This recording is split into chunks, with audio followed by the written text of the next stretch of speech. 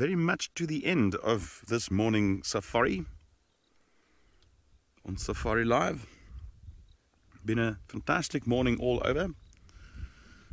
Some great sightings, great conversations,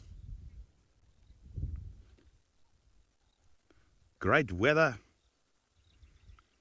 and I think that just sets the tone for this afternoon. So please join us again this afternoon. If all goes well, all of us will be out to bring you another edition of Safari Live. We're going to join us live on this journey into the African wilderness.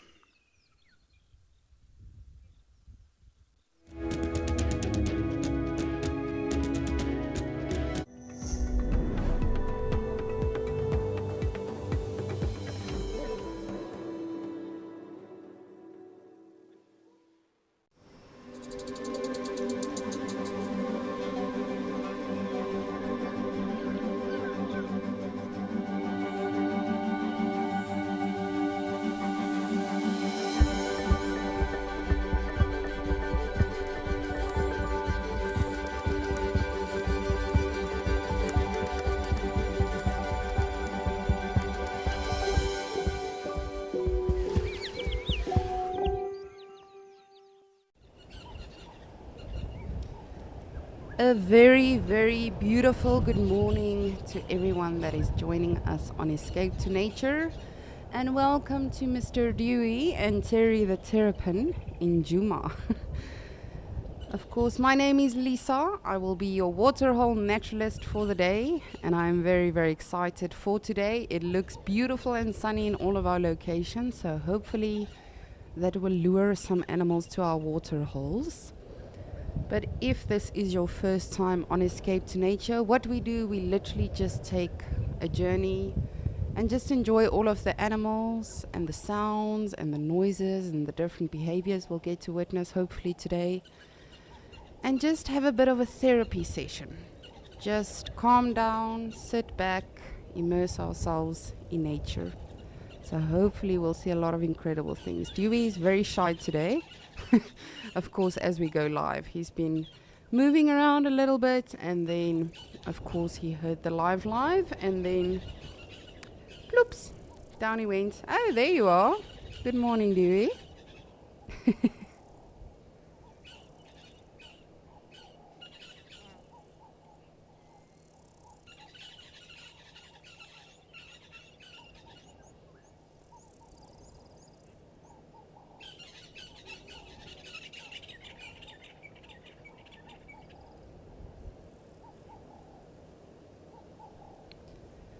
And what we see here is something we had a lot of discussion about yesterday, the different behaviors that animals display, the different relationships they share. And of course, this is what we would call a mutual relationship. Because even though Terry is just sunbathing for now, Dewey does not mind at all. And later on, Terry, the terrapin, will feed on some ticks and parasites that he might find on Dewey, and Dewey doesn't mind. He's not being bothered in any way at all. So this is, of course, what we would call mutualism. But today we will be having a fat chat about something else, which I will be telling you about in just a little bit. But in the meantime, I would love to hear from all of you. Where are you joining us from? Even if it's in South Africa, wherever you find yourself, please let me know where you are currently watching from, because that is definitely gonna play a part in our discussion later today. So I would love to hear from all of you. And of course, this is live, this is interactive. So please do send us your comments, questions, suggestions, anything you might have today. And yes, hopefully we'll have some fun.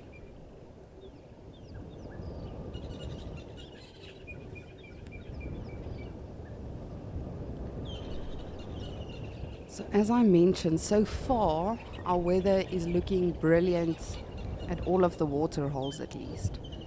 But let's take a look at what the weatherman says about all of our locations.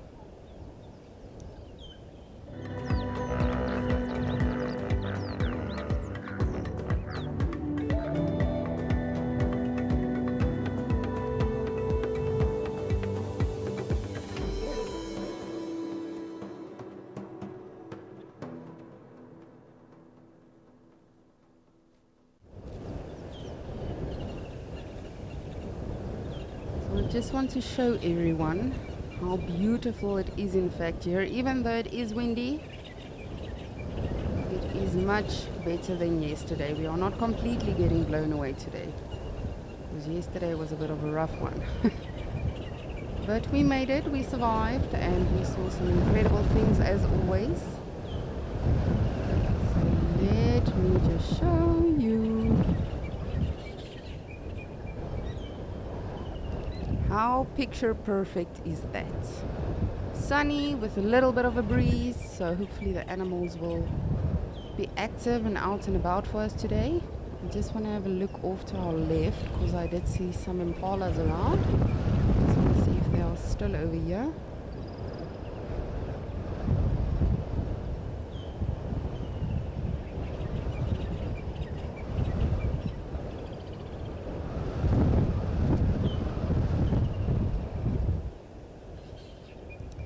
Yes, they are. Good morning, impalas, and thank you for joining us. You guys are so precious. Just look at the little ones. And I don't know if you'll agree with me, but how insane is the growth rate of these impalas? We've only started seeing the babies, a couple of weeks ago, and already they, you sort of have to pay attention to who's the babies. Very, very special to see them this early in the morning. Not unusual, but as always special.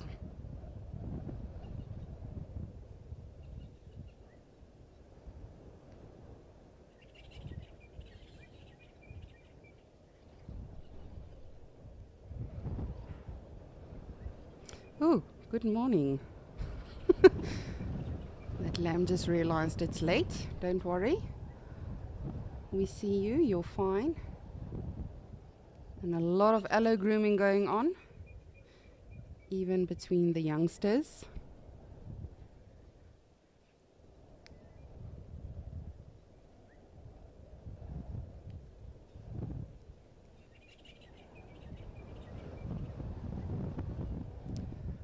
Good morning, White Mane, and thank you for joining us on Escape to Nature. It's really so brilliant when all of you join us. You are saying you are watching Dewey all the way from UK London. Whoo! That's pretty incredible, and it's really so special that we get in touch, all over the globe, and we can actually share our experiences and our stories, and of course the beautiful animals with one another virtually. That is truly such a blessing. And if you have just joined us, I have not yet told all of you what we will be chatting about today. It is definitely something we saw on Sunrise Safari. But before we get to that, please let me know where you are joining us from today. I would love to hear from all of you.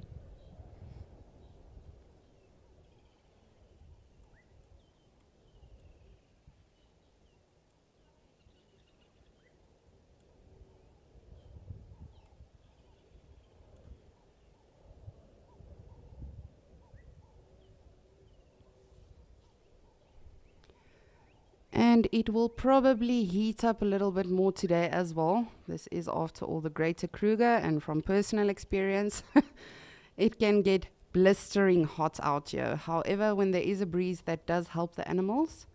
But of course, as it heats up, these impalas will, head into the bush. Yesterday, we had a lot of wind. So even though they were around, they were deeper into the bush. So it's really so special for myself, and I'm sure for all of you as well, to be seeing these precious animals this early on Escape to Nature. And I feel this is a very underrated species. From personal experience, specifically to South Africans, goodness, I just became a snake there. But yes, a very common species, and we often see them on safari. You'll find them in the national parks, you'll find them on private reserves, you'll even find them on local farms. So people tend to just sort of, it's just an impala, but they are so glorious. I love observing impalas. Honestly, it's one of my favorite animals out here, even though it is a very, very common species to see. And especially the youngsters, for those of you that know me, any baby animal for myself is a treat.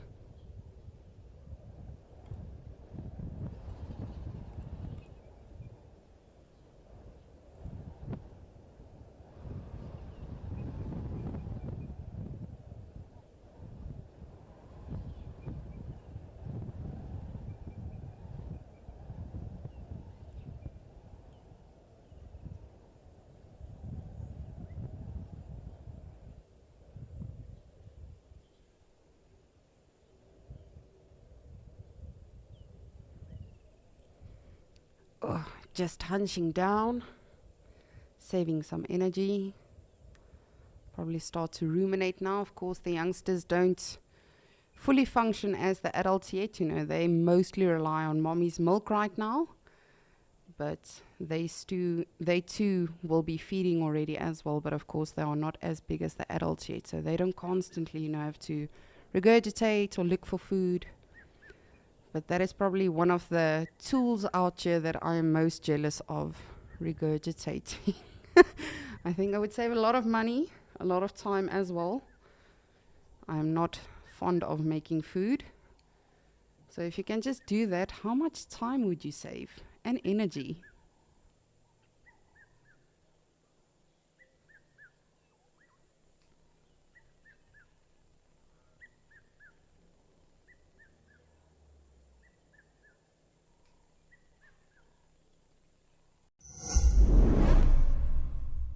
The updated Wild Earth app is here, as well as 12 hours of fresh live content a day for free.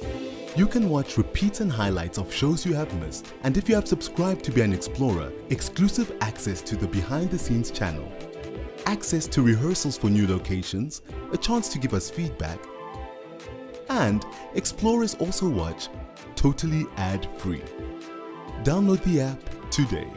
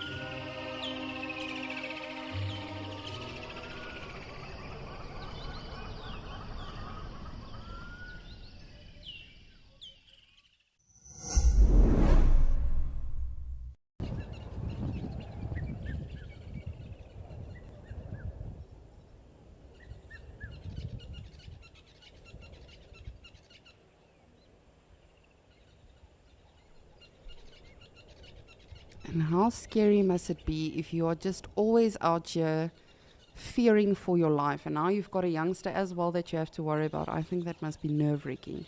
And that's not just during the day, you know, it's during nighttime as well. But of course, these youngsters will form their creches just to form a better camouflage. Oh, baby. This one baby is really over the day already, taking a nap. My kind of animal. Naps are always lovely.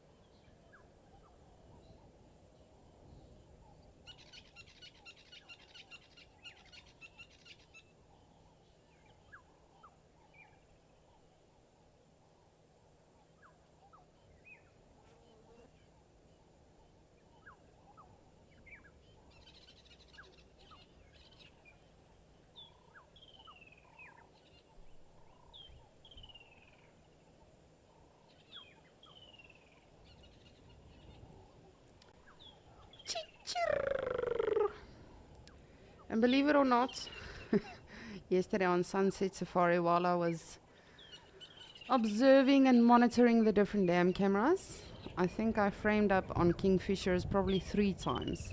And then, of course, you know, when I am live with all of you, they seem to evade me. But nonetheless, I will keep trying. One of these days, I will be able to show you a kingfisher.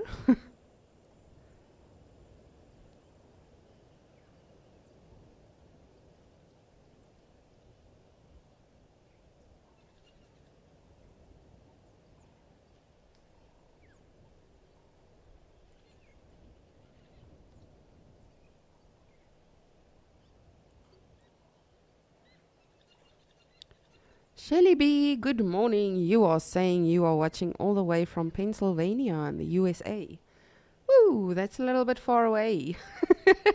Thank you so much for joining us all the way from there. It's always brilliant, as I say, you know, to get in touch with people from all over and knowing that we are all, in a very strange way, interconnected and intertwined. And of course, it's all thanks to these beautiful animals and nature and everything surrounding it. So thank you so much for that. Very, very cool.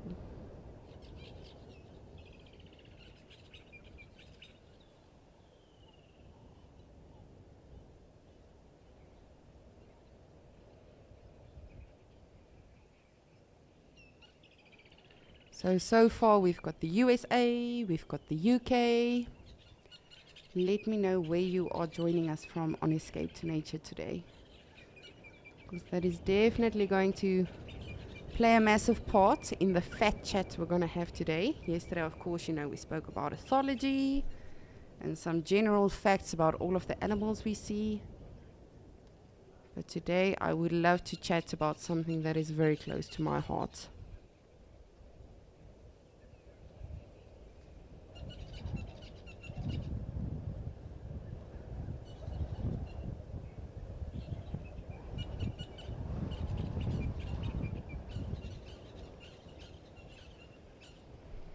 Rushan, good morning. You are saying you are watching all the way from Uitenhage and or Uitenhage.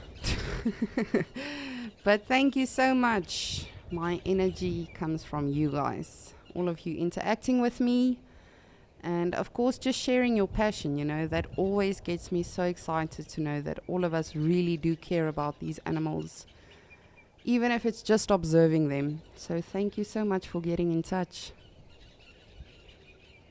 Dewey, wake up. This hippo.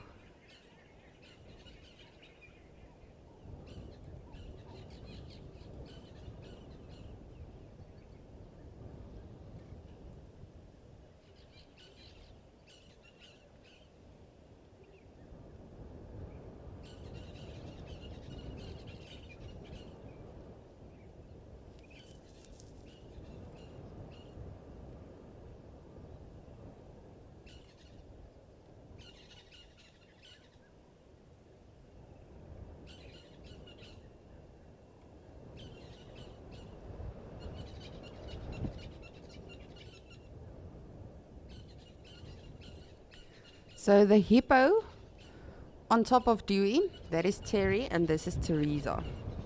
I know them personally. Very, very sweet terrapins. Not very chatty, but yes, we've got each other on social media and everything. So this one is Teresa. She and Terry are actually married, but from what I understand, they are currently in a fight. So that is why Terry is just having a bit of a chat with Dewey. He's just trying to get some advice.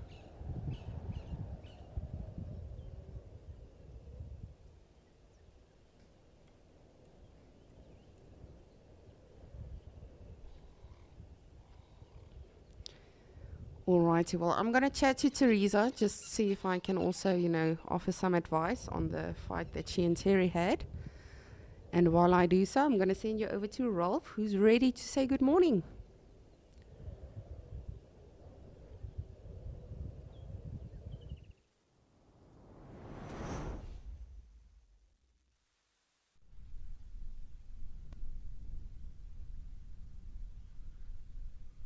Yes, hello and good morning and welcome to the Kariega Game Reserve in the Eastern Cape province of South Africa. It's nice and hot. It's going to be a scorcher of a day. Luckily, there is a bit of a breeze coming through, however. My name is Ralph Kirsten and I am escaping to nature next to the Scotia Dam with these wonderful specimens of giraffe.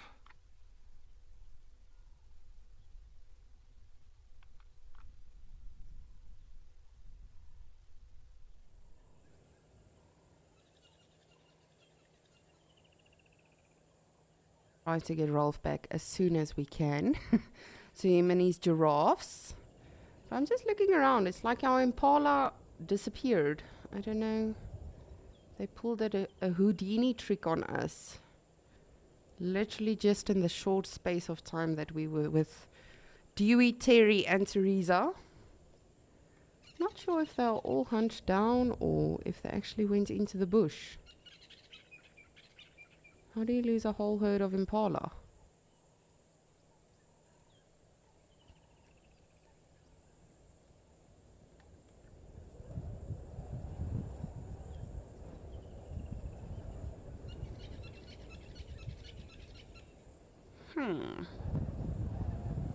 Perhaps it got a little bit too windy for them and they just headed deeper into the bush for some shelter, specifically with the little ones. Little ones, of course, don't have street smarts yet, or bush smarts. So the adults know, okay, well, just to try our best to keep you safe, we are going to shelter you a little bit more against this wind, because, of course, that can make it very, very tricky and dangerous for all of them.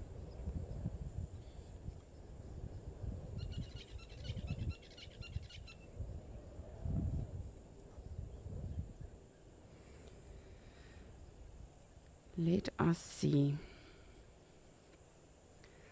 So Dewey and I did have a chat quickly, very briefly, believe it or not. We had a quick chat about Terry and Teresa, and as you see now, Terry is leaving. Hopefully we'll try to go make amends with Teresa. I don't know if it's going to work.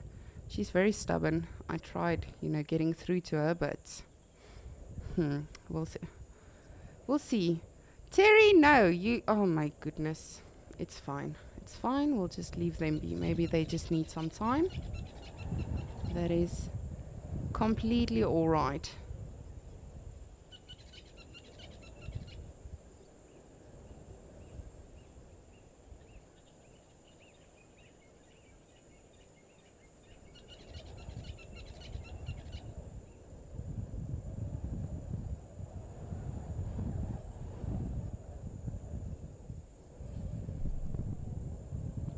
And it's just incredible how Dewey, but hippos in general, and buffaloes and rhinos, when oxpeckers or terrapins get onto them, they don't in any manner react or get a fright or anything. They're just so used to it.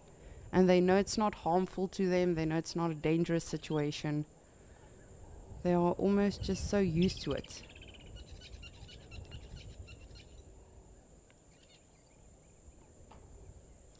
Dewey. He knows his name. He's such a cool hippo, this. There's actually a hippo in Sabi Sands as well. I'm sure many of you have heard on Safari with Tristan and Tess and all of our wonderful naturalists in Juma when they speak of Annette's. Now that is actually my aunt's property or camp. And not too far from that, there's another small pond with a hippo in there. And I don't know if it's an official name for the hippo, but she calls him Jordan. And when you stop there for a leg stretch or, just to watch the hippo and you start like talking, this hippo, it's like he knows he has to put up a show. So he starts rolling around and yawns, and then he does another roly-poly. It's the coolest thing. When she told me about it, I did not believe her. And then she actually took me the one afternoon and I was like, okay, this actually happens, much like Dewey with his sticks. But I think he just does that for fun. I don't think he actually realizes he's got an audience.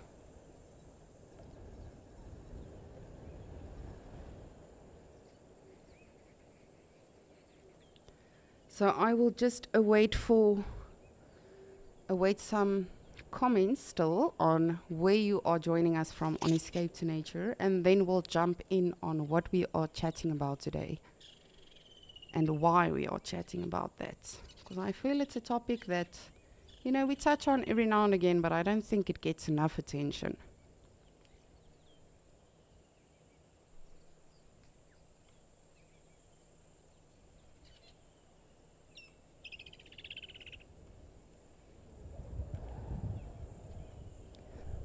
Craig, good morning. You are saying Johannesburg, North Pole.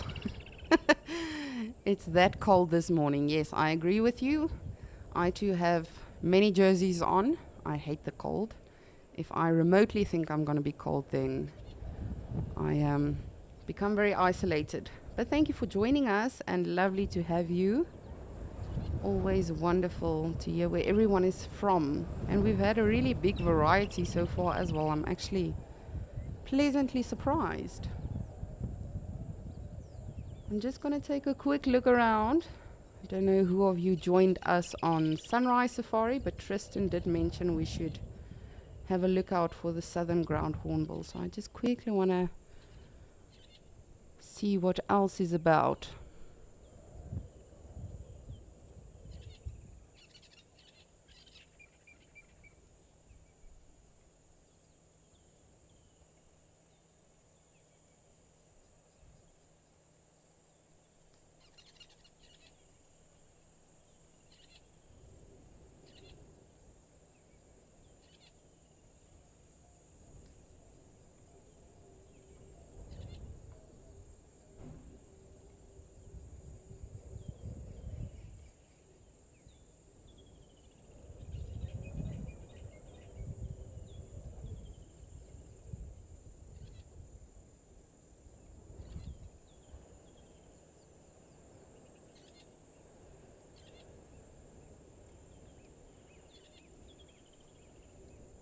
I'm not loving these clouds.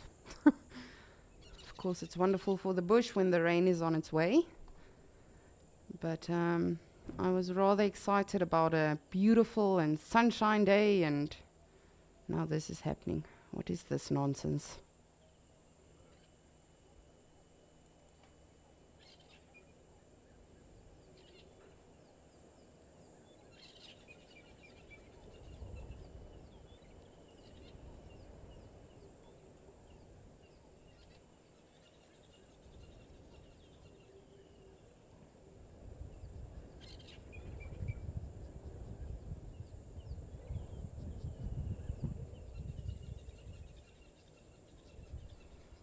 It seems like Teresa is still by herself.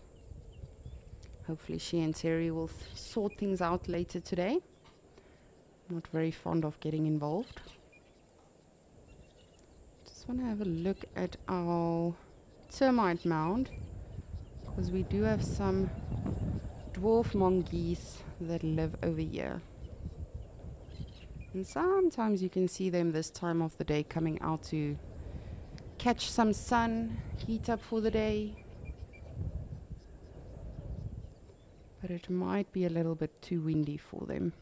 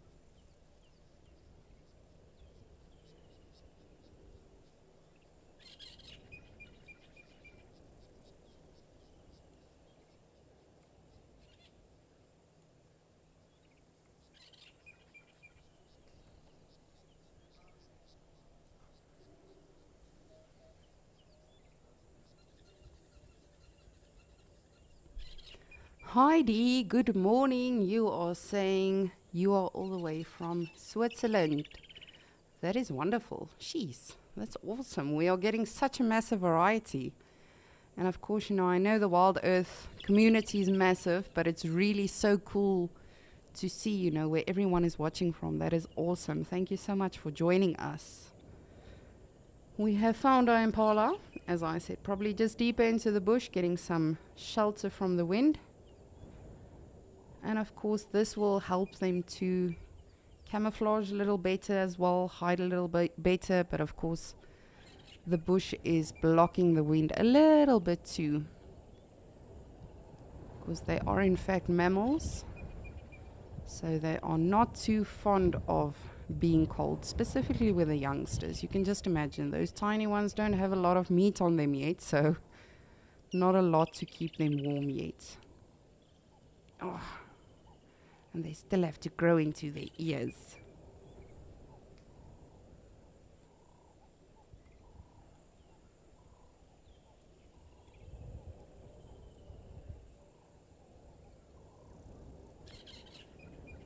Felt, I believe it is. Good morning. You are saying you are watching all the way from the sunny Western Cape in South Africa.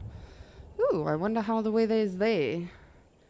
My aunt lives there, and from the picture she posted, it looks lovely there. But I mean, of course, we all know Cape Town, or the Western Cape, is the city with 4 seasons in one day.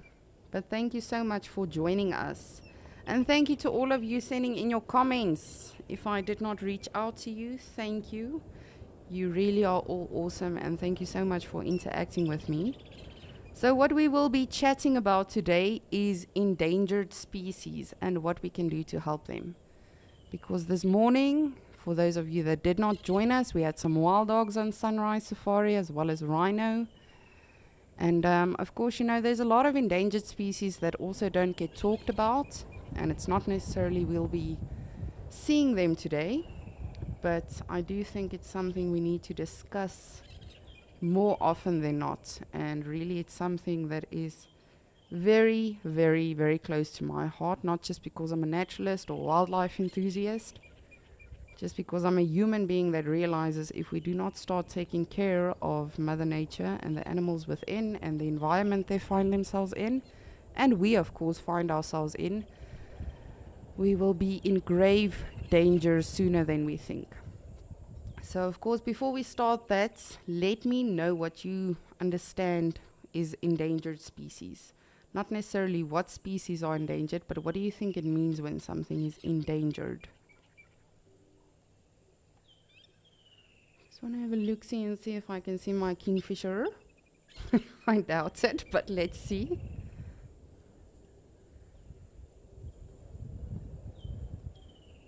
So if you are wondering why I'm looking at these 2 dead trees, we've got 2 kingfishers that are actually busy nesting in the tree off to our right. And sometimes you can actually see them feeding whatever is inside. I don't know how many are inside, but always good to have a look out for the animals that we know specifically where their nests are, or just like the hyena den we have in Djuma, the jackal pups we have with Trishala and Amakala.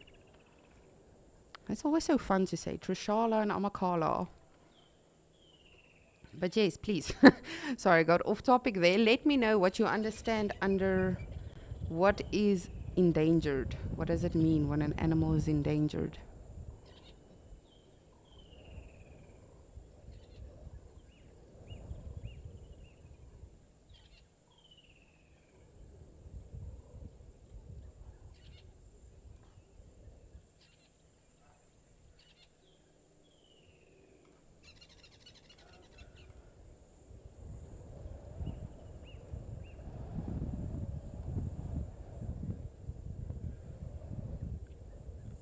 I'm just scanning every bush. Of course, even though predators don't mind the wind, sometimes you can even find them hiding underneath a bush. So as I always say, it's just, rather make sure as opposed to potentially missing something.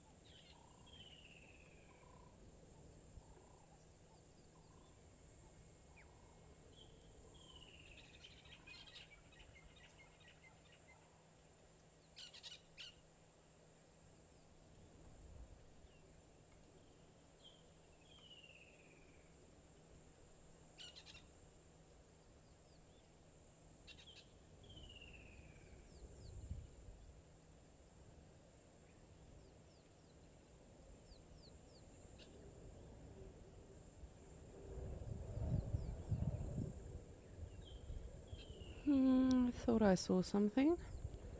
It's the lesser spotted log.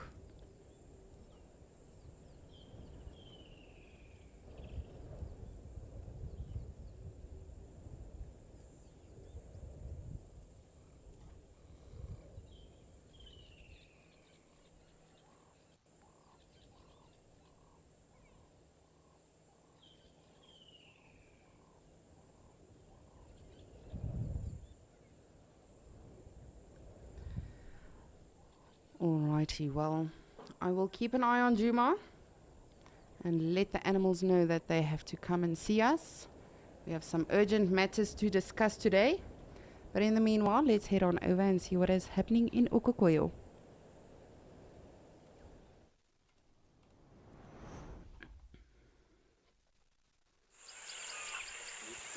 Good morning, Starshine. The earth says hello. We have had some zebras and wildebeests, and actually one giraffe so far as well today. But as we know, here in Okokoyo, they come and go. Even the elephants. Sometimes they come for a very quick dip or very quick sip, and then they take off again.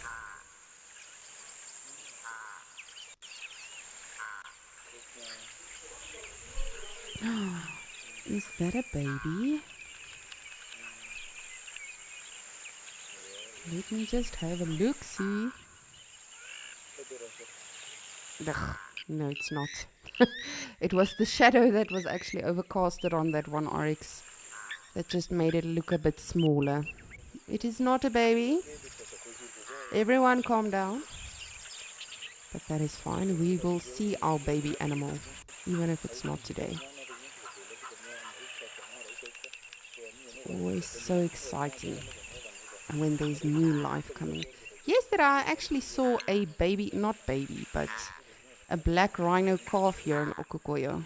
I would estimate it probably 2 or 3 years old.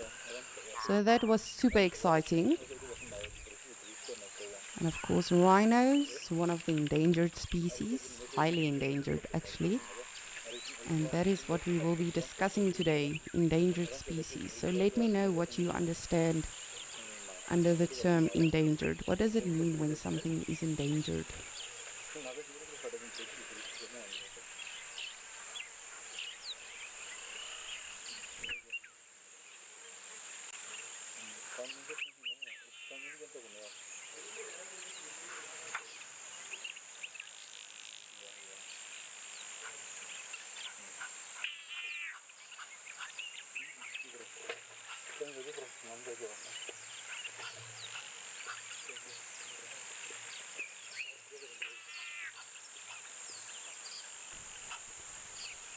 And I wonder what we will see today in Okokoyo.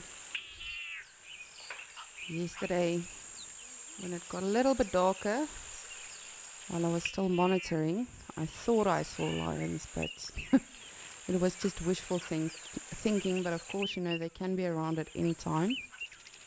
We do have the big 4 here in Okokoyo. All of the 5, excluding buffalo.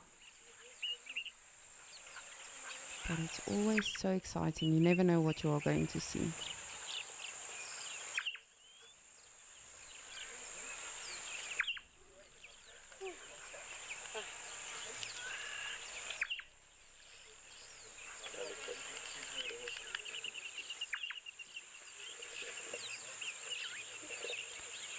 Boy, good morning, and thank you so much for getting in touch with me.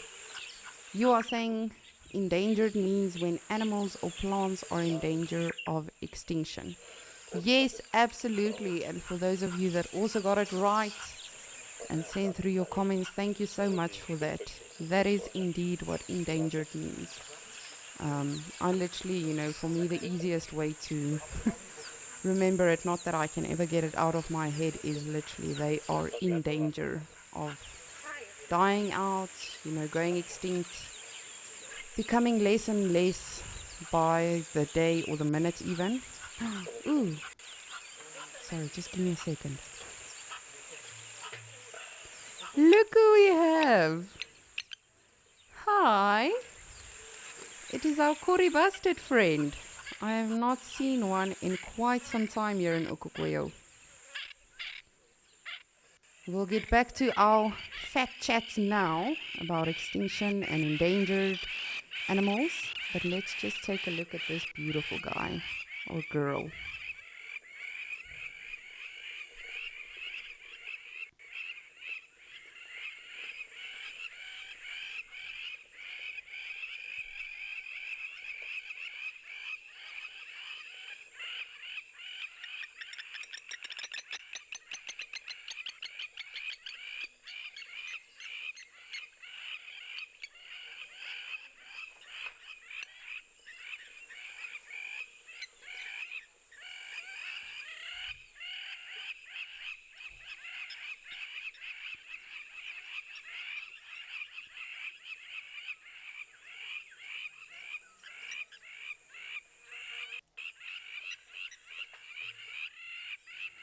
Oh, how brilliant is this?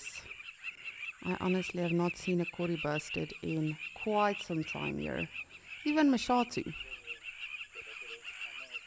So this is truly a treat for me. I hope all of you are enjoying this Kori Bastard as well. Of course, the heaviest flying bird. And very, very resourceful animals when it comes to feeding. Of course, they feed on creepy crawlies like worms and insects and all sorts of things. But you'll also see them feeding on snakes, lizards. I've even seen one eat a squirrel. And often when an area has gone through, a burn, whether it was a planned burn or accidental burn in a reserve or park, they love those sort of situations because of course the fire forces out insects and all things that were underground, so then they'll definitely take advantage of all of that.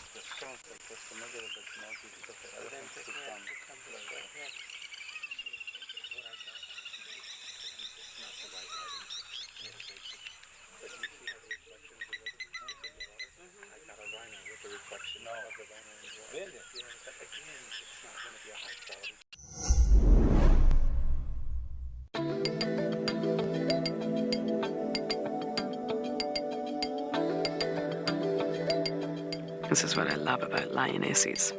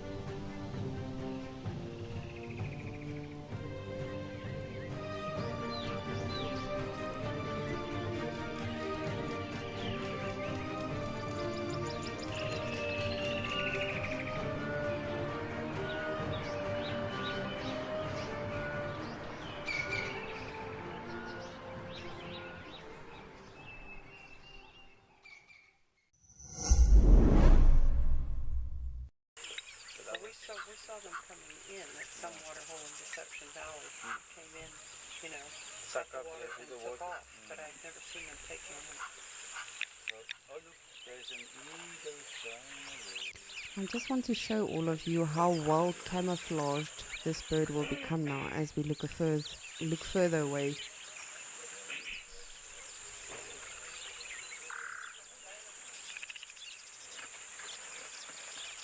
There goes a grey go-away bird. Oh yeah, I love those things. Yeah.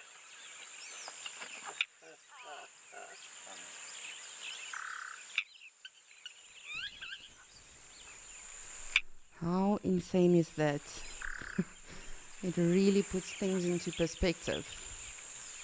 Even, you know, if we see elephants coming, when they are coming from afar, they are rather tricky to, not tricky, you can make them out, but as soon as they come closer to the water hole, then you're like, oh, all right. Even the rhinos, if they are coming all the way from the tree line, you sort of just have to wait and see, is that a rhino?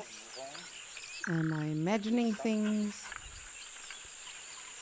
But so incredible that we get to do this and watch these animals on our different dam cams. And we'll get back to the Kori Bastard now. Just want to see if anything else is approaching from our game path on the right. No, we seem to be good.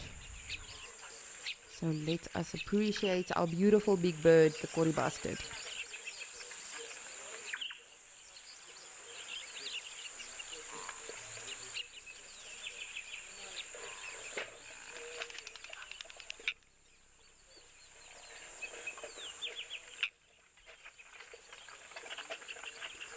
Carol, you would like to know which animal would attempt to hunt the Kori Bastard at this water hole. I mean, lions are opportunistic hunters, so they might try to go for it, but they can fly. Not the lions, the bird.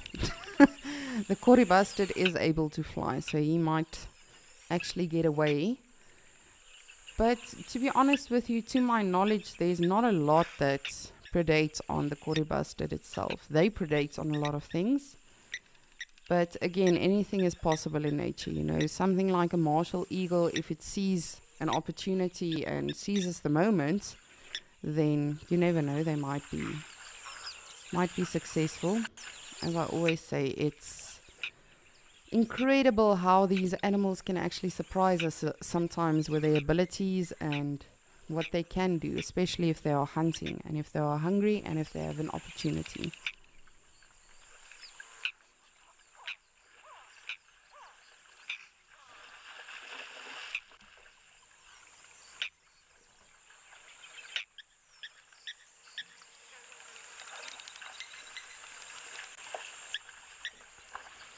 And I have previously played their call for you, but I just want to play their call for you because it's ridiculous how this bird sounds. If you do not know what you are hearing, then it's a bit scary.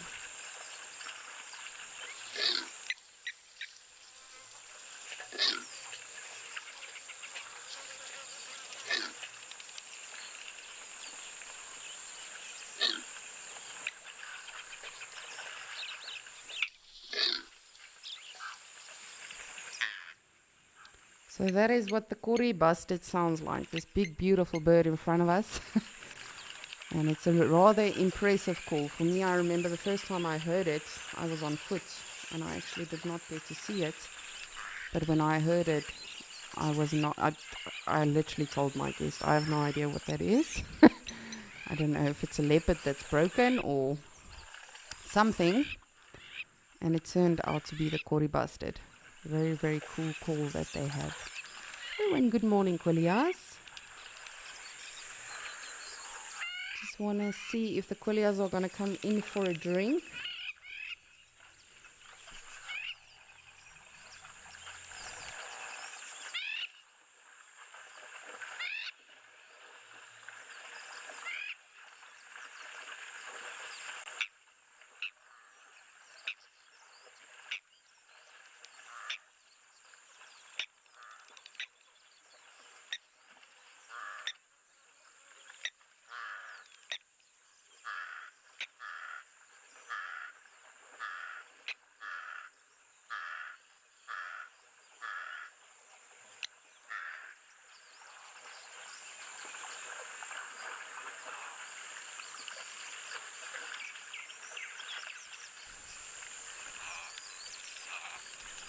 Goeiemôre, springbokkies.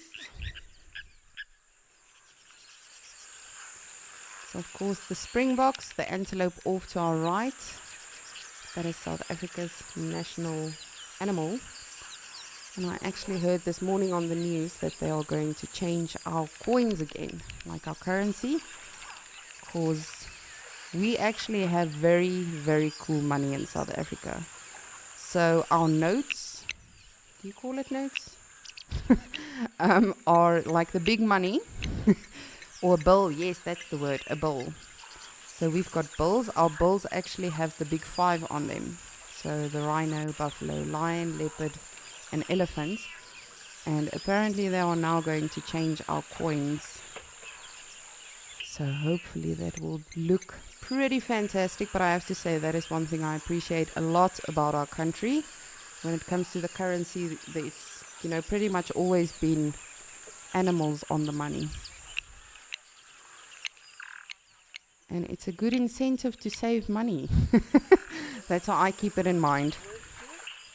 Save the animals, you know, aka save the money.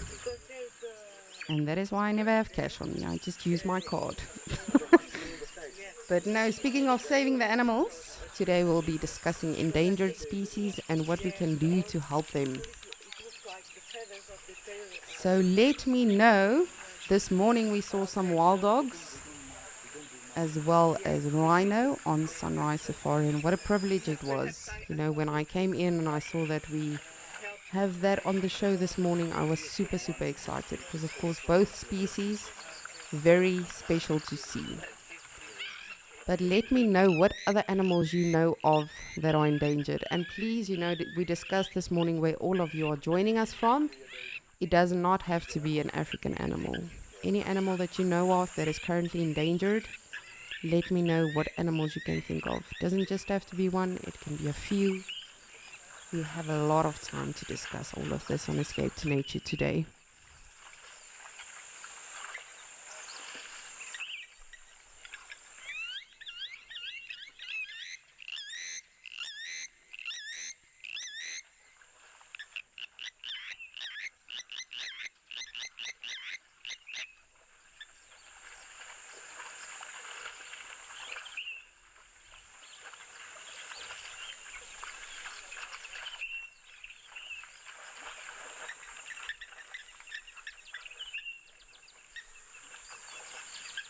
And what a peaceful morning here at Okokweyo. It's just so bliss. And as I say, for me personally, super excited. Haven't seen a kori bustard in quite some time. I was wondering, had they left us? What is the situation? But here he is, came back, checking in, saying hello.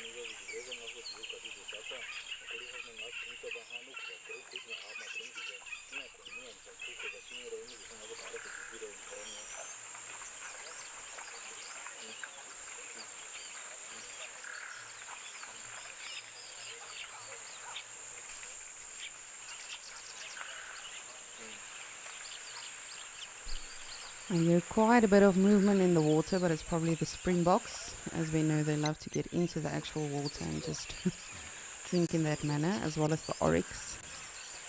They are big fans of cooling off. Point and case. Case and point. I don't know if I said that correctly now. My dictionary is broken apparently today.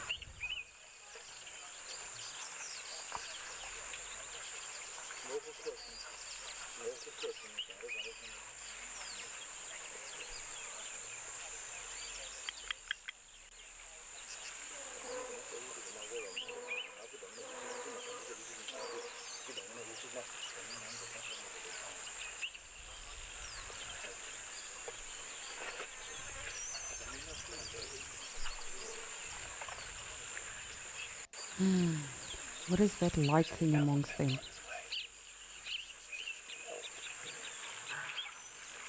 Not sure if it's a springbok.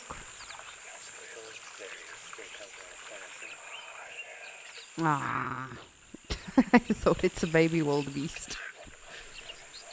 The baby. Goodness, Lisa, words. The baby wildebeests are very light in color, so I thought that might be one that is hidden between the adults, but nonetheless, it's a springbok with an identity crisis. I wanna be a wildebeest.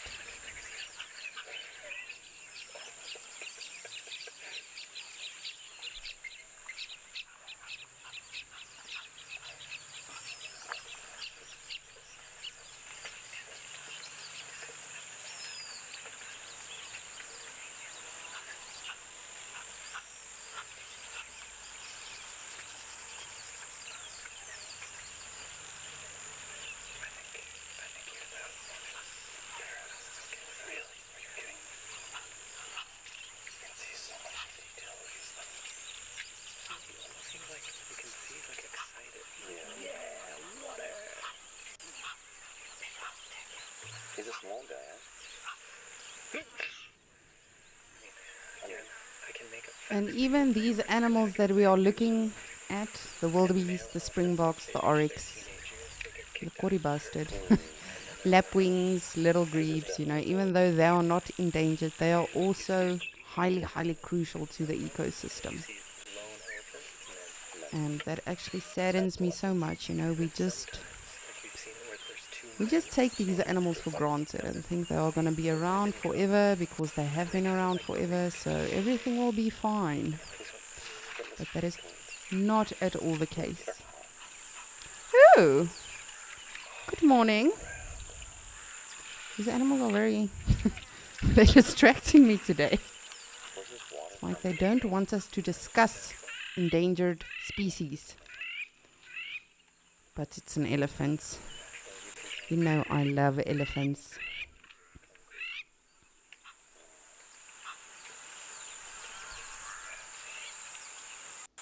Beautiful bull.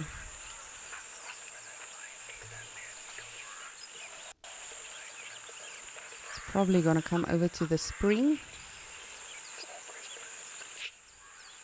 If you ready, script. And he did. And you can see the kori bastard is still around, literally just above the elephant's head. Okay, well now 1 o'clock from the elephant.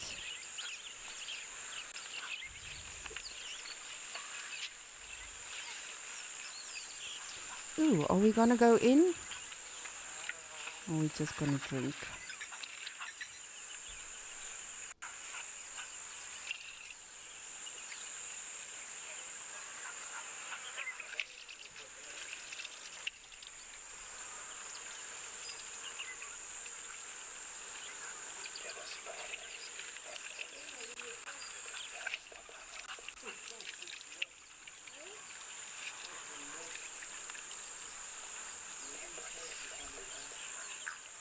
And this is my favorite animal, for those of you that did not know, if I have not made it clear. Elephants are my favorite animals, and they are not endangered, however they are being poached for their tusks. So that is definitely also something we can talk about. Even, you know, something like springboks. A lot of the time, some of the animals get illegally hunted for their horns or for their skins or whatever the case is.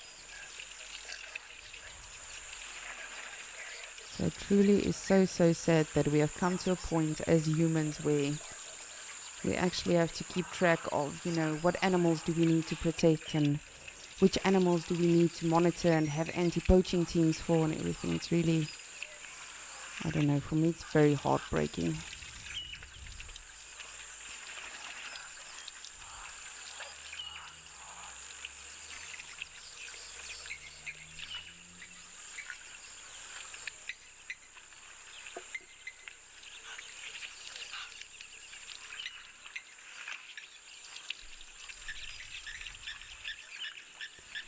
Heidi, thank you again for interacting with me.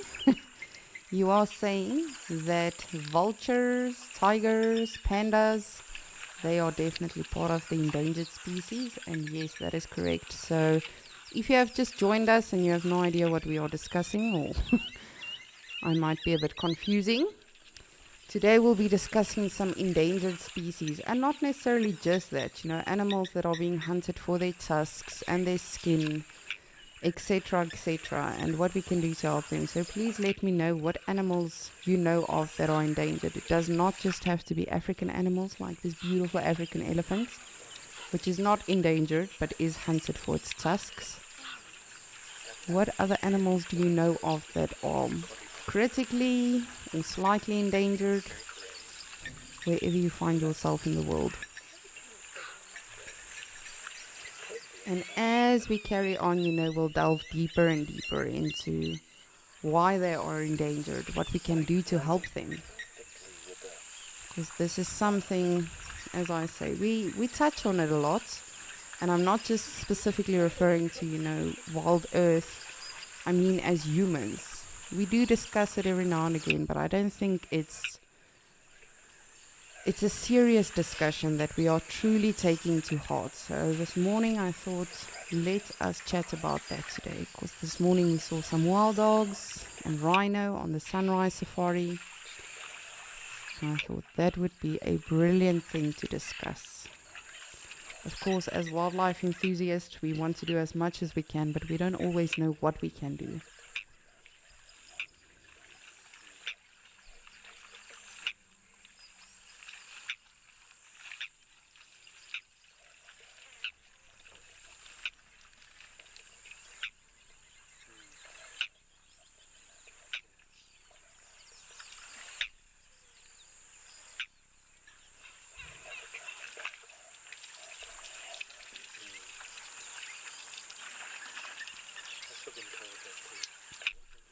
Darcy Miller, good morning, and thank you for jumping on board with us as always. Just to report to you, we don't have a baby wildebeest yet. You are saying California condor, bald eagles, and the red wolf, part of the endangered species in the States. Thank you so much for that, and as we carry on with this, I don't even know what a condor is. I'm going to research that now. But that just goes to show you, we are not enlightened enough about even, other continents and other countries that also have problems with endangered species and animals that desperately, desperately need our help. So thank you so much for that. I will definitely be researching that.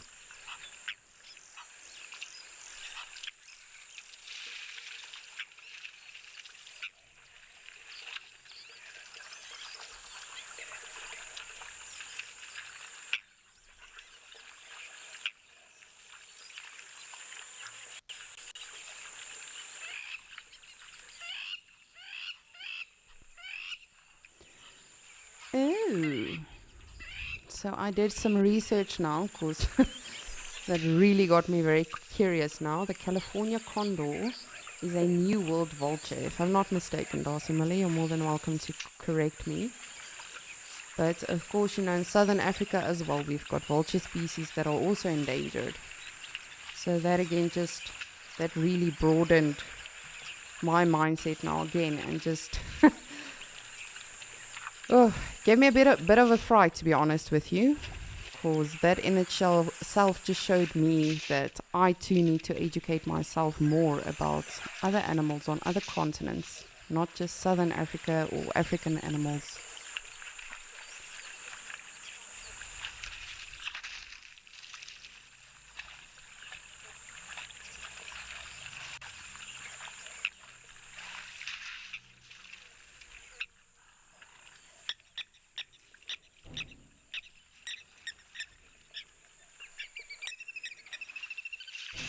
There we go. Right on cue. I was wondering when you are going to start with your pool party, my friend. And our Kori Bastard still around, way off to the right of your screen.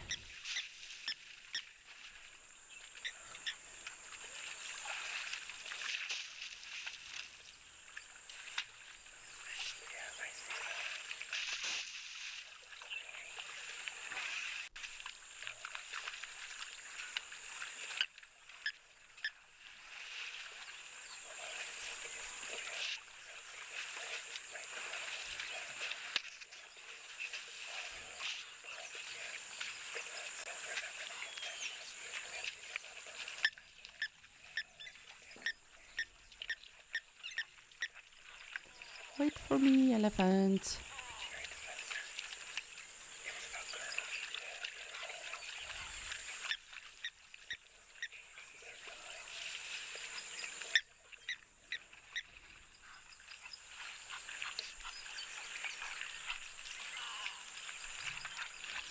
And hopefully this elephant will tell his friends as well how wonderful the water hole is today.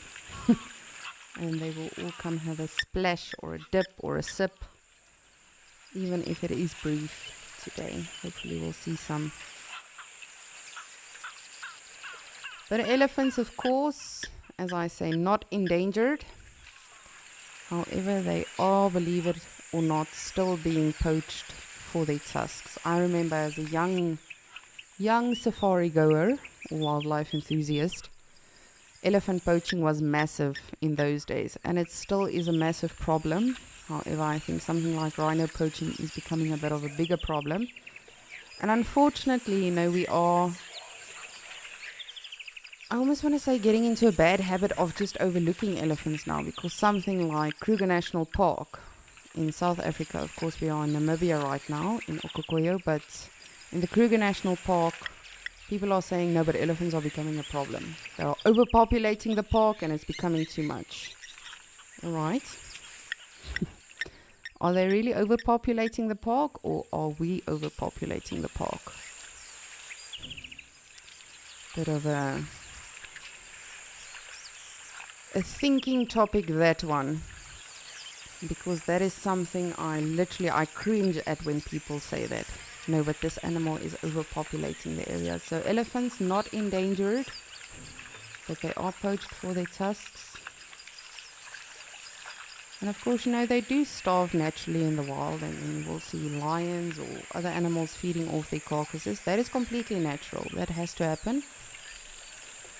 But even something like snares, I've seen many elephants in Kruger, and I haven't even been to Kruger National Park a lot. I think I've seen just in one trip 6 elephants at a water hole that had half their trunks. And yes, some of it was due to crocodiles, so again natural, that has to happen. Let nature take its course. But one of the elephants actually still had a snare that had been rusted into its trunk. Now, is that something natural, or is it humans that make and cause and leave snares out in the wild? So I do not want to make this a preaching session today, but I feel that all of us are definitely wildlife enthusiasts, and it's definitely something we need to talk about more often. We're not going to preach to each other today. We are just simply going to have a little bit of a brainstorm. What can we do? We're not going to save the world in one day. But if all of us just do something small every now and again, that'll definitely help these animals.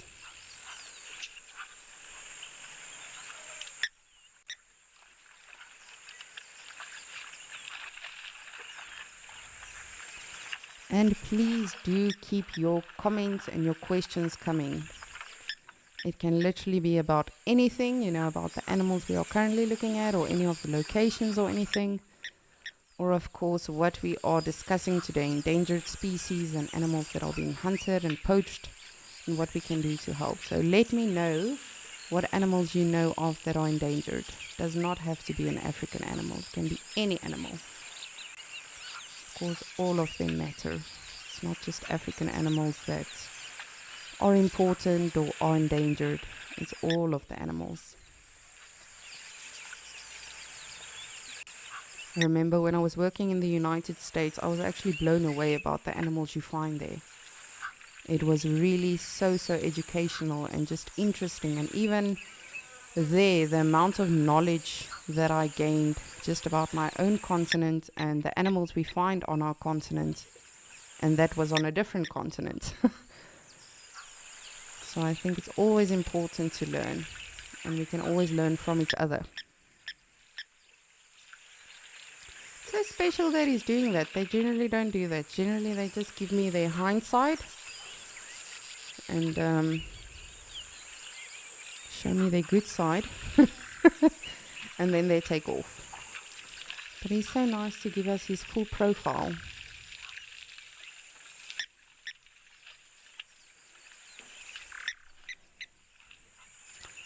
And that lasted all of 10 seconds. Thank you, elephant.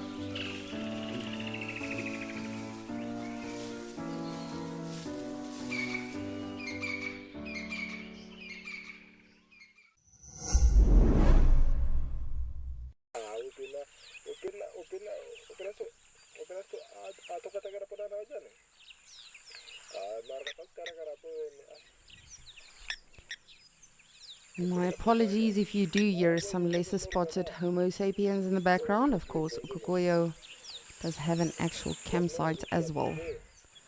So you can literally sit and just watch all of these animals come and go during the day. Very, very cool. Definitely on my bucket list. If not for all of the other wonderful animals we see here, definitely for the black rhinos. I have not seen a black rhino, I think. Jeez, I have to do some math now. I think in a good 8 years, I have actually not seen black rhino. So, and this definitely is a hotspot for black rhinos, highly endangered animals, what we are discussing today. But of course, all of these brilliant animals always have eyes on them, not just from the campsite, but specifically the rhinos. They always have teams watching them and following them, making sure they are okay and safe. But how sad that I have to say that, you know. And I don't mean have to say that, I just mean that we have reached a point as human beings that we have to say, okay, well, there are people watching these animals, and these animals are being monitored.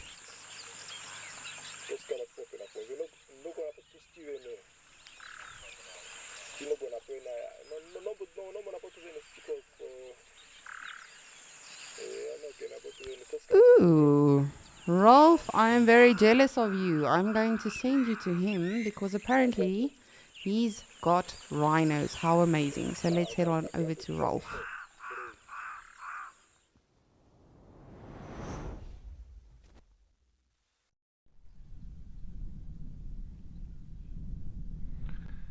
So what do you do when it's really hot? Well, you find ways of cooling down, whether that's going for a swim or lying in the mud, just like these two rhinos. This is Tembi and her calf, unnamed calf, just around 2 years old. And yeah, there's not too much mud to speak of in that wallow, but they're still making the best of what's left. And that's generally the modus operandi of the rhinos when it gets very hot. Ooh.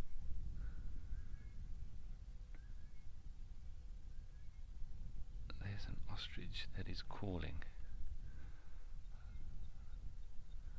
Just want to go across and see if we can. He may do it again. Let's just go across quickly. I don't think he's going to, but let's have a look anyway. We might get lucky.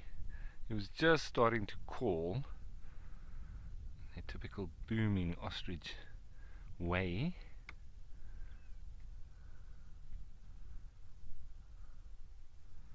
Stopped now, but I've really been trying to get them when they call. I always just miss it. I suppose at least ostrich are easier than the other birds to put on the camera. Generally, as soon as we go live, the bird flies away. At least the ostriches can't fly, but I haven't been able to get them calling with that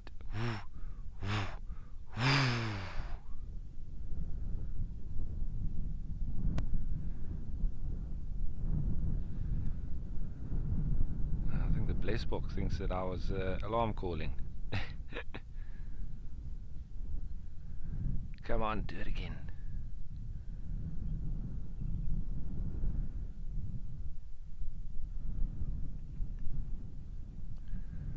Of course he won't. So with it getting nice and hot now, there's going to be lots of standing around with the animals, just sort of relaxing with the breeze coming through, so it might keep them a little bit cool, but not too much energy expended. Now, there are some that have gone into the shade, others that aren't in the shade, just hanging about.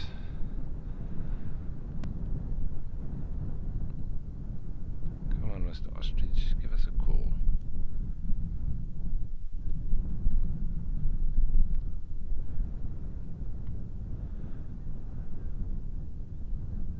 I'll just leave him now. We'll see if he does decide to call. I'll quickly go back to him. Eland now have moved over onto the other side. They're out on the plain.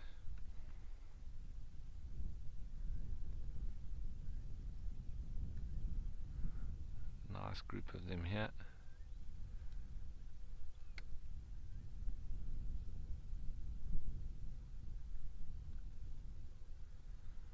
As I say, just standing around, not doing too much, especially when it's hot like this.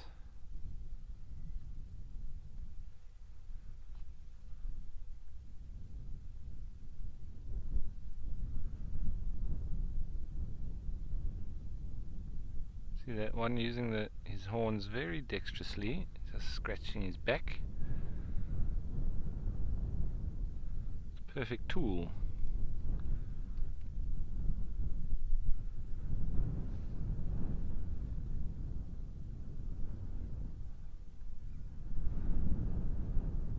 Nice hot day. It's gonna head into the summer holidays like this. I think this is a sign of things to come.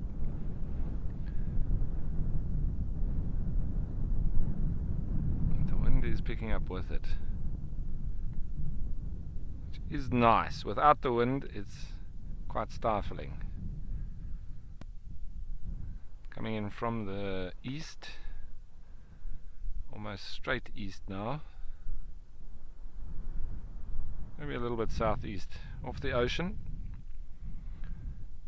But at this time of year, the ocean is also quite warm, so probably hovering around 22, 23 degrees. The ocean, I mean.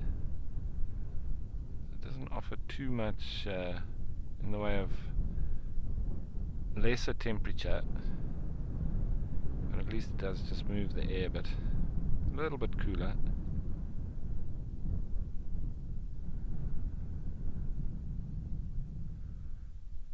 Nice Nyala bull.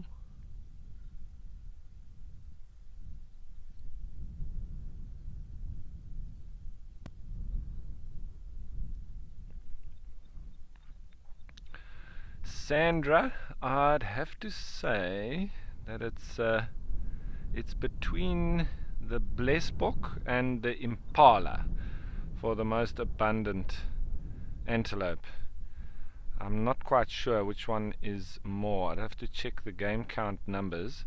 I think, sure, it's a toss-up. It's a toss-up.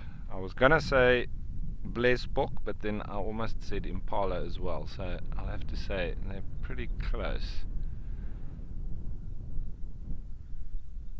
And speaking of blesbok, there are some that have come across, and I did see a nice new little baby. And I must report that a little bit earlier I saw the first baby impala. They were running across the plain. I don't know what spooked them, but off they went, and in between them I saw a tiny little new arrival. So it has started with the impala too, and I'm sure in the coming days we're going to see lots more, because they generally do synchronize, as do the blesbok. So they give birth at the same time, and that then just does assist in helping some of them survive. Now I don't know if there's a baby with this group. There may be one lying down. We just have to look nice and closely. Yeah, I think there is one. Is it not?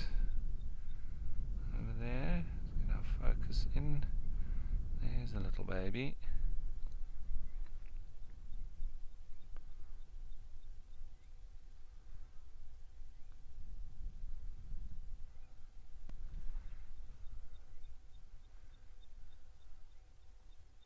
Just lying down in the grass there. There it is. Tiny little one.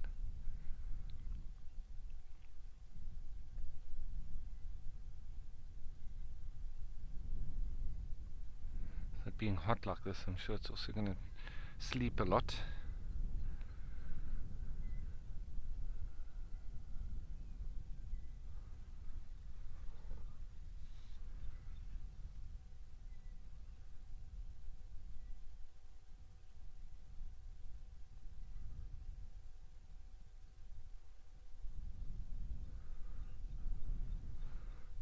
It's sort of a little bit difficult to see it now, but there, just to the left of that blesbok in the middle, little baby blesbok.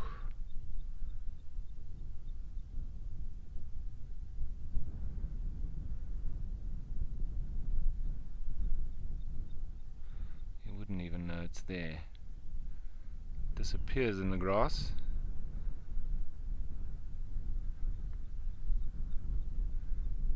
Some other animals also out on the plain. Some zebra.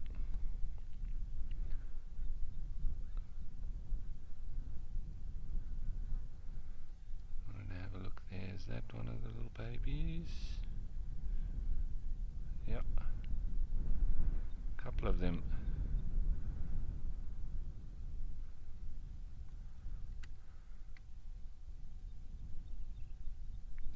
Nicely centered.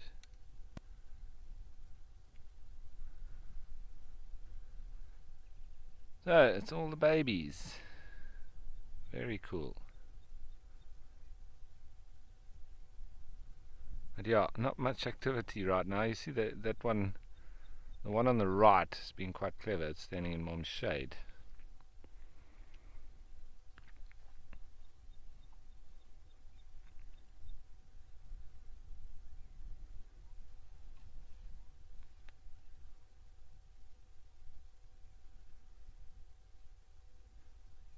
And that's what the zebra will do when it's very hot.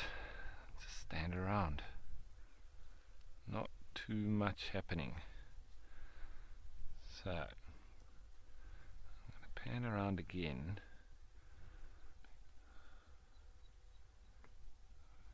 Just go on another little tour here, because there's a little bit of change at the waterhole. So we'll do a full loop. Get back to Scotia Dam, just looking for anything along the way. There's a nice eland.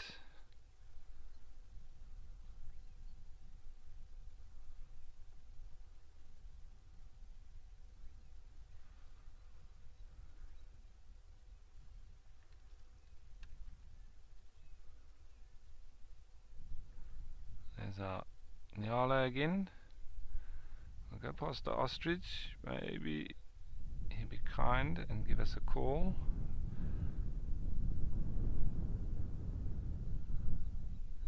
Can only hope. You gonna call for us? No, he's gonna carry on with feather maintenance. Let's just give him a second.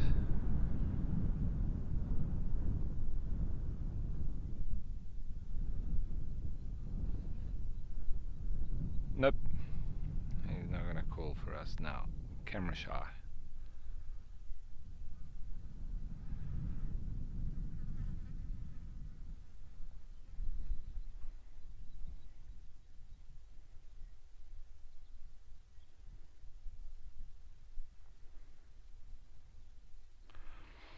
So Kate, with the zebra, ostriches, the blesbok, everybody being out in the open, you know, they like to be able to see as far as possible, and when they're out in the open like that, they can see quite far. And then what you often find with the zebra, they stand sort of head to tail, and in so doing, one's looking one way and the other one looking the other way. Now these ones are all looking in the same direction, but they always have their wits about them, and there just has to be one little alarm call and everybody's going to pay attention. So, you know, and so actually being out in the open isn't a bad thing, especially because you can see far. And we used to notice on the Etosha Pan itself, which is 60 kilometers north to south, and this is in Etosha National Park in Namibia, 60 kilometers north to south, 120 kilometers east to west of pure salt, dried up salt lake.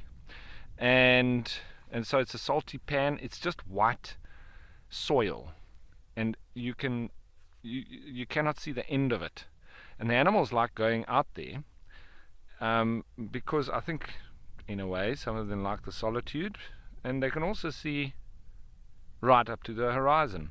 So I think they feel safer there than where there's cover for predators. It could sneak up on them, because a predator is not going to sneak up on you out in the open. They need some cover. So it's actually more comforting, I believe, for the animals to be out in the open where they can see much further and be able to detect if there's any predators trying to stalk them. Now these two rhino are being clever. They left that little dried up wallow and they've gone down to the water. I'm happy about that. Good choice. I'd like to join them, but I don't think they'll really appreciate that. I also want to go for a swim. I'm jealous. But I don't think any of the animals will appreciate it if I go and bomb it in there now. I think the little grebes will be disgusted.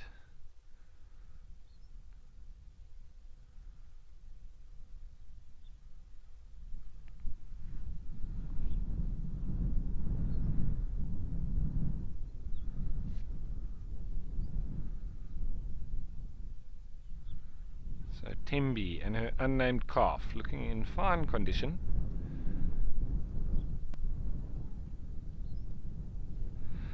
So they're being clever, getting in the nice cool water of the Scotia Dam. And they're not the only ones that are being clever. There's a couple of zebra that are chilling out in the shade. That's another spot that I'd like to be, but I'd have to chase them off. So the wildlife takes preference. I could go and park my vehicle in under that if they move off. Maybe I'll leave it to them. Looks very inviting.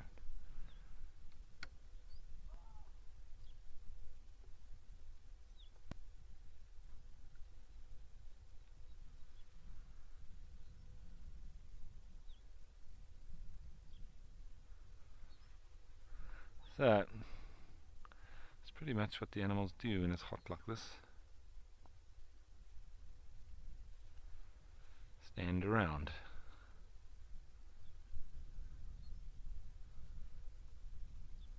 And chase flies.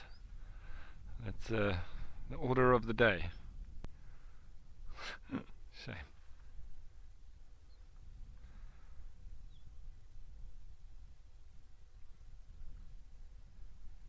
Oh, a little bit of action with the rhino. Calf is up. Let's see, maybe it's going to slosh back down.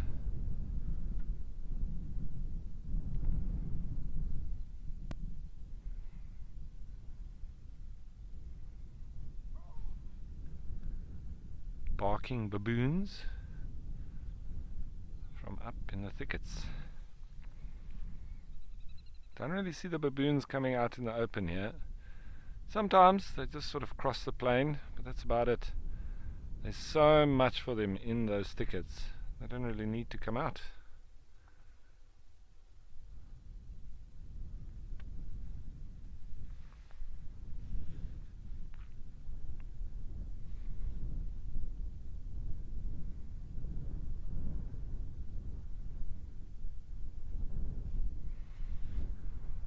There we go.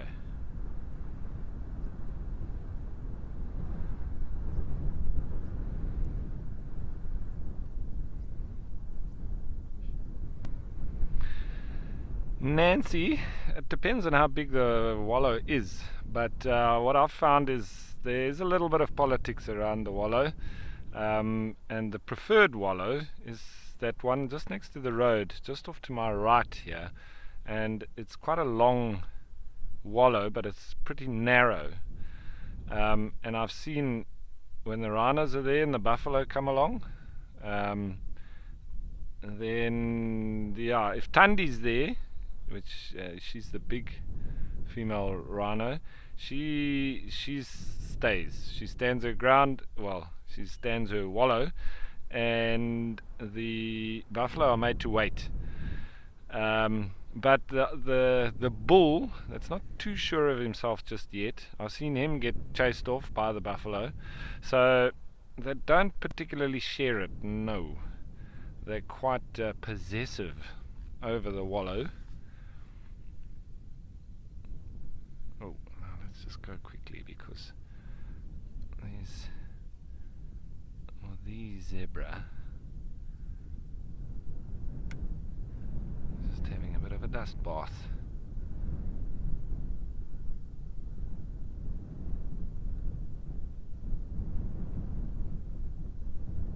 Nearly rolled over there. Is that Stompy? No. Hey, there we go. Oh.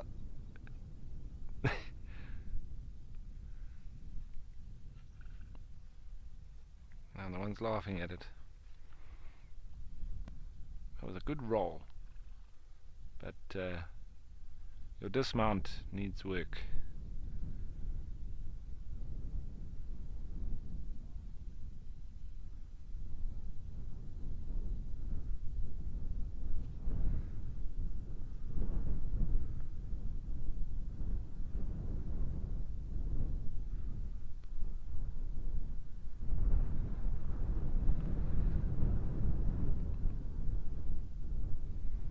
They really look like donkeys when they stand like that. You have to just paint them black.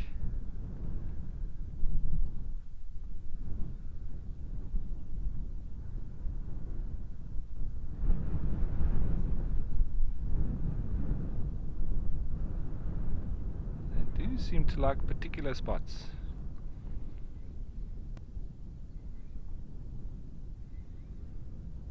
So, very hot, very lethargic, but always something happening. And when we say that something's happening, I wonder what's happening at Okukuyu.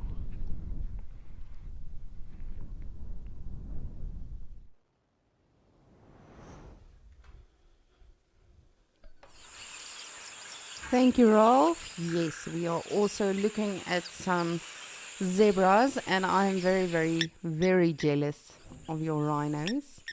They are always a treat to see, and always so special to see. You know, we don't know for how many more years we'll be able to observe them like that in the wild, just as they should be.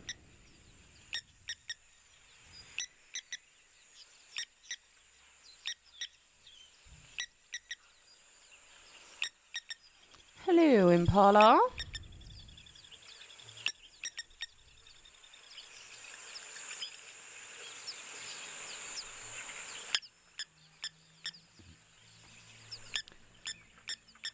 Is that a baby or is it just...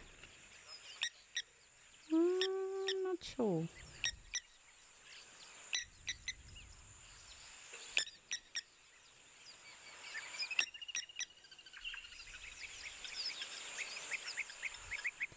Just gonna take a look. I can't decide if this one is a baby or not. Let me just try to get us a closer look.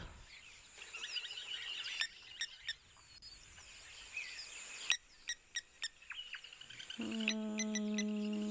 it just seems like a delicate impala.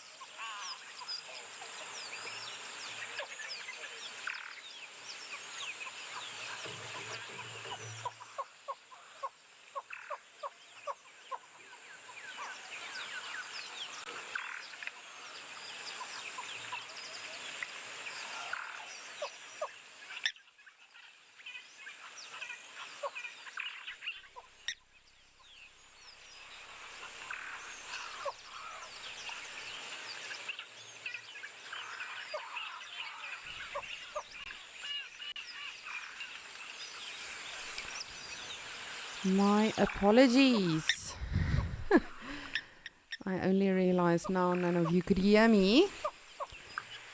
So if you have just joined us, we are currently in Okukuyo with some beautiful impalas, springboks, zebras that just took off. Earlier on we had a beautiful koi bustard as well.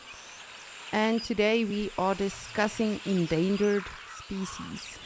So what animals are endangered, why are they endangered, and even animals, you know, that are not specifically endangered but are still being hunted for their skins, their horns, their tusks. Something like an elephant, for instance, is getting taken out on a daily basis for their tusks. Something like lions are also being poached for their organs, their bones, their skin. For a lot of various reasons, you know, when I start thinking about it, it really breaks my brain. But yes, as always, thank you to all of you that are getting in touch with us. I really do love hearing from all of you. So TD Kid, you said tigers, cheetahs, pangolins, lemurs, Ethiopian wolf, southern ground hornbill, those are also endangered species. And you are very correct. Thank you so much for getting in touch with us. I really do appreciate all of you sending through your questions and your comments and everything. And yes, as I said, it truly is a very, I think, difficult, but also a very necessary topic that we need to discuss is endangered species and poaching and hunting, illegal hunting, and all of that is going on the daily, not just in Africa, across the continent. And these animals actually desperately need our help.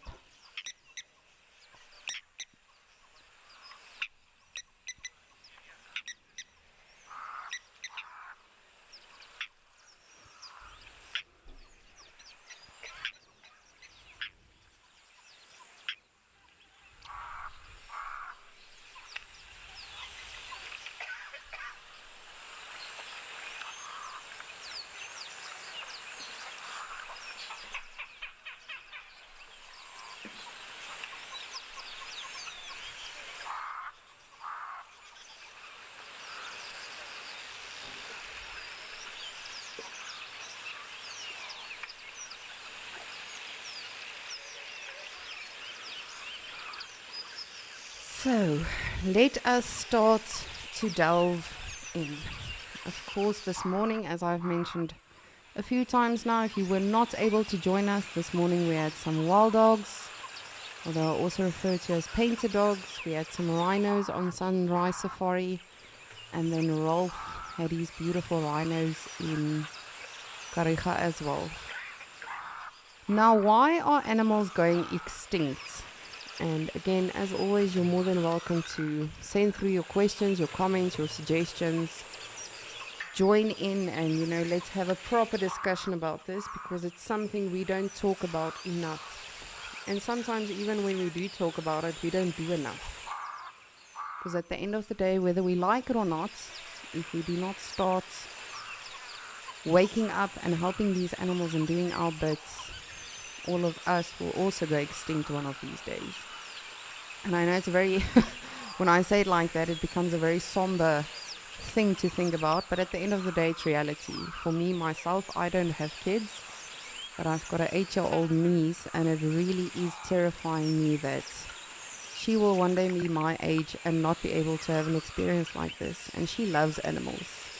She is absolutely addicted to animals. She goes to Kruger every year.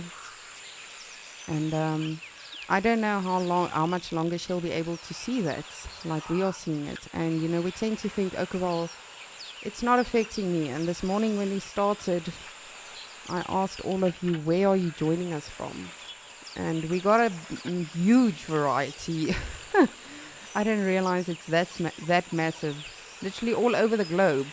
Switzerland, UK, USA, various places, even South Africa itself. And at the end of the day, you know, we tend to think, okay, well, I don't have those animals on my continent, so it doesn't make a difference.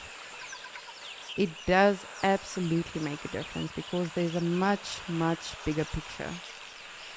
There is so much that we need to take into consideration, and we are not at all, not even doing something about it, but not even thinking about it, not considering it. And that is what I always say, out of sight, out of mind. And that is what I find specifically with the endangered animals, and why I thought we should be discussing it today. Because today we have seen the wild dogs and the rhinos, which are of course endangered species. But as soon as you don't tend to see these animals, as I say, it's literally been, I did calculate it now, it's literally been 8 years for myself since I last saw a black rhino. And the last rhino I did in fact see that was a black rhino was a former victim of poaching. So from seeing these animals, in Kariga, in Okokoyo, on the Djuma Dam camp, in Mashatu, is always such a privilege, even if it is virtually. It really is so amazing seeing these animals still existing in their natural habitat. But how much longer will we be able to see it like this? It really is. And again, I'm not trying to make this a Blue Tuesday or anything. I just feel it's something we really need to talk about. For me, it's such a serious thing that I've even written a script for a movie about it. And in Afrikaans, when we refer to the animal kingdom, we call it diereryk, which means, if you directly translate it, it means animal richness. And then if you speak about humanity, we call it mensdom. And directly translated, that means humandom. And that really opened my eyes. It's actually one of my best friends that pointed that out to me when we were working at Animal Kingdom in Florida. And ever since that day, I have to say, I've really never stopped thinking about it, because it really is. All of these animals are just existing, doing their thing, whether it's something as endangered as a rhino or something as simple, and I say that with the biggest respect, as a wildebeest or a springbok or an impala or zebra. All of these animals have such a crucial role. The little grebes we see on this waterhole, the kori bustard we saw this morning when we started, everything has such a massive part here. And we are not... It's scary to me that we are not waking up and realizing that we need to start doing something. So my next question to you is, why are animals endangered? And if you want to specify specifically about rhinos or wild dogs, or Darcy Miller, if you want to chat about the California condor or whatever it is you want to talk about. Of course, we are here to converse with each other, and this is of course interactive. I'm not just here to teach all of you, I'm here to learn from all of you as well. What can we do as humans for these animals? But first off, why are these animals endangered? What is making them to become extinct and dying out?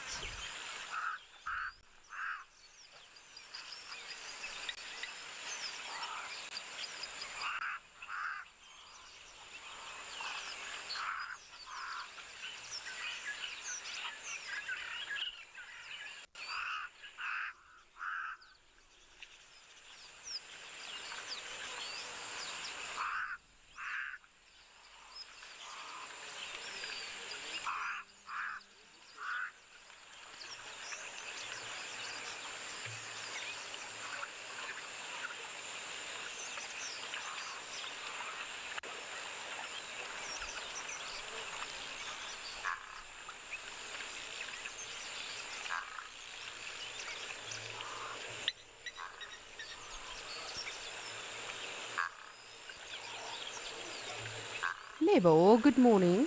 On a lighter note, you are asking, are these calcite looking rocks affecting the taste of the water?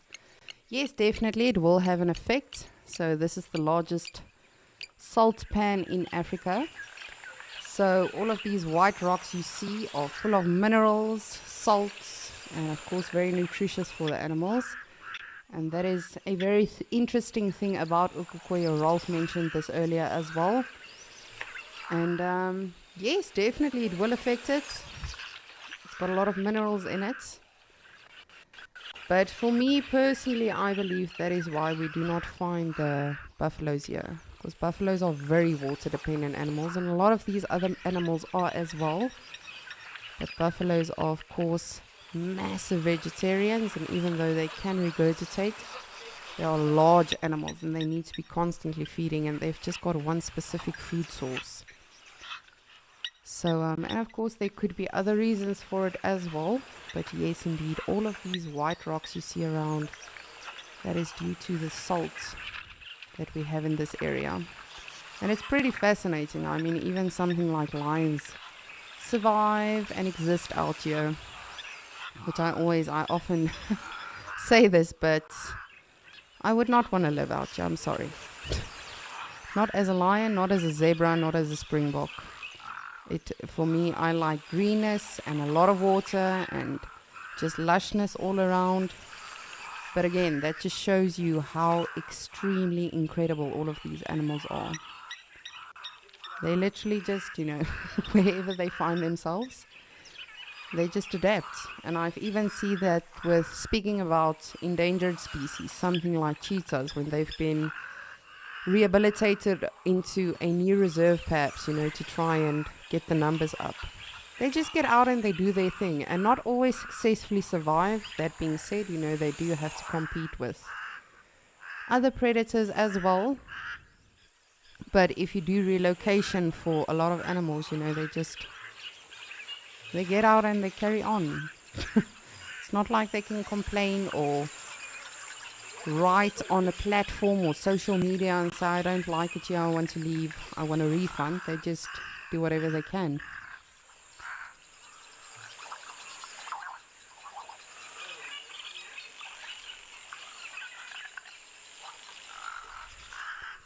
So I'm just always checking the zebras for babies.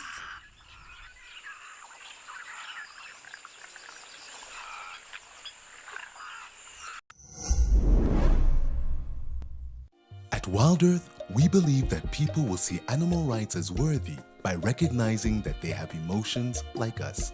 In support of Animal Rights Day, we are hosting Quiz Mania. Teams will pit against each other in 2 days of interactive fun on The Sunset Show. How cool is this? To enter, form a team of 2 or more people, fill out the form on our website, and name your team. See you there.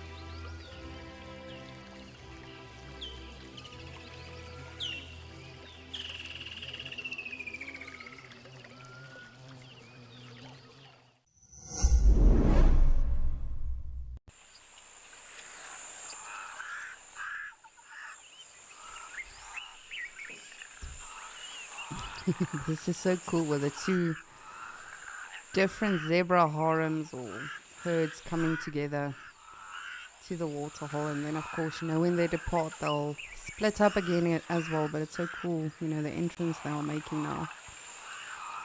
Very special. I have to say, I'm very surprised about the impalas not having babies yet, as well as the wildebeest. But hopefully one of these days we shall see a baba boki or baby zebra.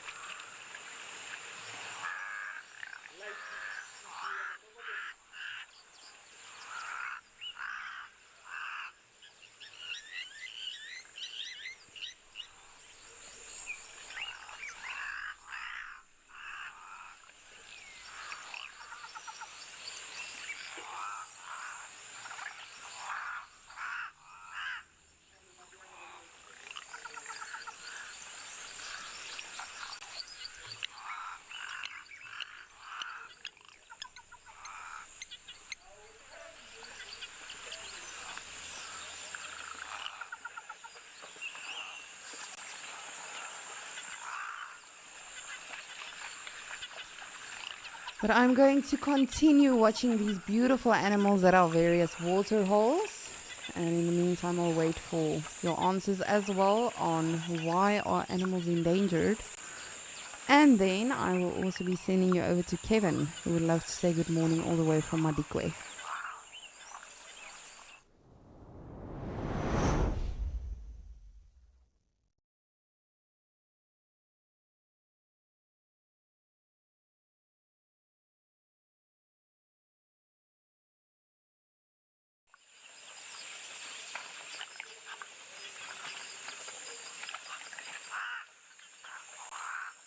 As we can, but please do send me your comments on why are animals becoming endangered. Doesn't just have to be the African animals you are referring to. If you want to chat about a specific species that you know of, why they are becoming endangered, please do get in touch with me. And really thank you so much for all of you who have joined in so far this morning, giving your questions, your comments, all of that. We really do appreciate it. At the end of the day, this is live, this is interactive, and ultimately this is your safari, so we would love to hear from all of you.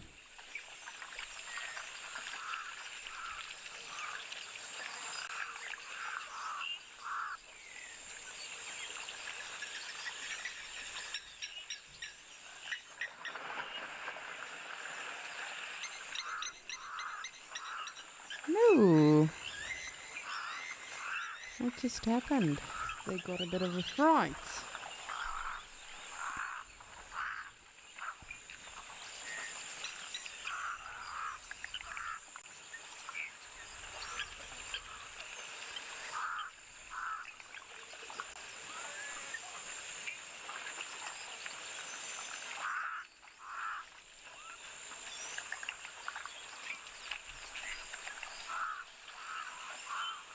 I actually once wrote a blog on it was brilliant but sad photographs of a zebra and a crocodile literally having a tug of war with the zebra's nose or its face.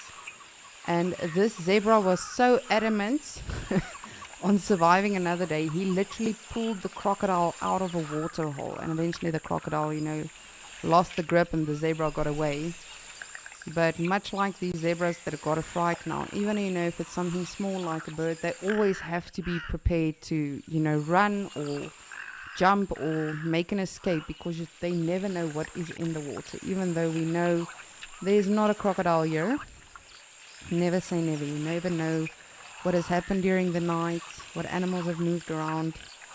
Highly unlikely, I would say, in this water hole specifically, but as I say, I don't like to use the word never when it comes to these animals and the different water holes, because I have been surprised many a times, not just whilst working for Wild Earth, but in my career and on many safaris that I've personally been as well. There's always something new out here to see.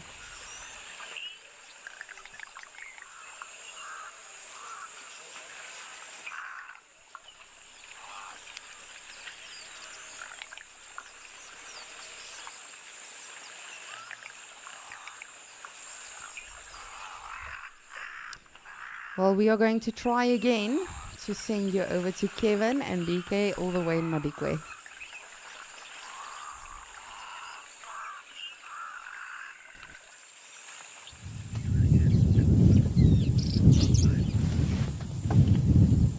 It is great to be out here on this Tuesday morning. But hey, that won't mean anything if we can't share it with you. So thank you so much for joining us. Without you joining us, we don't get to do what we love.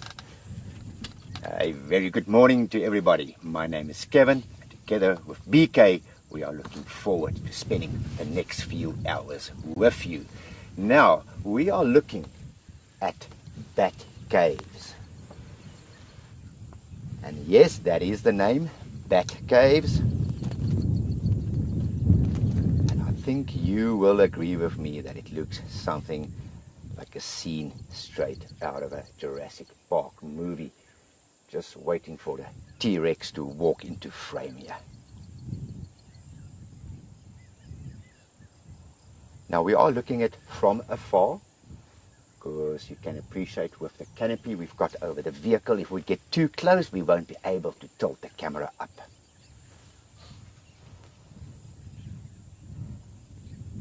And I'm actually glad we're not close, because to be honest with you, I get a creepy feeling every time we are close to Bat Caves.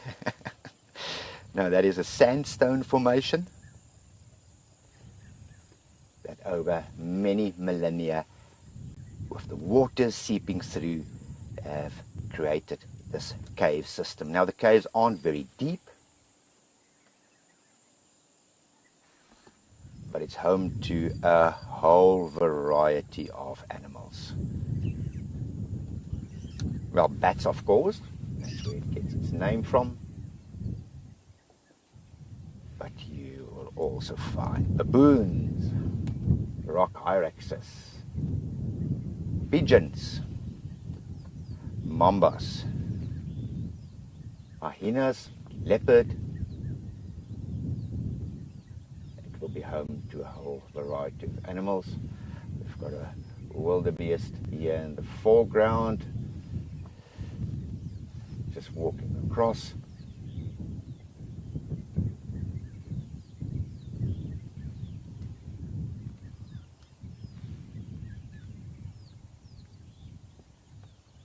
And it's nice that we can share just some landscape views with you as well here on Escape to Nature. It's not always just about the animals, it's about the scenery sometimes as well.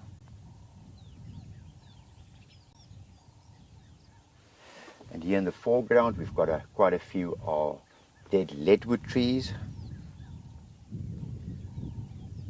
See that dramatic landscape? Now these leadwoods are very termite resistant.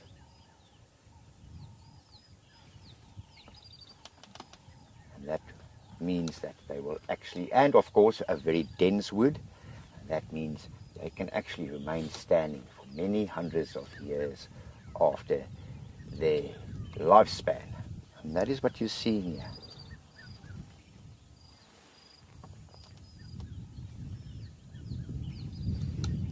There's one or two lone impalas, or I actually see a zebra there in the distance as well. It's just a little bit to your right, BK. Yes, yes. A little bit more there somewhere in the distance. Yes, we've got some zebra grazing with impala in the background. Just an all-round peaceful African scene.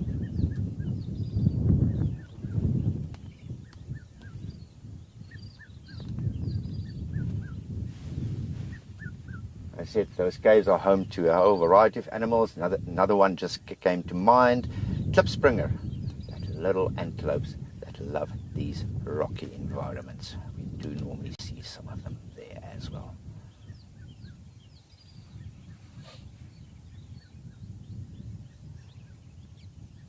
And in the late afternoons, early evenings, if you parked up close by, you see swarms of bats starting to swarm out of the caves. Now, here in southern Africa, I think we've got about 75 species of bats,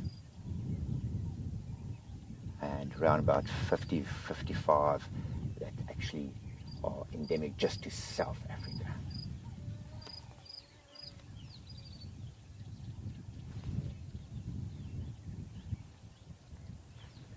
We have a beautiful magpie shrike sitting here. There he comes. Steve, unfortunately not. We do not have any traditional rock engravings here in Madikwe that I know of. Now, Steve, to be completely honest, I've never ventured in there. That is where I draw the line, Steve. I am not keen. I don't care about leopards and hyenas or anything else. I care more about those monster mambas that must be staying in there. But Steve, no, I don't know of any rock paintings here. But I'm sure it must have been inhabited over millennia. Magpie shrike. We were hoping he or she might come back and perch here, because it's been doing that on and off for quite some time. Come on, magpie. That looks like a female.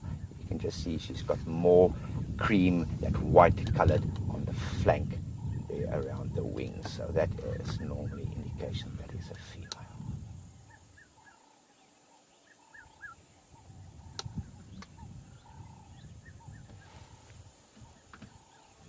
Magpie, because of the black and white coloration, like a magpie,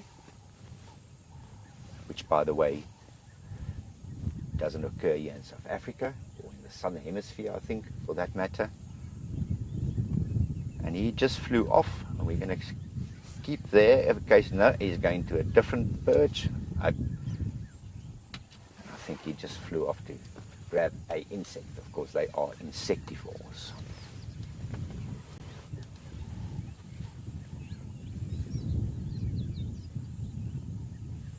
This is also a very popular area for us to find eland. They like hanging out in this specific area. Well, we might still be lucky, so let's wait it out a bit.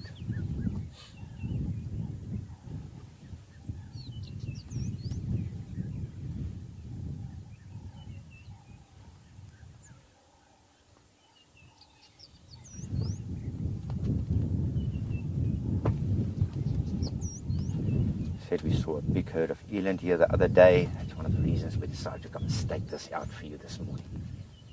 But hey, time will tell. Time will tell. We are sitting waiting for nature to come to us this morning.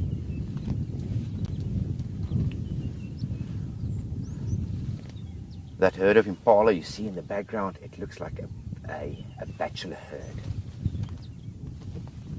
And we are yet to bring you some impala lambs, and trust me, it's not from a lack of trying. We see them, but the ewes are still very skittish. They don't stand still long enough. They see us approaching and they scamper off. But very soon as they start settling down, we will bring you some impala lambs from Madikwe. They are starting to drop all over the place.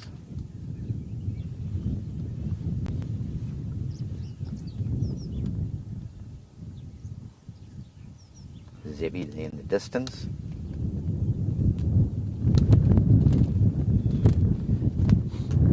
Termite mound in the foreground, that's very often wrongly referred to as an anthill. It's not an anthill, it's a termite mound.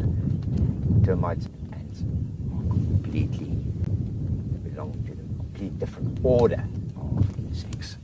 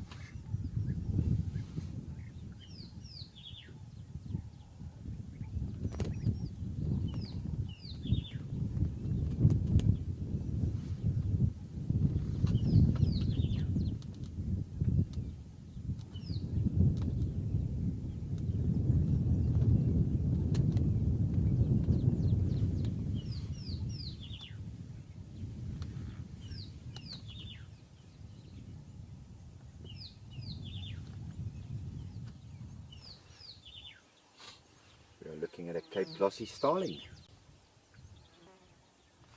They've been flying in and out here the whole time as well. Keep our fingers crossed that this one might come back. What have you picked up, B? That one is a bit further. That one is better. If it wants to stay, that's unfortunately the nature of the beast when it comes to trying to get birds on camera for you. They sometimes just don't stick around long enough. Now sandstone, of which this rock formation, this cave formation is made out of, is very porous. It's not like your volcanic rock formations that you do get here in Madikwe as well. You also get this feature that is predominantly sandstone.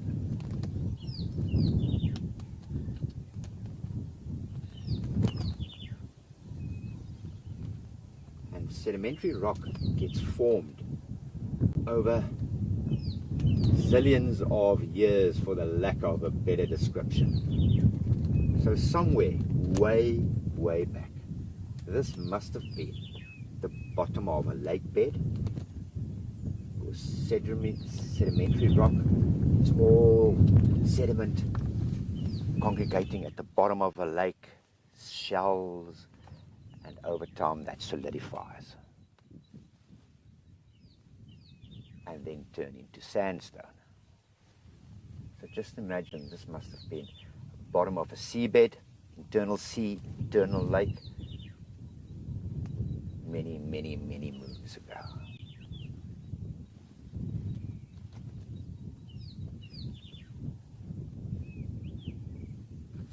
Here's Zebbies, we see you.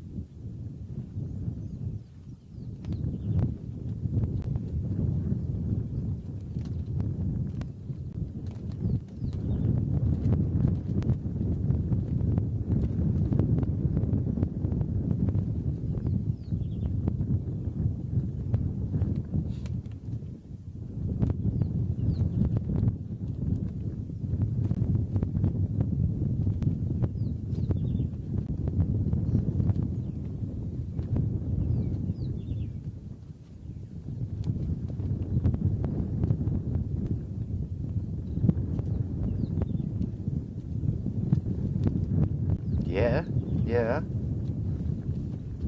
That's actually very strange.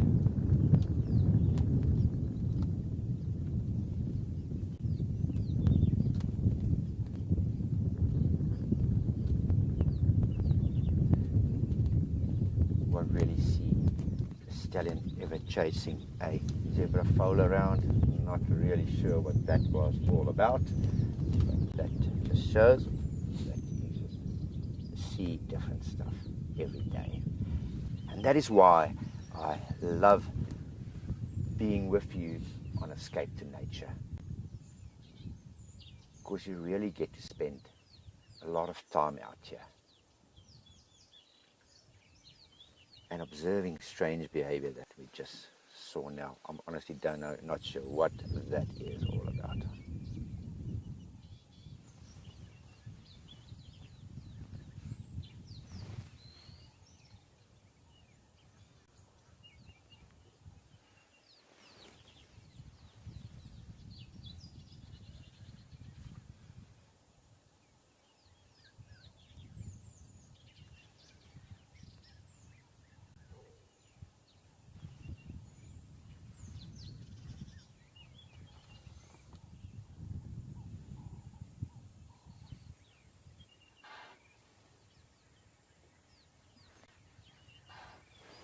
What is it, impala? What are you?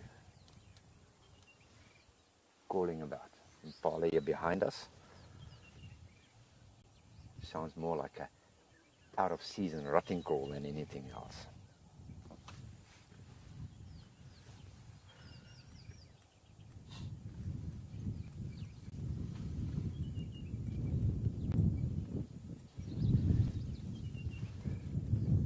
I see also some wildebeest way there in the background. Hopefully they're going to graze closer to us.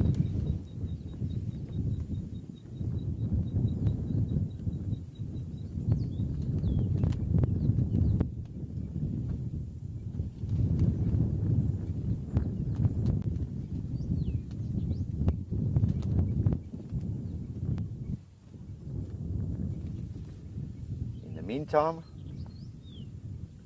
good morning to you, Lisa. Let's head over to Lisa in Djuma.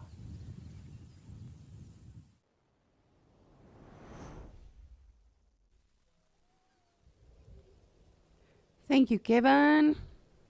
Always special to see the zebras. And our impalas are still sticking around in Djuma. They got a little bit of a fright. One was alarm calling. But all of them have settled again now. You can see that the youngsters are literally taking a little bit of a nap. But the one's still very much alert. So I'm not sure if it's perhaps just the wind that made them a little bit weary or what happened.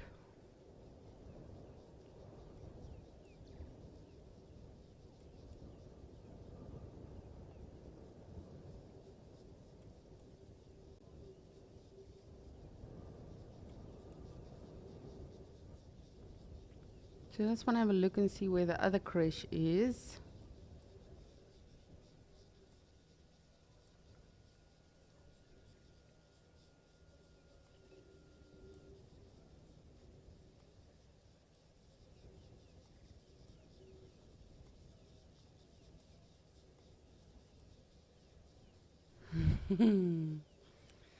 There you are. And they are so well camouflaged just to the human eye. They hide really, really well.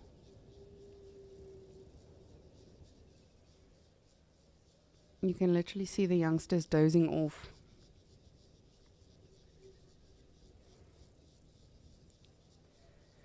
So of course these are not at all endangered.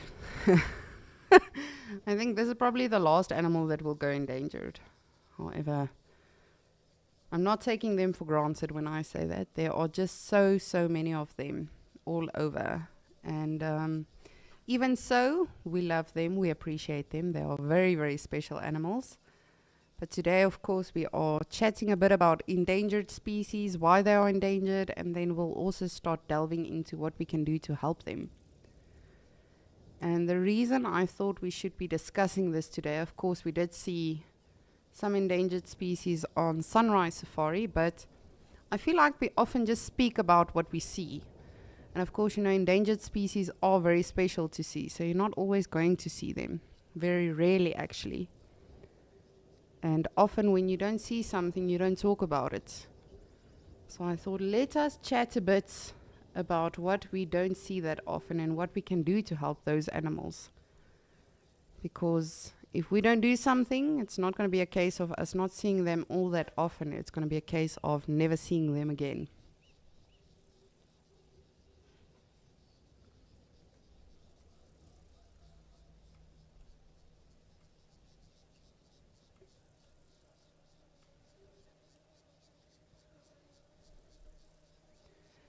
Craig, again, thank you so much for staying in touch and sending through your comments. You are saying climate change is a big problem for all animals. Amen. I could not agree with you more. And ultimately, this is a personal belief because I can open a big can of worms if I say this. So it's just a personal opinion from myself. But climate change is definitely our fault.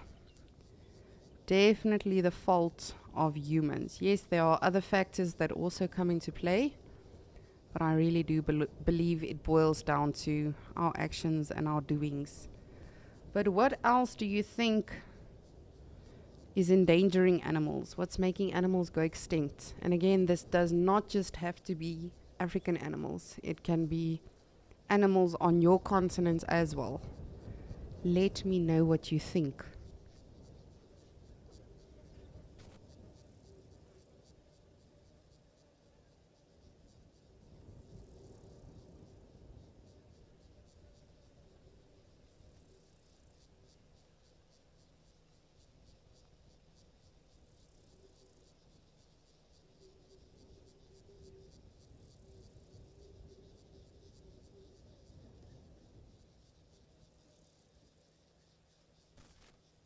Shelly B, you are saying that human population, habitat destruction, and climate change is all causing endangerment of animals and making species go extinct. Absolutely. I could not agree with you more. Ultimately, it all boils down to us. Sad as that may be, it's true, and we don't like hearing the truth. But I felt that today we need to address it a little bit, because we are not taking enough responsibility for what we are causing to happen and what we are doing to Mother Nature.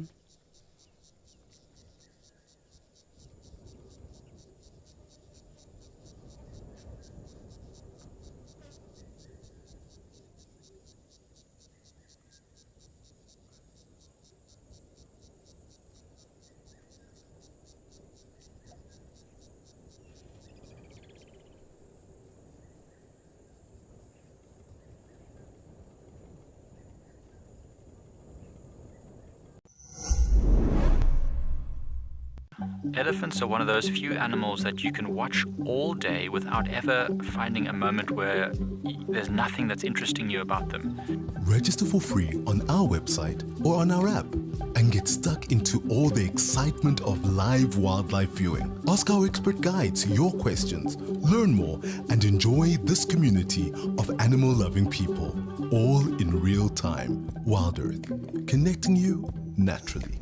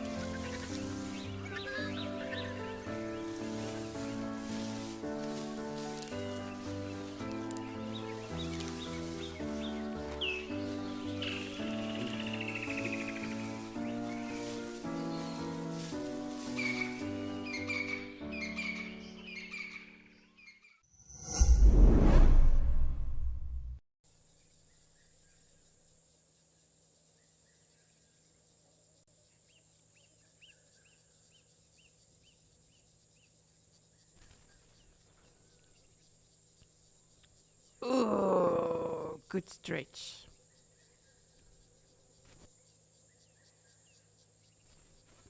I don't know about any of you, but I felt that stretch. It seemed so satisfying. Come, tiny one, you have to get up. Time to go, you can't be left behind. Just look at that camouflage, you can't even see that one in the grass. Wait, is that an impala or is it a rock?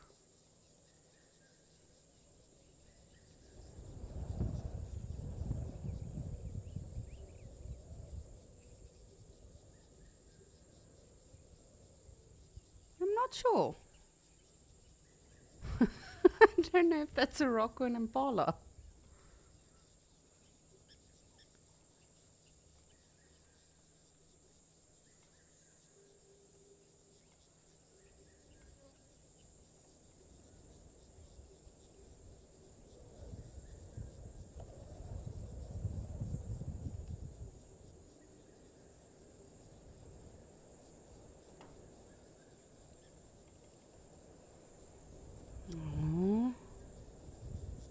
This is always so special to see the bond between a mother and a baby. Whether it's impala, elephants, rhinos, zebras, anything, it's just so, so special.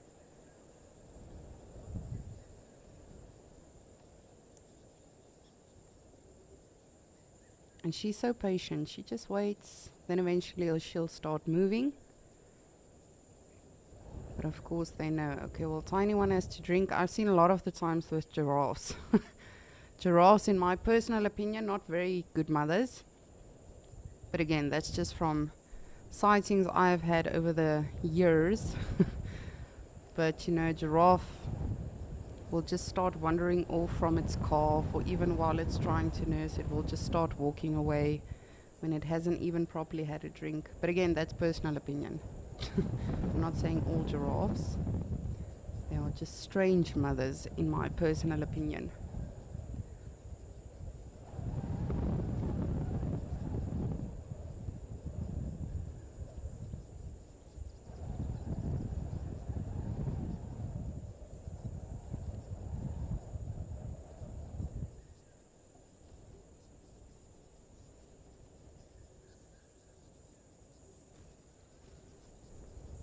Andre, you are saying that you took a recent trip to Kruger and unfortunately you did not see rhinos with their horns intact.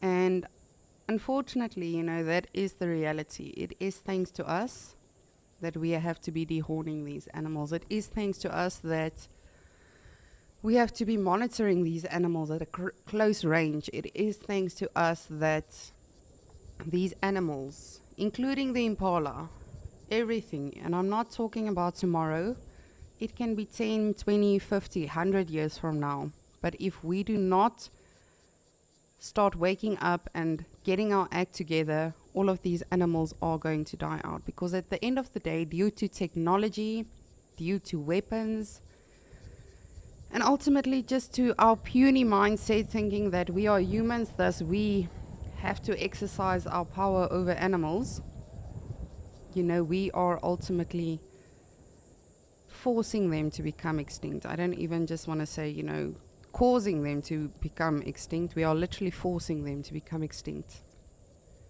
And it is so, so sad, because these animals, as brilliant as they are, they didn't ask to be here. They just are here. They reproduce, they exist, they coexist. But at the end of the day, a lot of our interference is causing all of this.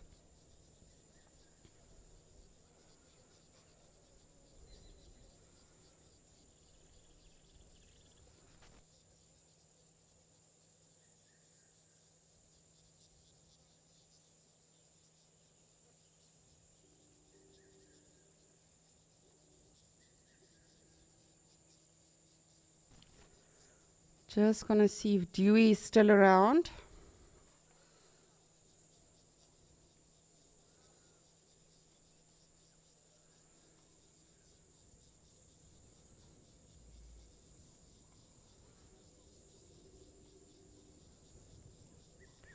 Dewey, why is Terry still on your head? He's supposed to be with Teresa. They should have made amends by now. You should be forcing him to go back to his wife.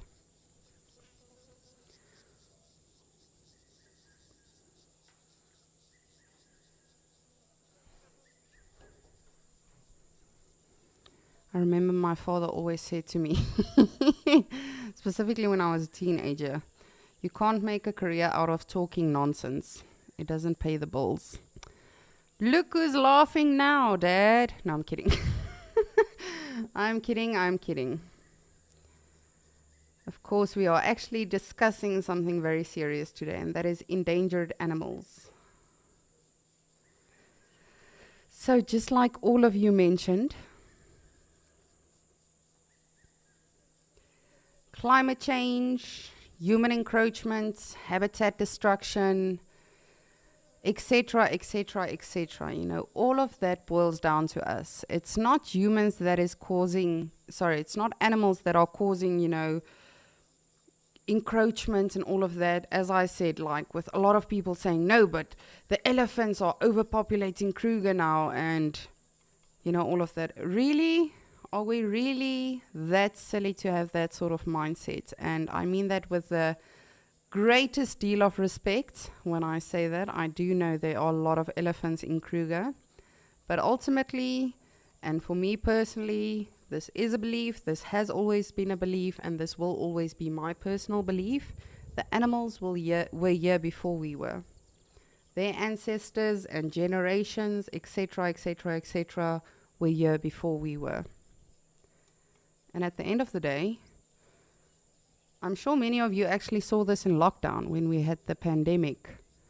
Animals, nature will thrive without us. They don't need us.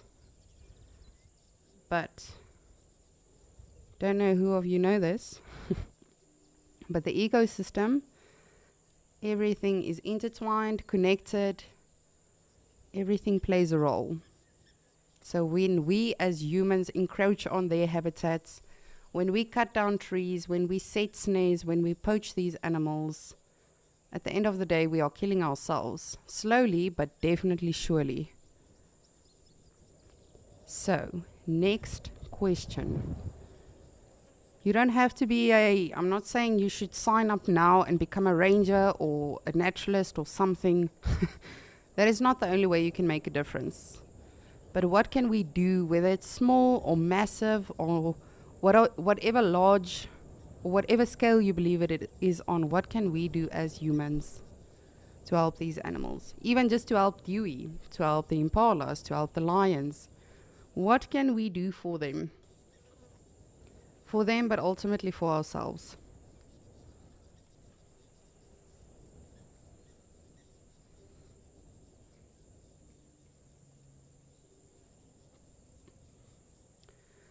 Well, it sounds like Kevin is doing something for himself as well as for all of you. He sounds like he's off the vehicle. So let's get on over to Madikwe.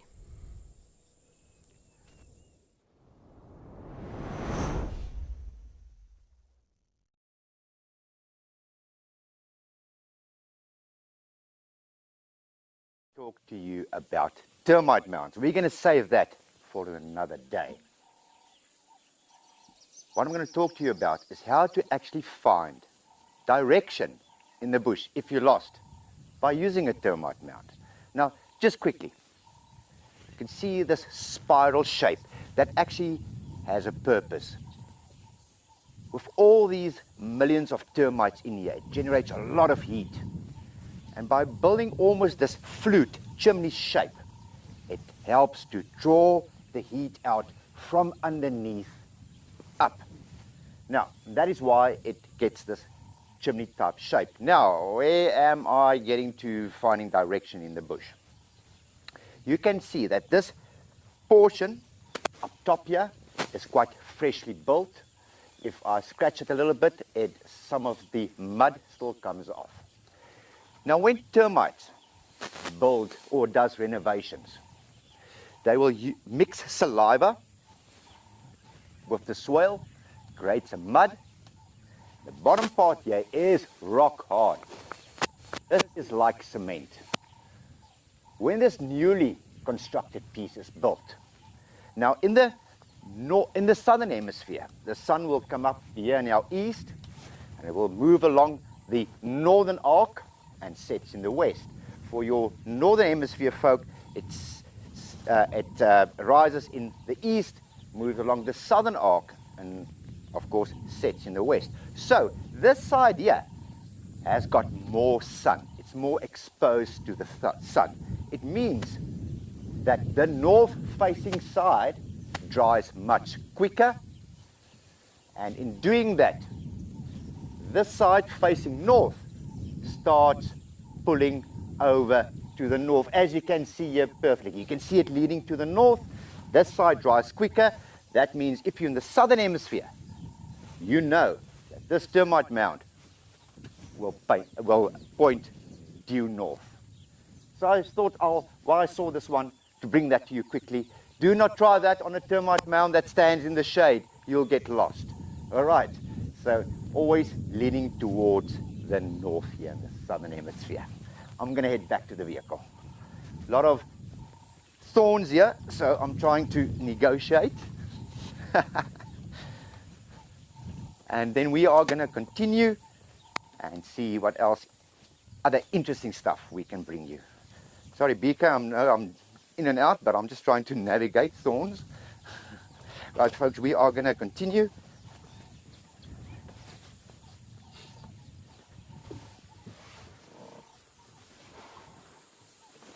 All right. Look at our wildebeest. When did he arrive, BK? Was he behind me the whole time? He was watching the segment. Oh, you were watching the segment. I didn't even. Was he behind me? No, it wasn't behind you. Oh, it came from the side, yeah. Yeah. Well, that just goes to show. Okay, guys, we're going to move on. I think so, huh?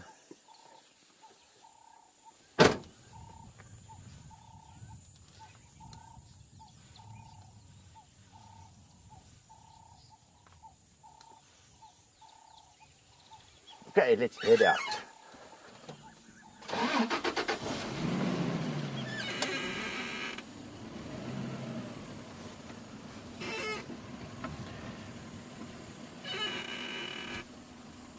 And if you're wondering why we're wearing long sleeve shirts on hot days, it's for the sun. Rather get hot than sunburned.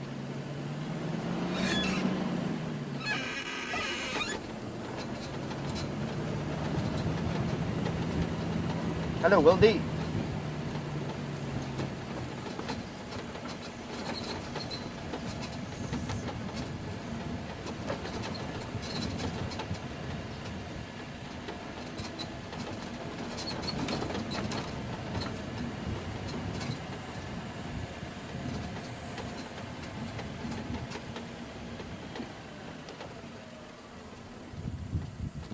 Sorry, my boy.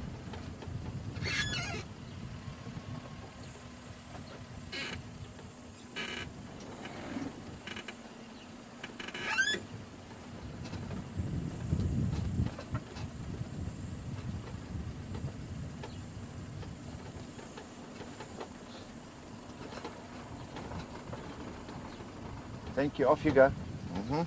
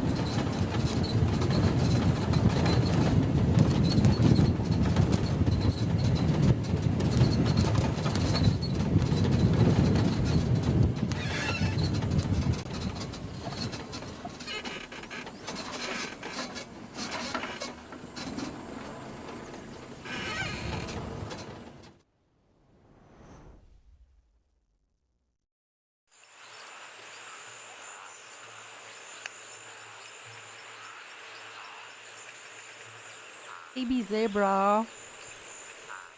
They were just at the water hole, so I'm going to try my best to show. Oh, there you are, my little Nunu.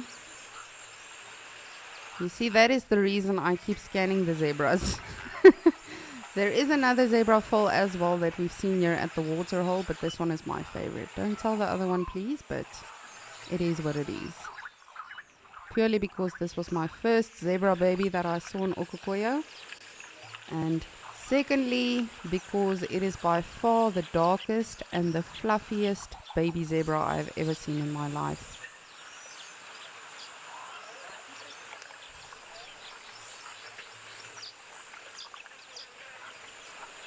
So his markings should actually stay like that as he grows up. I don't know, it might fade a little bit.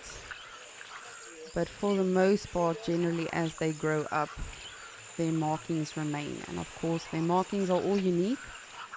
But this baby specifically for me is very, very, very unique. It is just so super dark.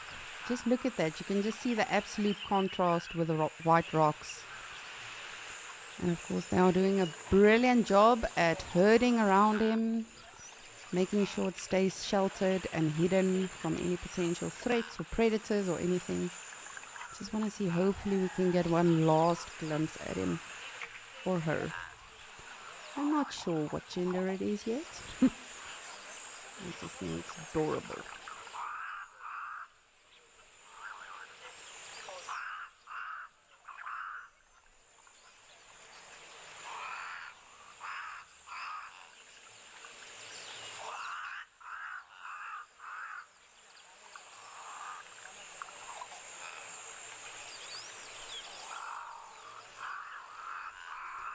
Let me try one last time.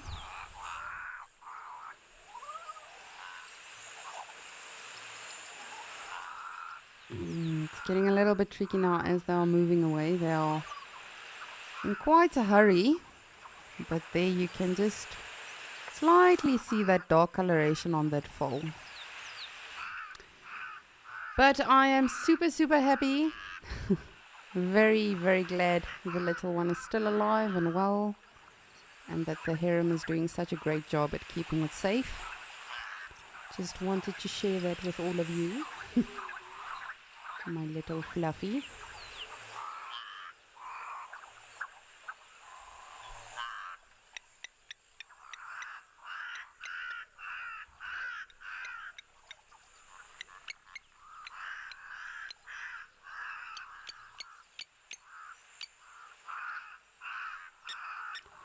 Hillary, you would like to know why are foals slightly darker than the adults? So no, that is not at all the case. That foal is definitely an exception.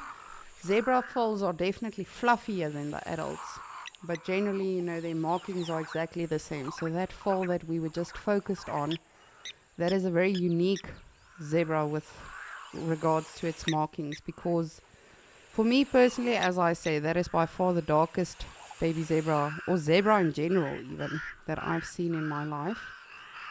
And it's definitely got darker markings than other foals as well. So this is not always the case, where they are darker than the adults. Not at all. This one is very, very unique. It's got a lot of melanin in it, which is dark pigmentation. So definitely a unique zebra, that one. But the foals in general are fluffier than the adults, which makes them seem a little bit darker. But that one, you can definitely see those are actually markings that is making it that dark, which is very exciting because hopefully it'll grow up and continue looking like that. But by far, for me personally, the darkest zebra I've seen. I've seen a ginger zebra in my younger days, but not that dark a zebra ever, or that fluffy even. I think that's also the fluffiest zebra I've ever seen.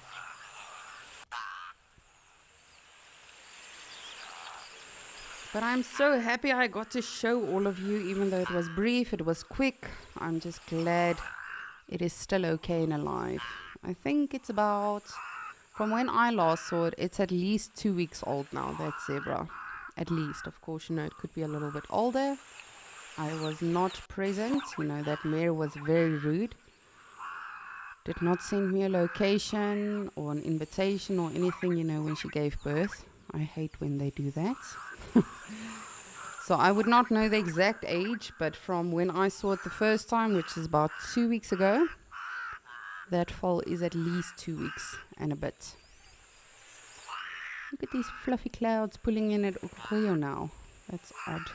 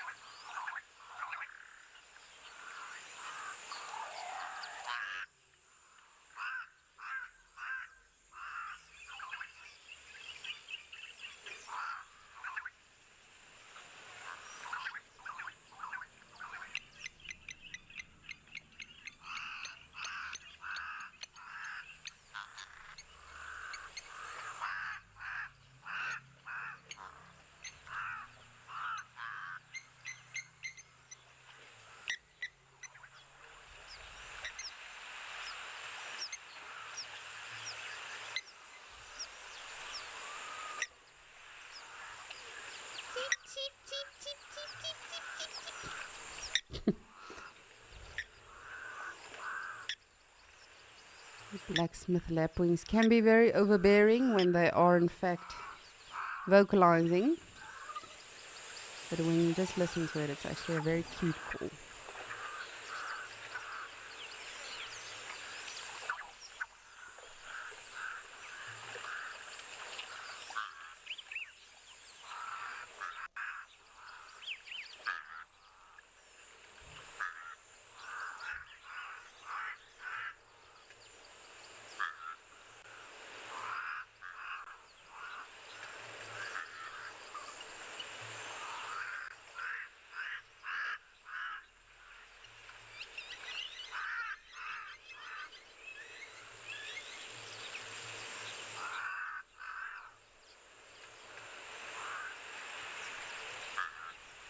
Just beautiful. I'm so happy I got to show you Mr. Fluffy or Miss Fluffy. With time we'll soon learn what it is, that baby zebra. But I just want to head us over to Mashatu. I just want to show all of you it does in fact still exist and the sun is still present there. So let's go over to Mashatu.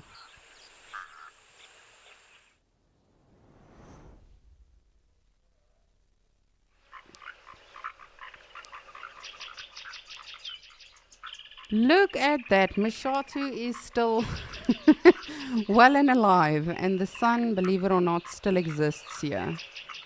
The animals, however, are obviously having a complete party out there wherever they are, because it has been super, super quiet here at Mashatu. We've got a terrapin. That is Terry's cousin, Tracy. We've seen Terry and Teresa this morning, the terrapins in Juma, and this is Tracy. Tracy lives over here in Mashatu. She's very shy though, as you can see. But I just wanted to show all of you that we have in fact still got Mashatu. It has just been very, very quiet. Apart from yesterday's spur-winged geese, there is not much that has been coming around lately. Specifically elephants. I haven't seen elephants in quite some time here in Mashatu, which is alright. Oh, there's Trevor.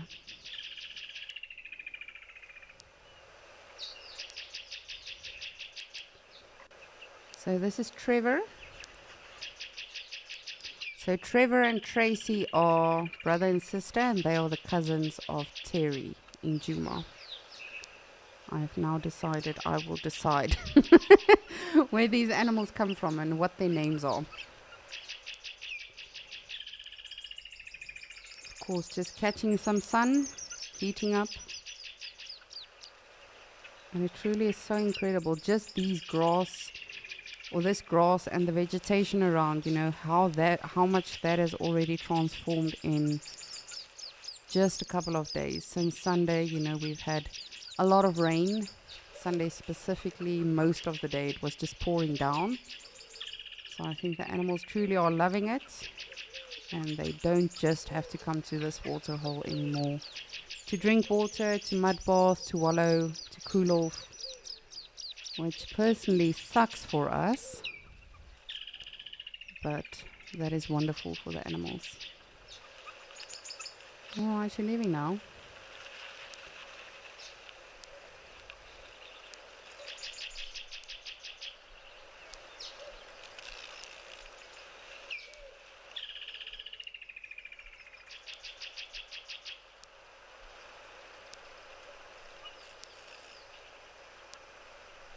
Ooh, hello Black Crake. Haven't seen you in quite some time. It's also a personal favorite. I love watching them. Very interesting birds. And another one.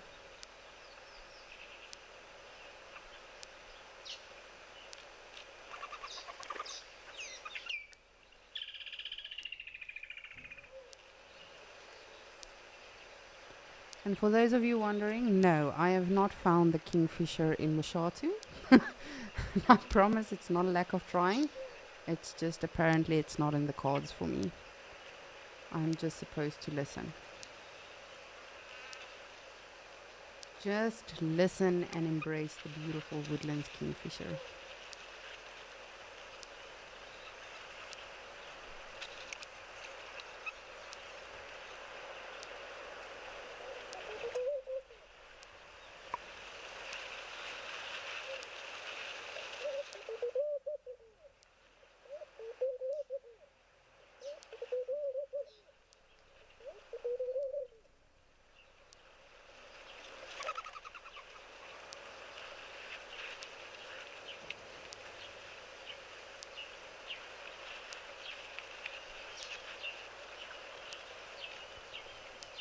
I'm going to be catching up with Trevor and hopefully his twin sister Tracy, see what they have been up to, since we haven't been seeing them a lot here in Mashatu. But I won't bore you with the details. I will send all of you over to Madikwe to see what Kevin and BK are up to.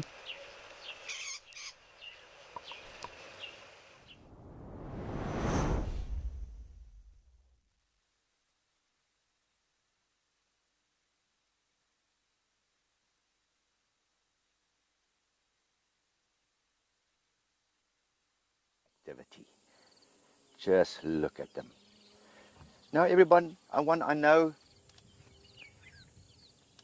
that you have probably heard about dung beetles before. It makes it sometimes challenging for our naturalists, because I know some of you are more experienced regular viewers, but then again, some of you have probably never had the time to look at dung beetles properly. So if you heard this before, bear with us. We all got a different take and a different way.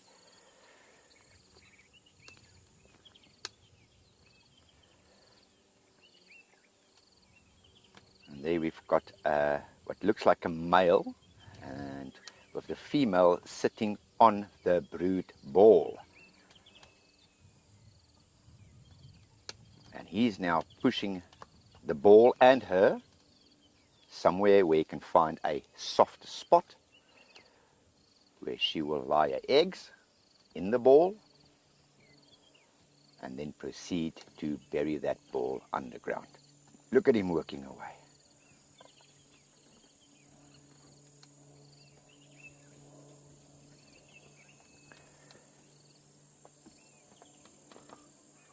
Now there's actually almost 800 species of dung beetle. There you can see an emerald dung beetle. Look at that beautiful vivid emerald color. And we're just waiting for our scheduled flight to move off overhead so you can hear me properly.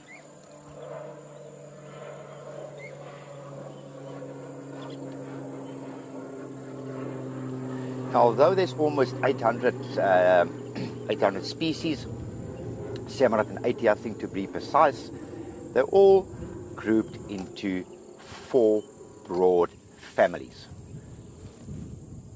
The first one, the one you saw rolling the ball, that is your Talicoprids. They all belong to the coprid family, and that's your Talicoprid, the rollers.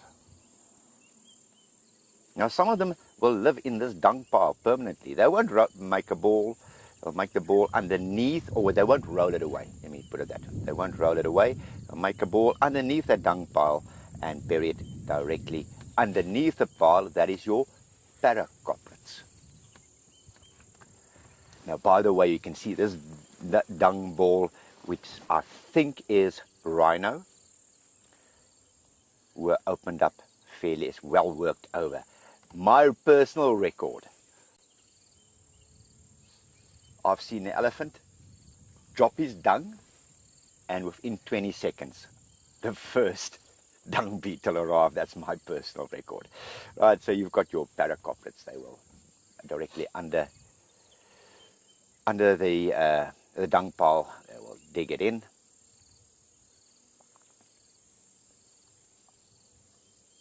Then you've got my personal favorite, the Kleptocoprids. Klepto, they steal. They will wait for another dung beetle to make the ball and go through all of that effort, and they will come in and steal it for themselves.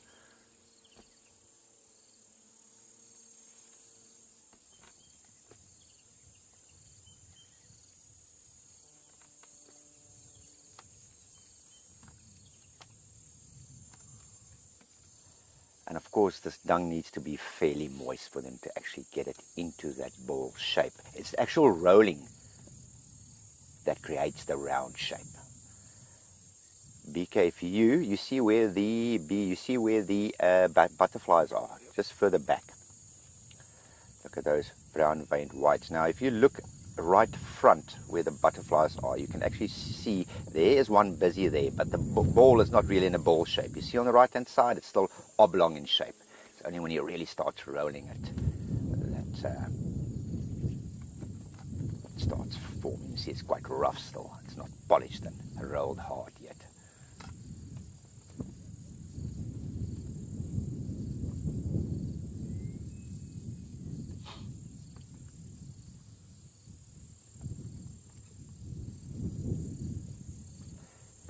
And that's your 4 families.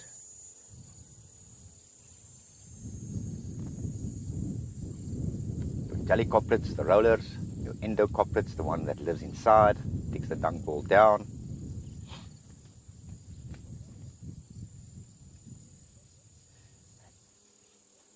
And your Kleptocoprids that actually steal it.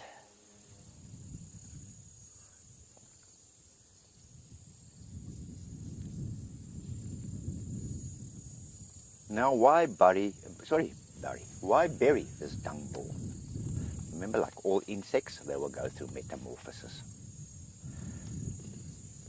So that egg that was laid in that brood ball, that egg will hatch into a larvae.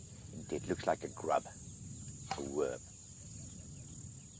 And that will act as immediate food source for that larvae.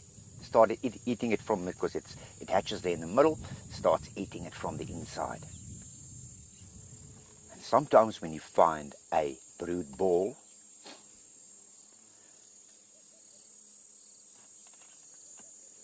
if you open it up, or you'll sometimes find them, they're already opened up. They almost looks, you guys know what a Scotch egg look like. You know your boiled egg with the crumbs around.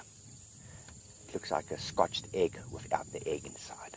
And that's very often honey badgers, bat-eared foxes, that will actually, they can hear the grub eating inside. Although that can be half a meter underground, they will hear it. They will dig it up, eat the grub, and that will leave that 2 halves of the brood ball, which we sometimes find out here in the bush.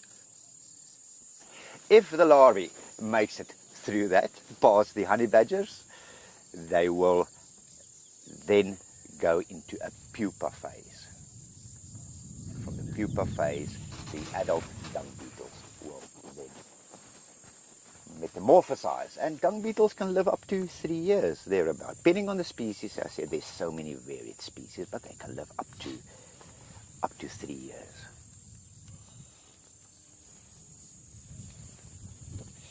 Those brown veined whites, they are just sucking on the moisture in that dung pile. That's why they are here.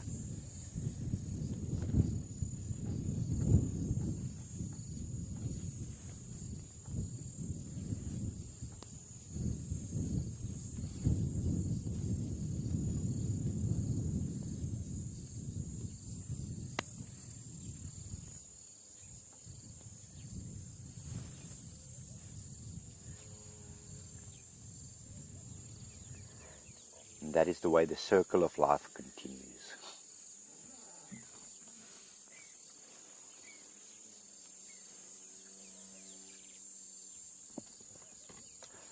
On a different note, but still to do with dung beetles, have you guys ever wondered why Australians wear corks suspended from the brims of their hats?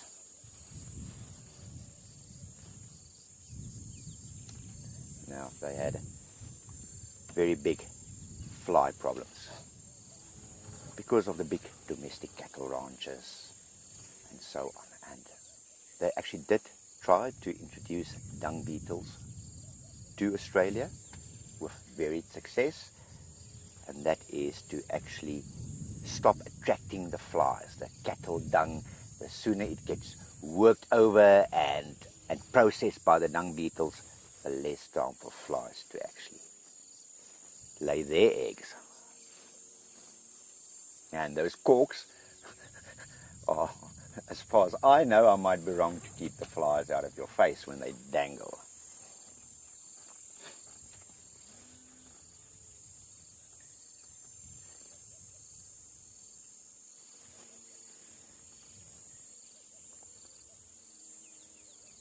It might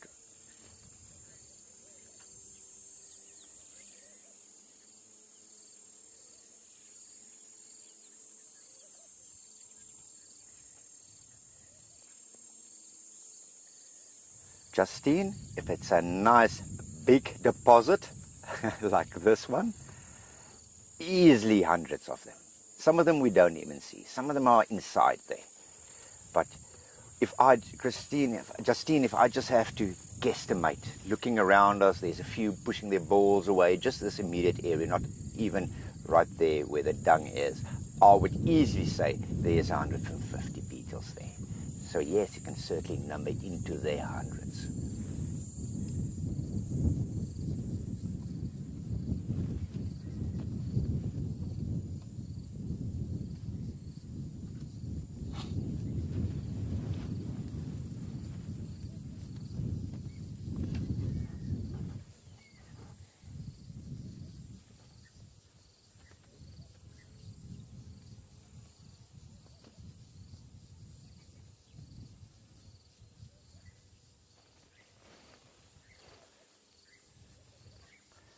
This is what makes your escape to nature experience so unique.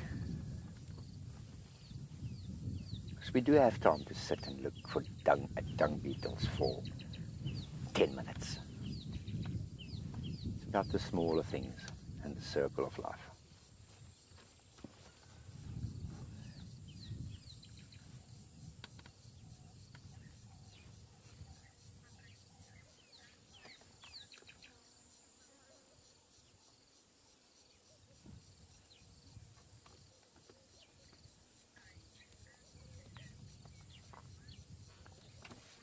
We've got a pansy butterfly that just joined those white, brown veined whites. Stunning coloration on that.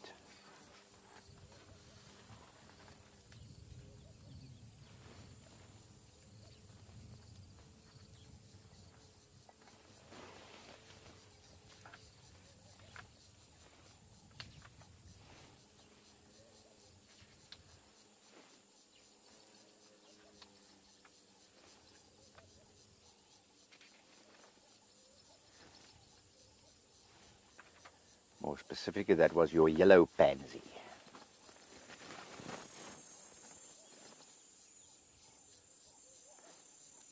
Now the size of that ball will of course attract the female. Normally the bigger that brood ball is, the female dung beetle will think, there is more food for my larva baby one day. And you'll very often find the bigger the ball, the less likely it is to attract the attention of a female. Look at those ones all scolouring. Just look at that. It's a frenzy. So there's now a female or two there. Some of them wants to compete or steal the ball from the other one.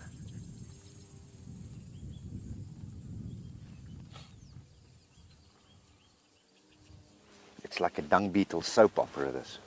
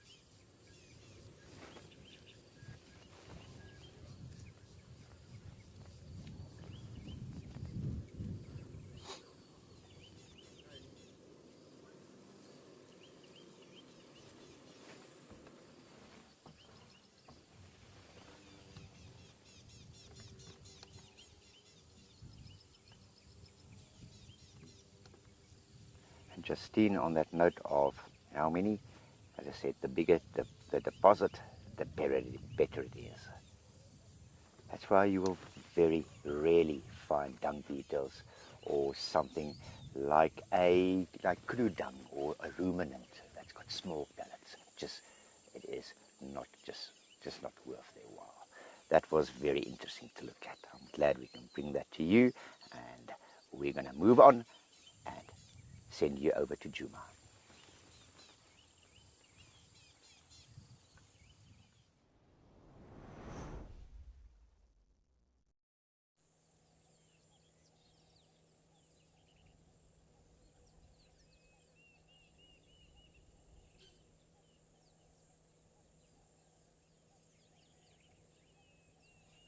Fond of them smacking your face at night time on safari.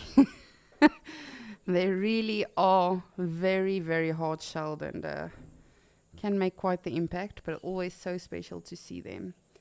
We are still with the impalas in Djuma, and there is a really, really tiny one. It's lying down now, but it is really puny. I think it must have probably been born today or yesterday. So it's actually these three that we see in front of us. It's the one just at the back of this group in front. And specifically when they are standing, you can see there's a significant size difference between them.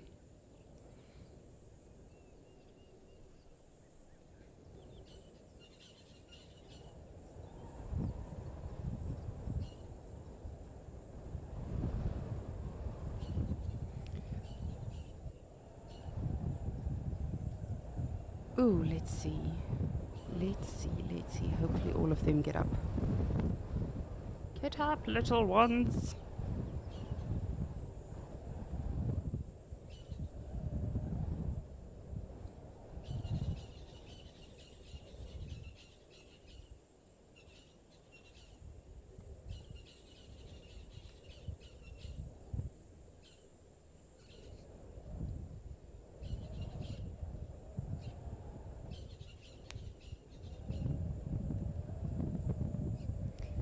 And if you are just joining us on Escape to Nature, we are discussing the animals that we don't get to see all that often, all the animals that are being poached and becoming endangered due to whether it's climate change or human encroachment, etc., etc. So we are just having a bit of a heart-to-heart today about that. And Craig, you would like to know, what carbon footprint have I left? Thank you so much for that. I really appreciate it, because we are all guilty, whether we want to know it or not. And I too know, you know, sometimes I shower a minute longer than I have to, or sometimes, you know, I leave the tap open for longer than I have to, or the vehicle I'm driving is emitting gases and everything that is in fact contributing to climate change. So thank you for that. And it really is, as I say, it's never fun facing these things, and it's never fun talking about it. And I think the biggest wake-up call I had, I was actually a mere 19 years old when I saw my first rhino carcass. And I will honestly never forget that day in my life. So before I became an actual naturalist, qualified, etc., I was working for a reserve at the game management department. And what our department did is we monitored the numbers of the animals, graded the roads, made sure, you know, the reserve is in good condition, and then, of course, with that being said, also took care of the rhinos and the elephants, and, you know, had to count them every day. Every single rhino had to be accounted for, and if they were not, we did not go to bed at all. And so, unfortunately, here by 5 p.m., we still did not account for one rhino. And then we drove out, received some news that there was a carcass, and I apologize if I get a bit emotional. You know, to this day, it is still very, very real in my mind. And believe it or not, this was like a fenced-off camp where we had rhinos that came from other reserves and was going to be reintroduced to our reserve to sort of, you know, mix the genetics and get the numbers back up and everything. And there was actually one of the staff employees who, and again, I apologize if I'm getting emotional, one of the employees actually was part of the inside job and everything, and had just simply left a lock open, sent GPS coordinates, and that rhino bull that was literally within a month going to be released onto the reserve got poached. And I remember arriving on the scene for the next 2 days. I did not want to see a human. I did not want to speak to a human, because it literally just broke my brain and my heart and everything to think that us humans are capable of actually doing that to an animal. And what made it worse is they did not kill the rhino. They actually just shot it to get it down, and then they took his horn and sorry, let me just compose myself.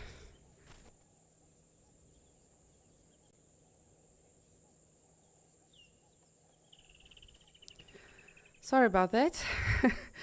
They actually just shot the rhino, took his horn, and when he woke up, he bled to death because we couldn't find him, and we weren't in time to save him. And then a lot of people will ask, okay, well, why don't they just kill it, put it out of its misery, or, you know, whatever the case is.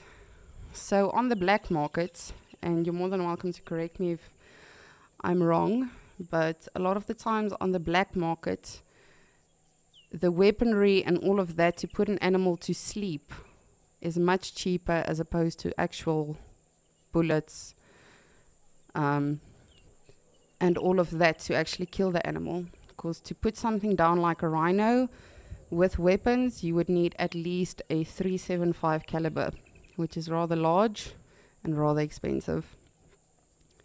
So on the black market, it's cheaper just to for a lack of a better description, to buy some sleeping pills, just dart the animal, put it to sleep, hack its horn, leave it there to bleed to death. So it truly is, when we see these rhinos on escape to nature, for me specifically, when I see the rhinos in Okokweyo, I am so thrilled, and I really do feel so blessed. And as should all of us, you know, and again, this does not just go for rhinos, it goes for these impalas, it goes for the terrapins, it goes for nyalas, hippos, even the animals that are not currently and not yet endangered. So what are we doing? And Craig, thank you so much for asking that question. You are correct. When I'm not having a preaching session at all. Not at all. I'm just trying to make us all, and remind myself again, aware of the fact that we have to wake up and we have to start to take responsibility for what we are doing out here.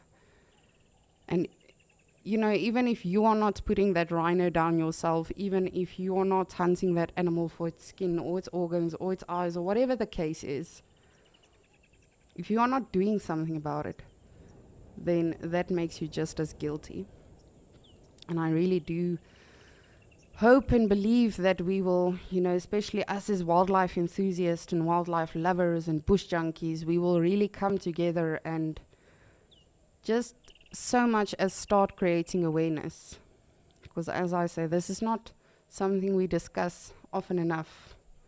Yes, we talk about wild dogs when we see them, we talk about rhinos when we see them, we talk about lions when we see them.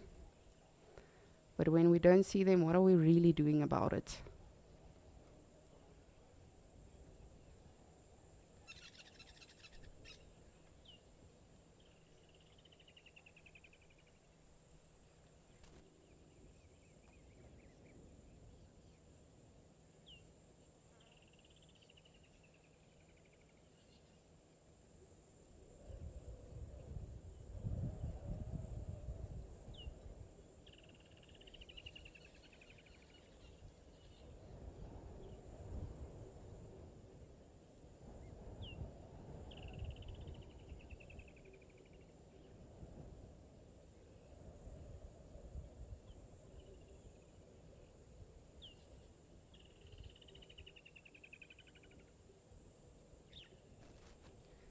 Just want to see if Dewey is still just chilling it out.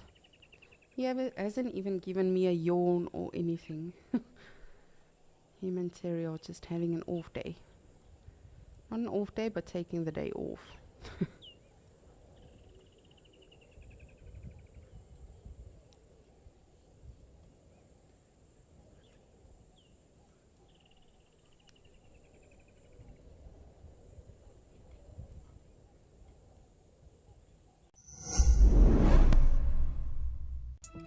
Have you ever wondered what happens behind the safari?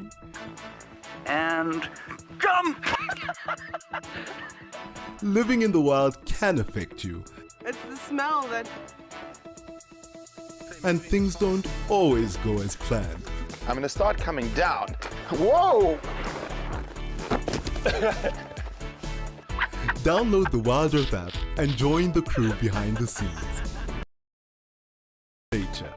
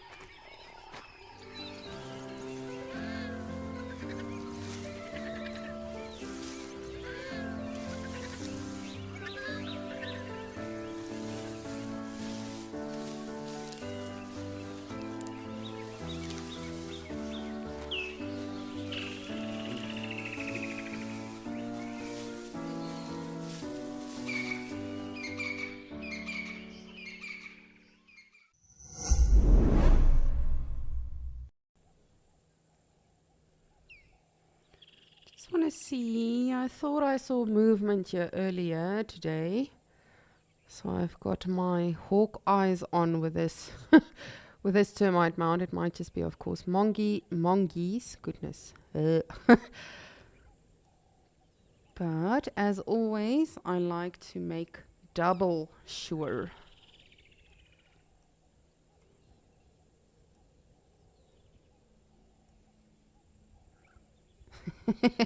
I once had a guest. We got back to the lodge and she said to me, I think I saw a leopard and a baby. I said, excuse me, what? You saw what? Yes, I think I saw a leopard and a baby. And I asked her where, and she said, no, at this one water hole. And literally, I promise you, as we stopped at the lodge, one of my colleagues called in, oh, I've got a Mafuzzy Ingwe and a Mapinpan here at Leopard Dam. Funny enough, at Leopard Dam. But meaning, yes, I've got a female and a cub at Leopard Dam. And was not very impressed, I have to say.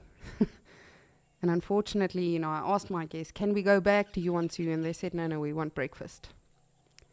So we did not see the cub and the mother. But that being said, I like to always make sure wherever we are, Djuma, Mashatu, Okokweyo, just double check everything. But let us watch our cutie patooties here again.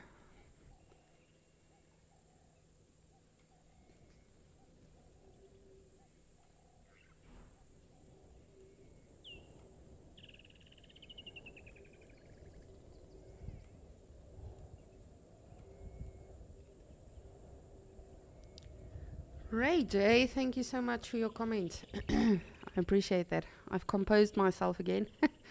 Thank you so much. But yes, rhino poaching is something that is very, very big to me. And of course, you know, wild dogs. On the topic now, the one day I had a very, very early drop off in town that I had to take a guest to town because they had a very early flight.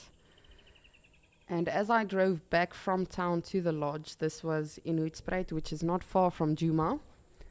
I drove back and the wild dogs were busy breaking or moving through, but breaking out of our reserve. And this one wild dog was still on the one side and the whole pack was on the other side of the road already. And this one wild dog was just like chilling and everything and not looking. It started to not run, but trot over the road. And a vehicle was coming, I promise you, probably like 100 kilometers an hour, which is super fast. And I jumped out and I thought, what can I don't speak wild dogs, so what can I do? And the next thing I did is I made a vervet monkey alarm call, because of course wild dogs do listen out for that as well, because monkeys indicate leopards and lions, etc. And thankfully, by glory and miracles and everything that Mother Nature gave us that day, the wild dog literally paid attention and started running, and then luckily the car missed it, but the car was literally so fast I couldn't even get a number plate to to get in touch with them or scold them or report them or anything. So, but that too does happen, you know. Wild dogs do not just stay in one area, which is also what makes it so special when we do see them. They move from parks, reserves, break out. There's literally almost nothing you can do to keep a wild dog in your reserve. Specifically, if it's a private reserve, they just, I'm sure all of you have seen, they move and move and move and move and move.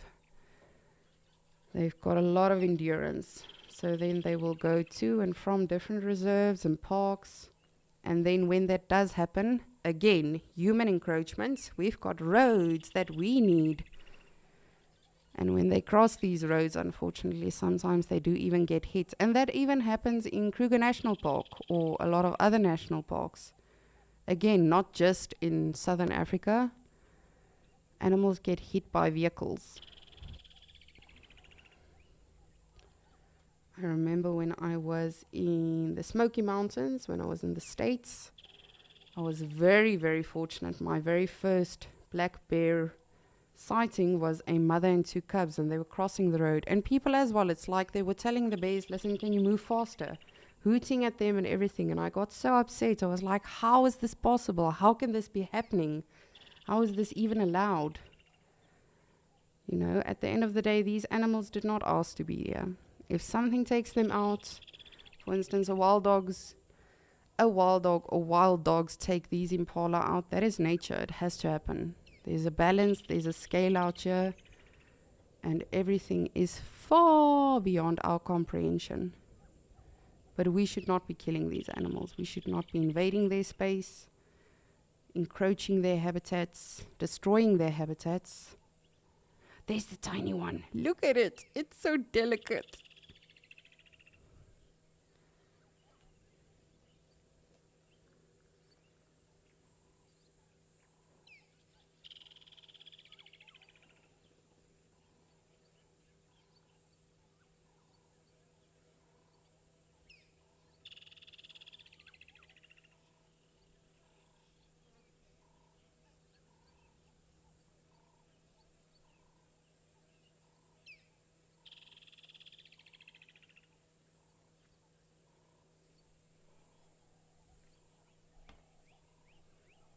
Oh, these tiny ones are just fast asleep.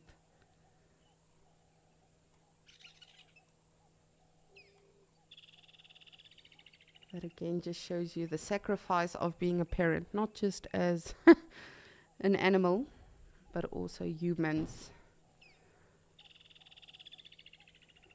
Mommy will stand guard and just make sure all of the little ones are safe and sound. And that goes for all of the adults, as we see here. Could be wrong, but this one female seems a bit big still. She's very, very veiny on her stomach, and she's still very well-rounded, for lack of a better description.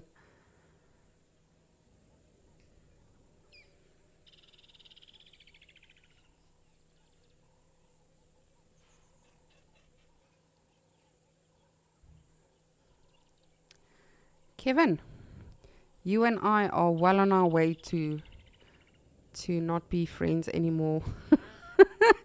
It seems like Kevin has elephants yet again, so I'm going to send you over to Madikwe to enjoy the gentle giants.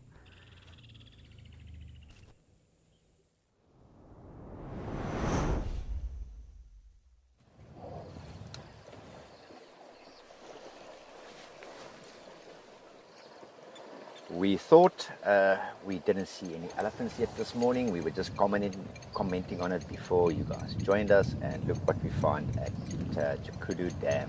A massive breeding herd.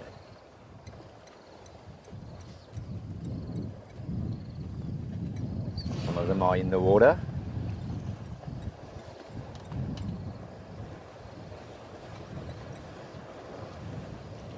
You can see that the elephant in the lead, big head, so a female on the right with a small calf. She's just disappearing into the thicket there.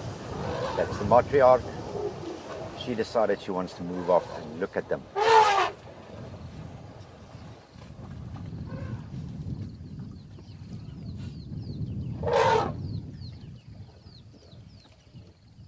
Why? Only elephants will know. She just decided she's not going to stick around for some other reason. And immediately everybody followed. They stopped their pool antics. Yes, Granny, we hear you, we come.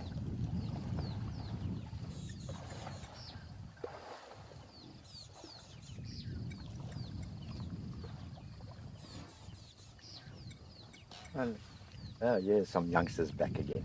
They're not ready to go yet. They want to continue a bit of a swim and a pool party. So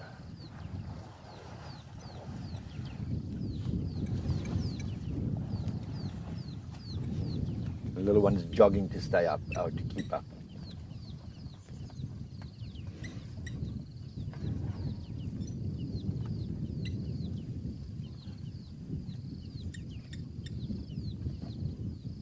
Love seeing big herds of elephant. All shapes and sizes. Look at that little one trying to keep its trunk under control while it's running. This one is chasing a lapwing. Full of beans you are. Especially at that age. About 4 or 5 years old.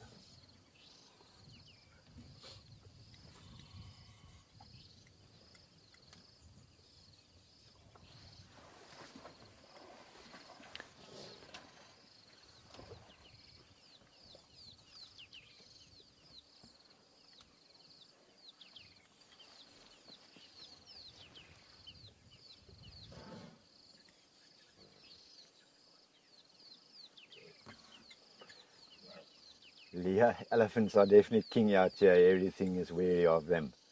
And rightly so. And did you see that little one chasing the lapwing? I think sometimes it's just out of curiosity. It's just to show, look, I'm a little big elephant.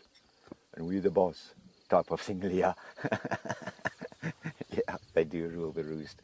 This elephant bull you're looking at, this young bull, he wasn't actually part of the herd. He was here just as we arrived already. Oh, it must be heaven. Look at that.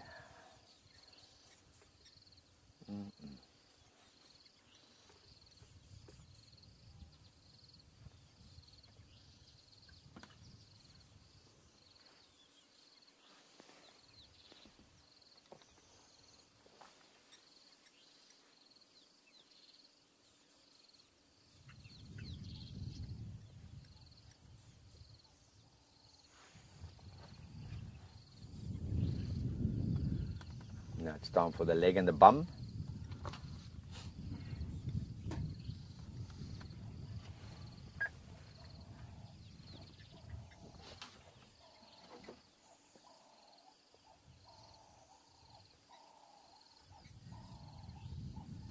And the sound of Cape turtle doves drifting over the water here.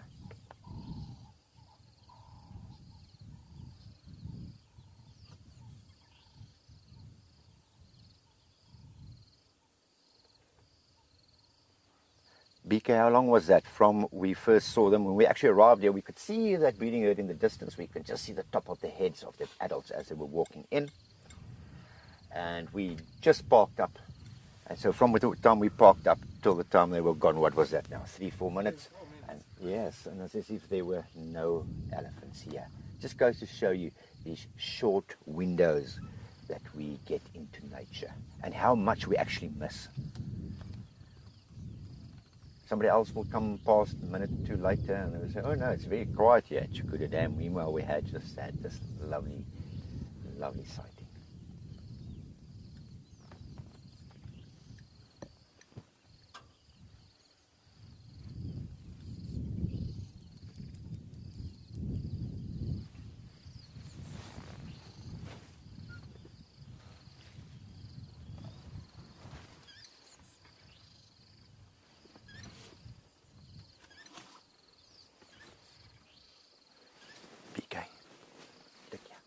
Monitor lizard, yeah, right here on the wall.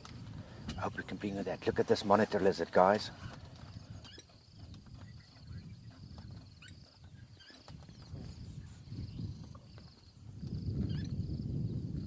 Just look at that monitor lizard. That's a water monitor. Not only because they're close to water, but also their coloration. The coloration is a little bit more vivid. Those yellow striped on the tail. Just see what he's up to. Heather, thank you for your question. Heather, the biggest sized elephants, will I say, or in my experience, is the genes that you, in southern Africa, it's the genes that you find around about Kruger and the Greater Kruger National Park. Not only from a, I would say, shoulder height point of view, more from a tusk size point of view. The elephants, for instance, here in Madikwe are exactly the same size. Also some big bulls, but sometimes not as big tusked. And then, Heather, of course, in East Africa, there has been some legendary large tuskers.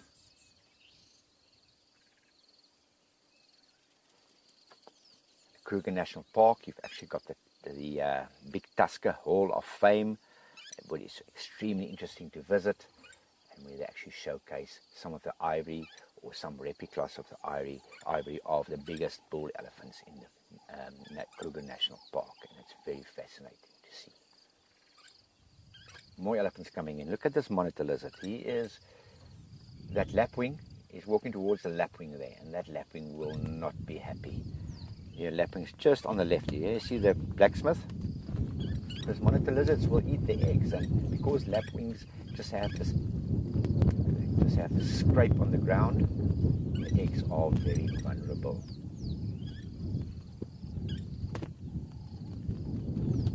The largest lizard you find out here, and bear in mind that one is about not far from fully grown. They can get almost double that size. Another breeding herd coming in. BK, straight ahead.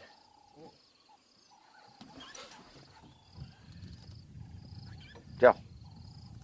Not a dull moment. Not a dull moment here at Chukudu Dam.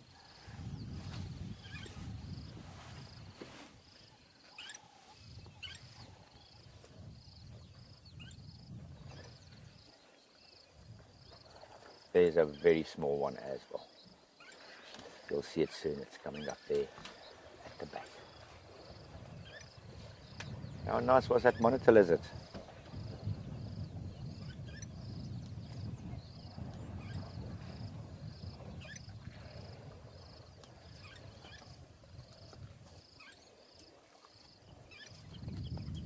This time of the day, although it is a cool overcast day, it's still this time of the day when the thirst starts overcoming them. They want to come and have a bit of a cool off as well.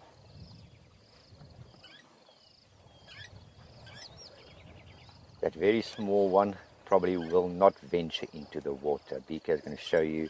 It's there in between the legs.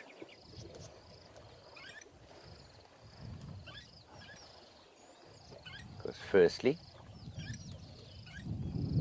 that little one will still suckle. It doesn't need water. Water replenishment for its fluid intake. It will still be nursing from its mother. And it will be very wary to go in because that bank is quite slippery, muddy. Don't want to get stuck in the water. And that's why you see that little one not going in.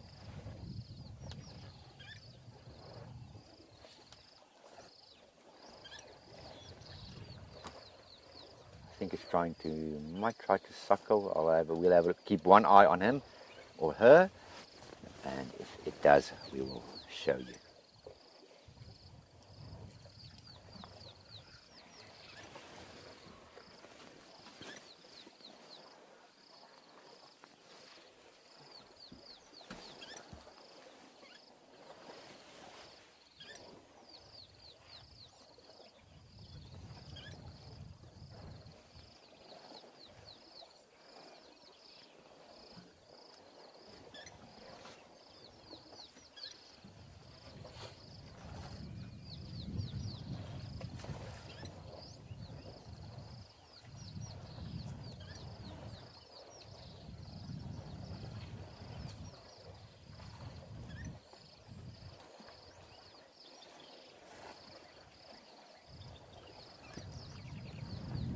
Might be a bit of a swim and play going on after they've quenched their thirst.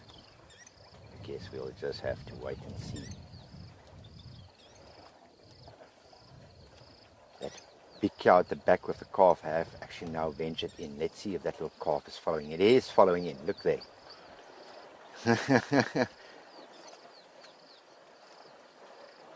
Look at it. Oh, is that a nice young one?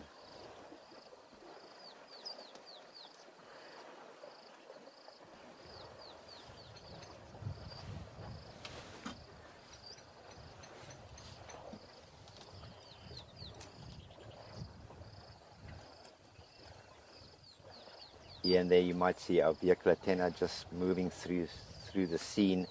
Unfortunately, not much we can do about that.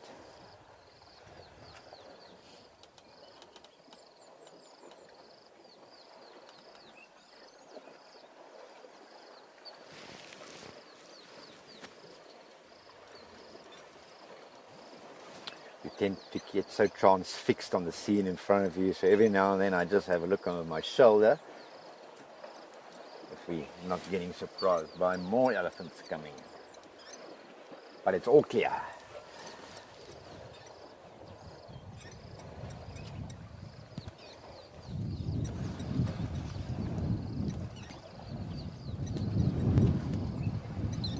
No swimming? Okay. Suppose it's not hot enough for them today.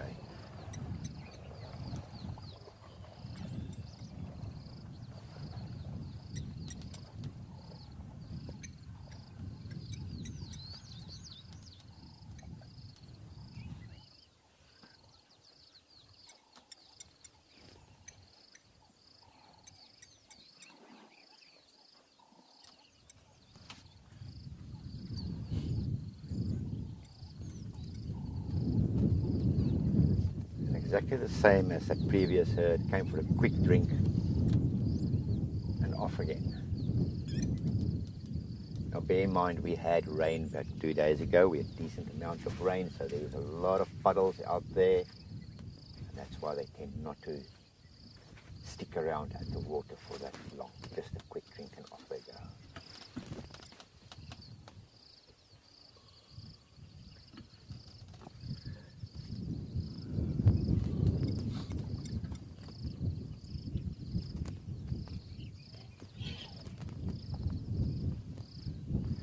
Pico, we've got a little 3-banded plover here. I'm not sure. See if you can maybe pick up on it. I'm sure you will with your camera skills. It's on the water's edge here. Just waiting for the first. Waiting for the last ellies. As soon as they move out of view, let's look at this little 3-banded plover sitting at the water's edge.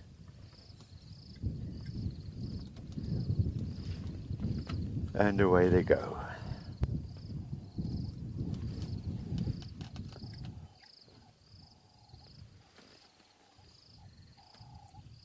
Look at that little water bird.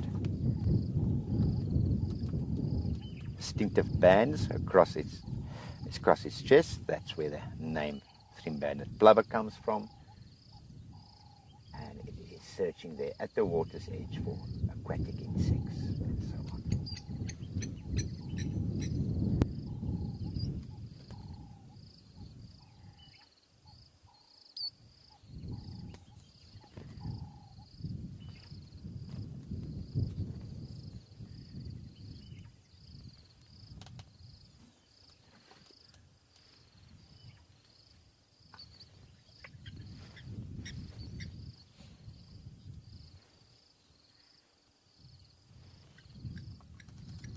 There's actually 2 of them there, yes.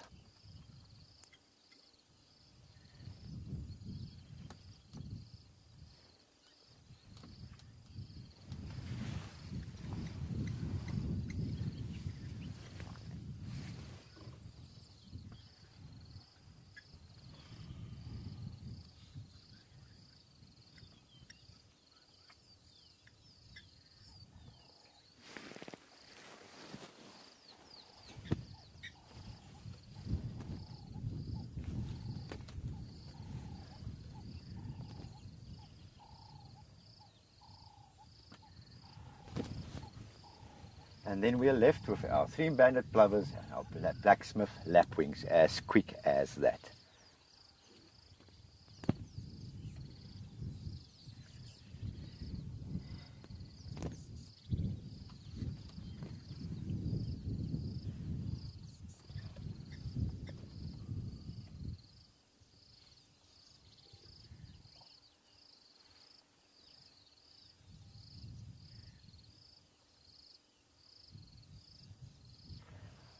Oh, BK, I've just spotted something else on our left here. We've got a common sandpiper.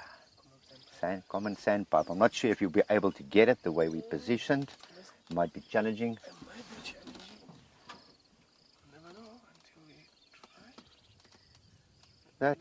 There we go. That little grey, greenish coloured common sandpiper. Also very common, or not that common as your 3-banded plover, but always or sometimes find them here at the water's edge.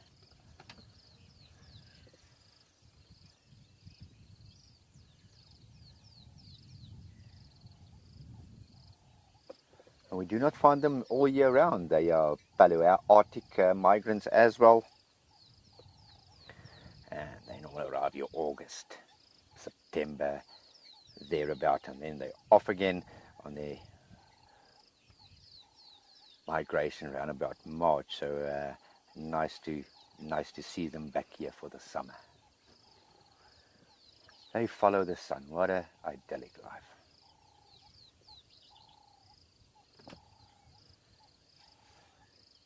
And as your 3-banded plover that we just saw now, he or she is also scouting for some aquatic insects, even ground insects, all types of insects. That what this sandpiper will be after.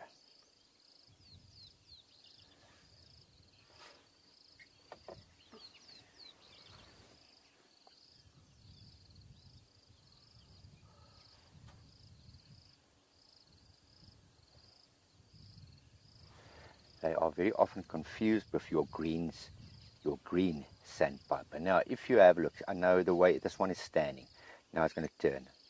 You see how that white forms in the front of the wing. It almost forms like a reverse C. You see where it curls around from the belly onto the shoulder. And that is a way to distinguish it. That reverse C for common sandpiper.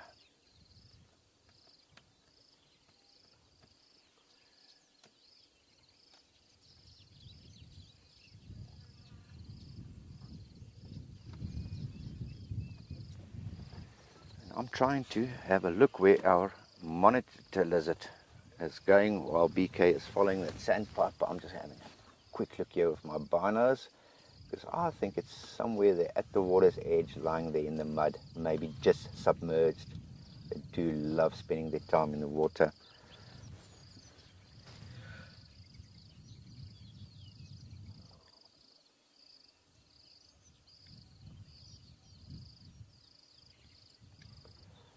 For the past few weeks there's been a juvenile crocodile here at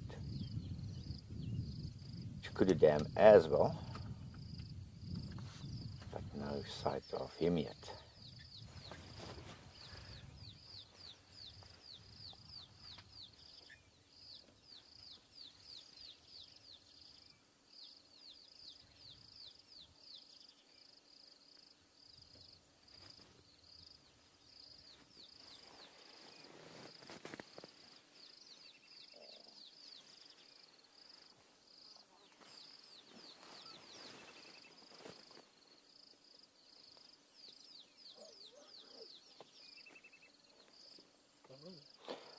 PK, it sounded like those herd of elephant here behind us that was unhappy about something. Oh, BK, this is a long distance view, and I think you're going to be right behind the pillar. But we've got a little steenbok out there. Now let me just see him. Right, BK, you see out there where that dry branch makes like a hoop? Straight across from it, you've got a little steenbok that's coming down to the water. It looks like a steenbok. Okay, now I'm going to reposition you. Let's have a look at that. It will be nice to see. Just bear with me. Quick reposition here. Opa. Not to drive off the wall of the dam, that won't help. Okay, BK, you see you just see it out there. Guys, this is going to be long distance, all right? But let's just try and show it to you. Now, if you see that log, the one with the hoop, and then almost on the water's edge, you guys will see the movement of a little reddish-colored antelope. There's a little steenbok for you.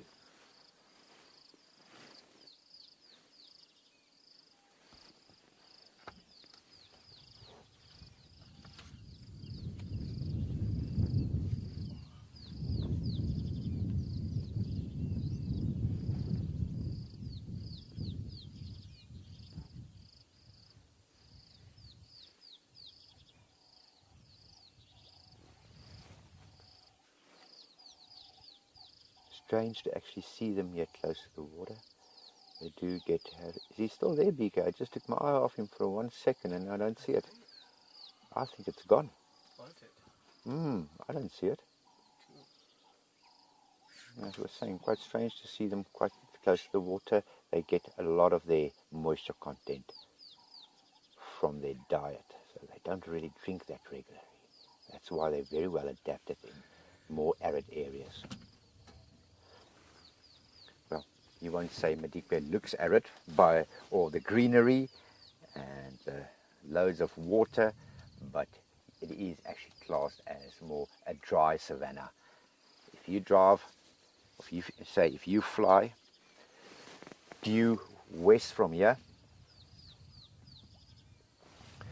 then only about 100 kilometers due west of us is the start of the Kalahari Desert, so it is classed as more arid savanna.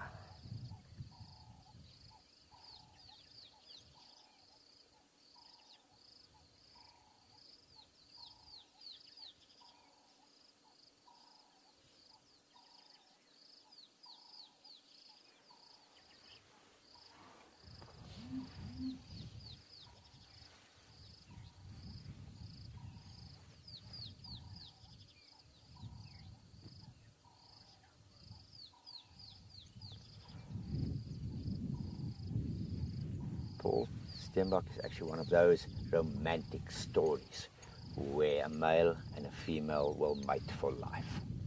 They are monogamous, meaning one partner.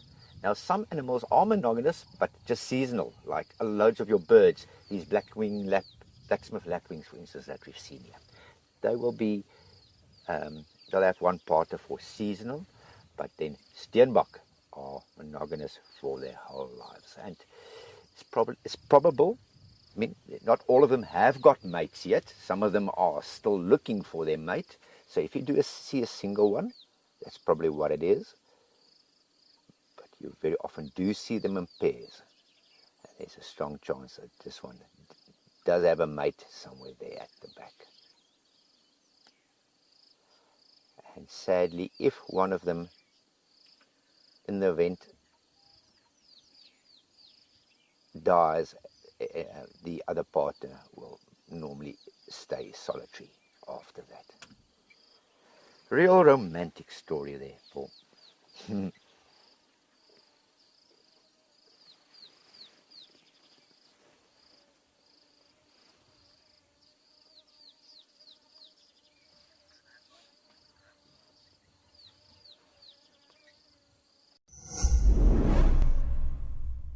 Did you see that incredible sighting with Lauren and the wild dogs?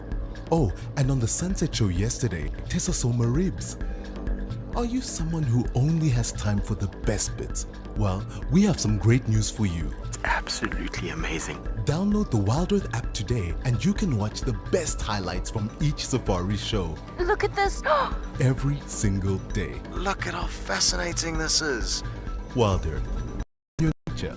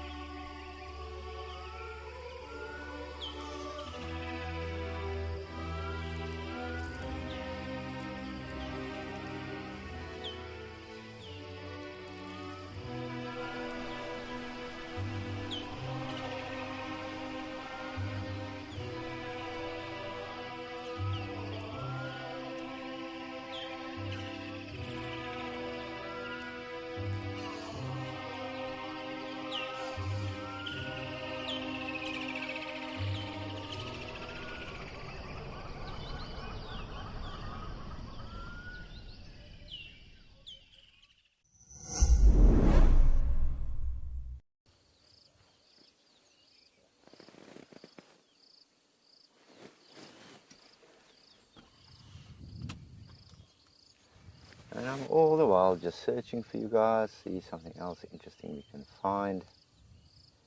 There's actually a juvenile blacksmith lapwing.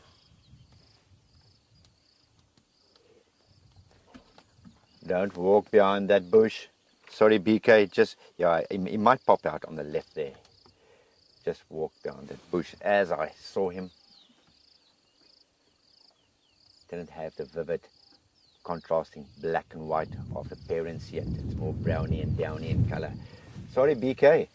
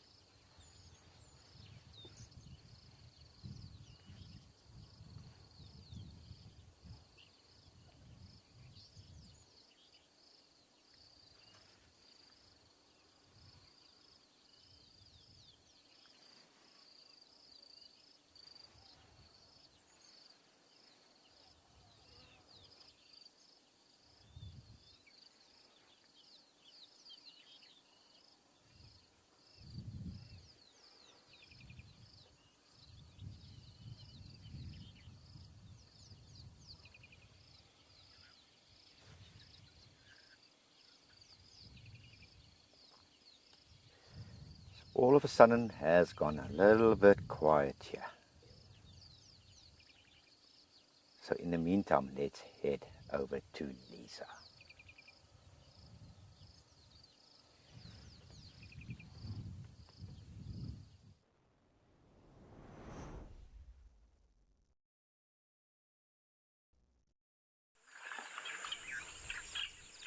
Thank you, Kevin. Always wonderful to see the heffalumps, especially if they are swimming or just getting a quick drink. And that tiny one was so adorable. So it's fairly quiet in Okukoya as well. Not quiet, but less action-filled. It is becoming a little bit overcast now. I will show all of you in just a second. Which, funny enough, is happening to most of our locations now from what I see. Even Mashatu is slowly but surely getting some puffy clouds. Nothing too serious yet. But you can see it has drastically changed here in Okukoyo. So we shall see what that means for the rest of the day. But that's fine nonetheless. We are here for the animals, to observe them, to see what they get up to. So come hail, rain, sunshine, we will always be here to see what they are doing, if they actually come to the water holes, which hopefully they do. But even if they don't, that is perfectly fine.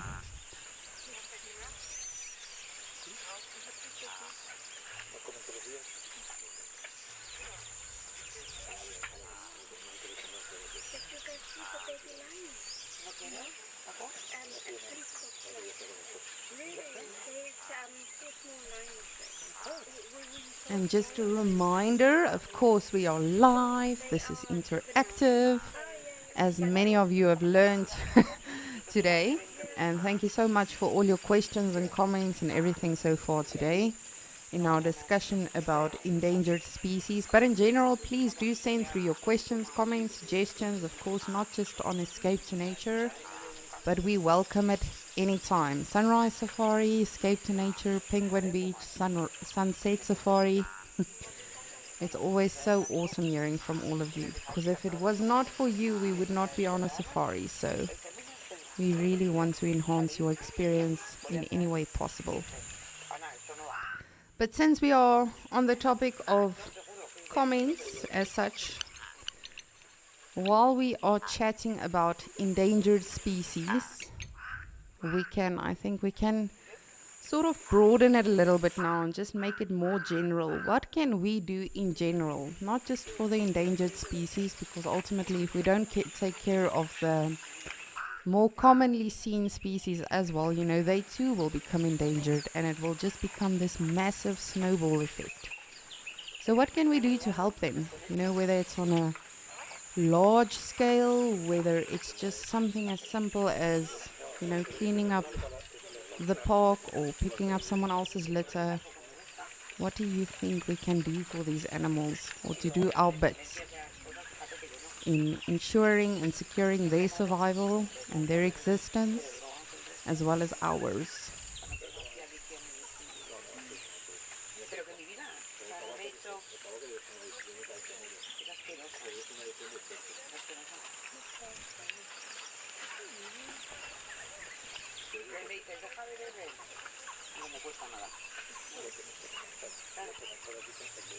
And we have still not seen any baby animals. I'm getting a bit antsy now. I want to see a baby oryx or a baby wildebeest or a baby impala or zebra. I did see my fluffy zebra though, but I would love to see a new arrival. Hopefully we'll get lucky. But even if we don't, tomorrow is another day. We will be here tomorrow again, same time, same place.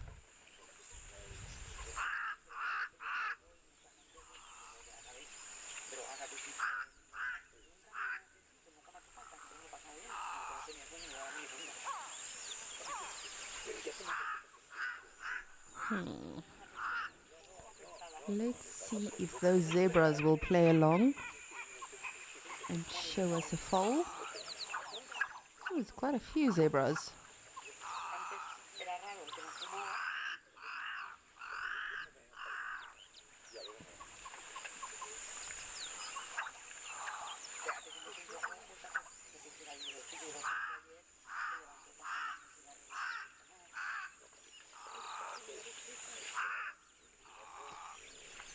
There's a young wildebeest, but it's not a baby from this season.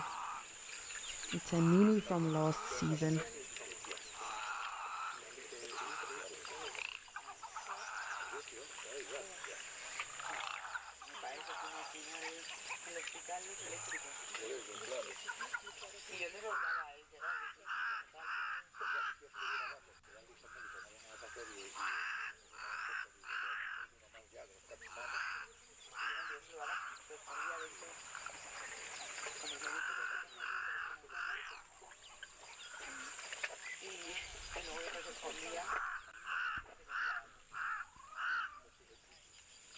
Yeah, we've got a little bit of a rivalry going on there in the background. And the zebras, some kicking. Don't be nasty, we're all friends here.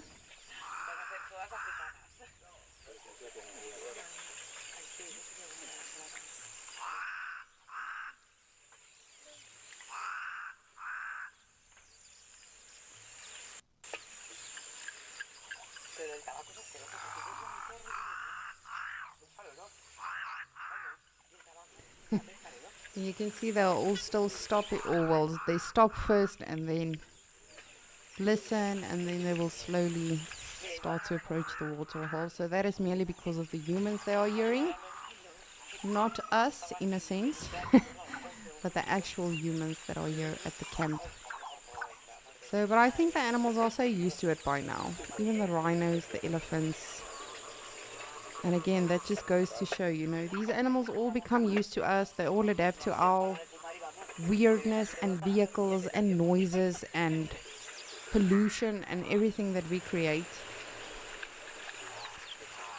And then yet somehow we have this very silly mindset to think, you know, but they are in our habitat. My boyfriend and I often have this fight. If there are, I don't know what you call it. If anyone in FC can help me out, what do you call a molkriek in English? Or anyone listening that's Afrikaans. It's like a cricket, but a lot of people in South Africa are terrified of them. And the other night we had one in our house, and my best friend was there as well. So the two of them decided this thing needs to die. It's gonna happen, it needs to die. And I took it, you know, in a little food container, threw it out, put it by the water, and it came back. So they threw an even bigger tantrum and said, no, but it's coming into our house, you know, and it's not supposed to be here. I said, no. We just happen to live here. The trees, the bugs, everything else was here long before our buildings and everything else was around. So I took it out again. And thankfully he didn't return, because then you would hear an even bigger tantrum from them. But it's always so funny when we say, not funny, ha, just for me personally, funny, ironic, how we always tend to think, no, but the animals are overpopulating this area, or they are becoming too many. The animals know exactly what they're doing. They didn't ask to be here. They just exist, do their thing, reproduce, not bothering anything or anyone, coexist amongst each other as well. And then we tend to think, no, but they are in our homes. Not at all the case.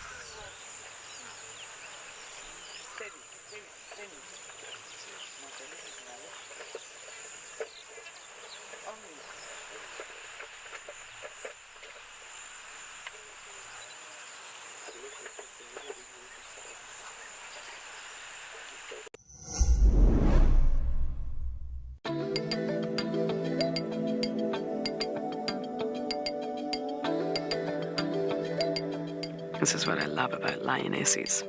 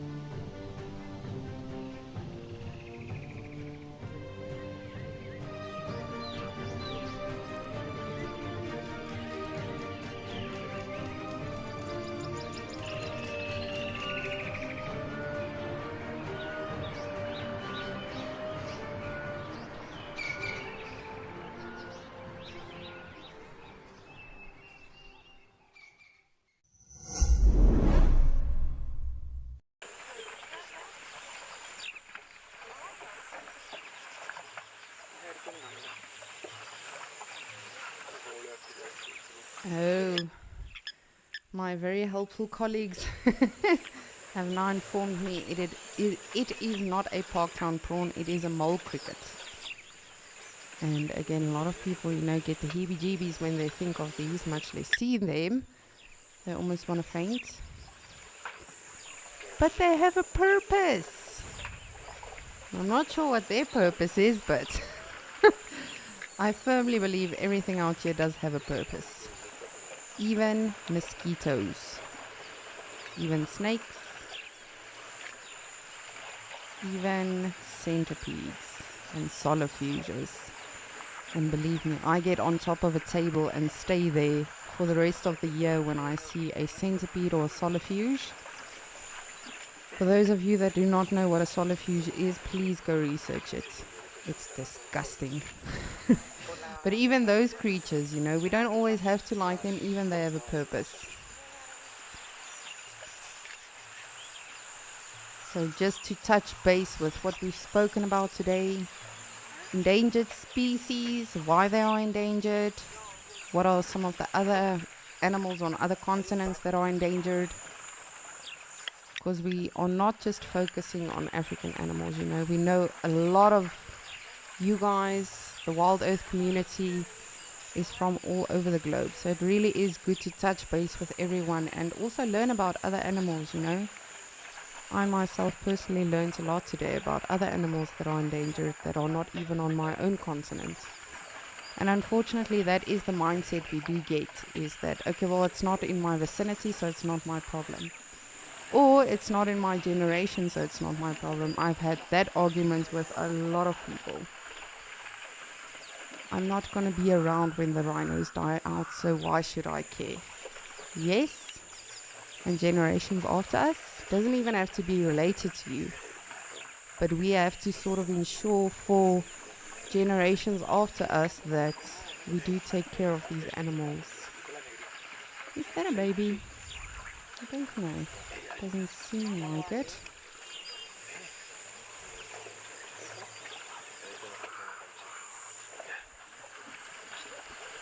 No, it is a foal from the previous season. Still cute.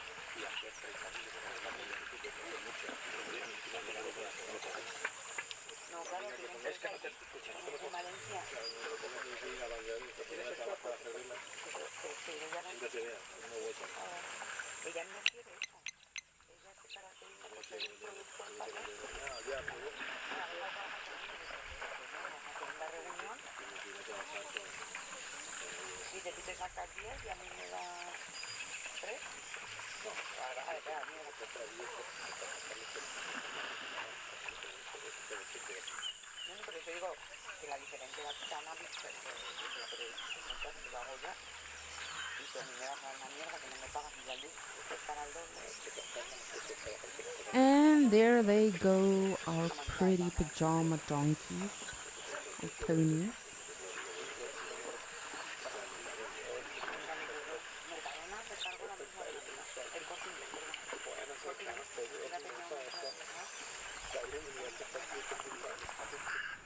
But have a think about it. Let me know what you think we can do to help the animals, even the ones that are not yet endangered. What can we do to do our bit in the survival for these animals? And while you do so, I'm going to send you to Kevin and see why these animals got such a massive fright. So let's go to Kevin in Madikwe.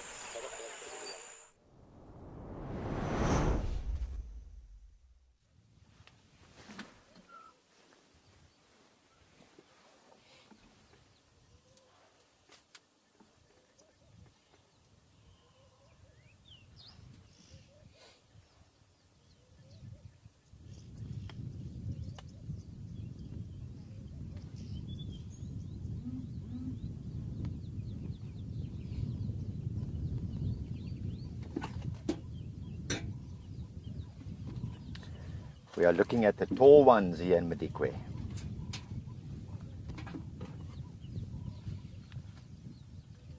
And somebody actually had a question yesterday. Now, we're going to come back to this impressive bull. Look at the back there. And I don't really want to move because I don't want to disturb it. I can't remember who asked the question yesterday. Forgive me. I hope you're watching. Do giraffes lie down? Was a question yesterday. There's your answer. I know it's not the best visual, but there you've got a giraffe lying down.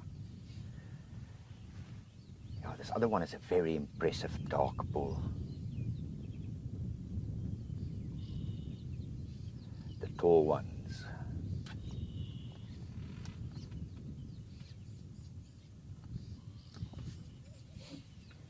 I'm going to throw a question to you guys. The name giraffe, where does that originate? Where does the name come from?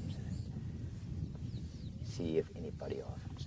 If you know, I'm going to give you a few minutes to come back to me to do some Googling, I suppose. There's a question for you.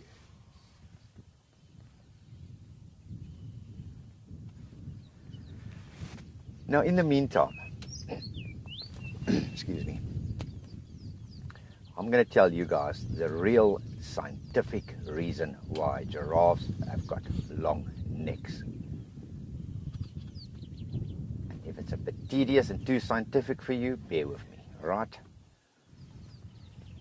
Now, way, way back in the day, there were no trees, there were only grass.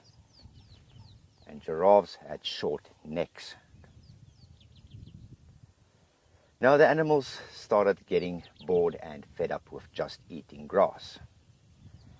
And they decided to do something about it. So what they decided, they're going to call a meeting, or how way we call it here in South Africa, they're going to have an indaba to discuss what they can do about this. And the outcome of that was that they are going to consult the spirit of the plains. Now, the spirit of the plains only appears on the longest night of the year. So they decided they're all going to come together on the plains and then ask the spirit of the plains if he can do something about all of this grass. Isn't there something else to eat? Now that longest night came and they congregated from big to small. All the animals in Africa came together and they waited. And they waited and they waited for the spirit of the plains to arrive. And slowly, one by one, every single one started falling asleep. All of them except the giraffe. The giraffe was still lying down with his head up. And because the giraffe was the only one that was awake, he was the only one that could talk to the spirit of the plains. The spirit was very appreciative that the giraffe actually stayed awake. And he gave the giraffe a long neck and he made trees so the giraffe can have his own little niche and have plentiful food and not compete with the other grass eaters. And there is your scientific explanation.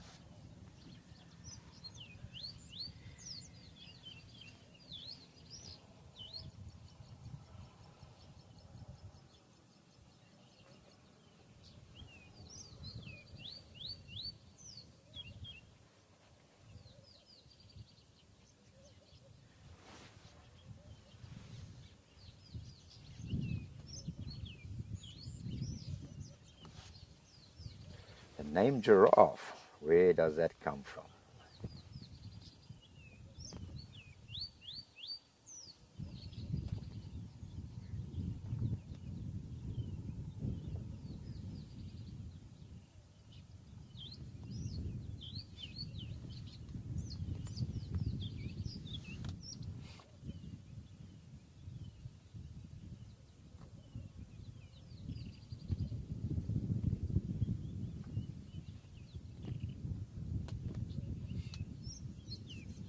I know you can't see properly, but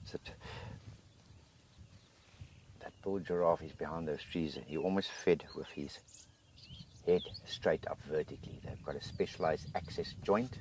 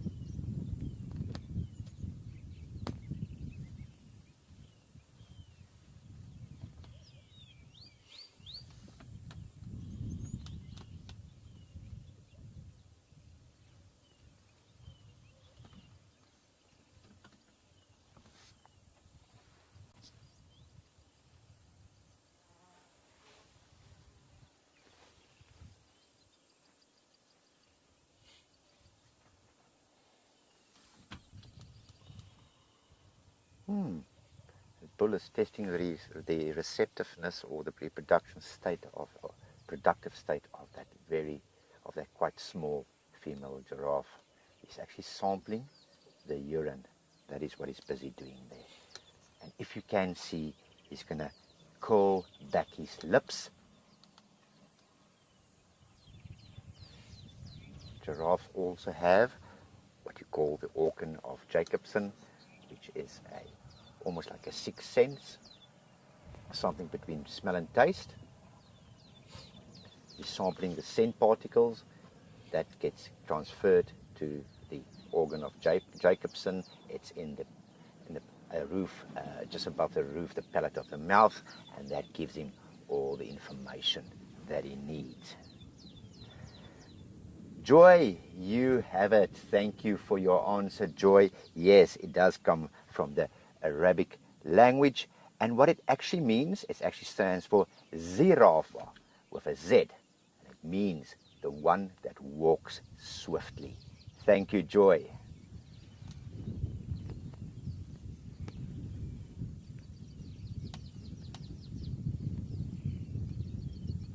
And he is walking not so swiftly, following that young female.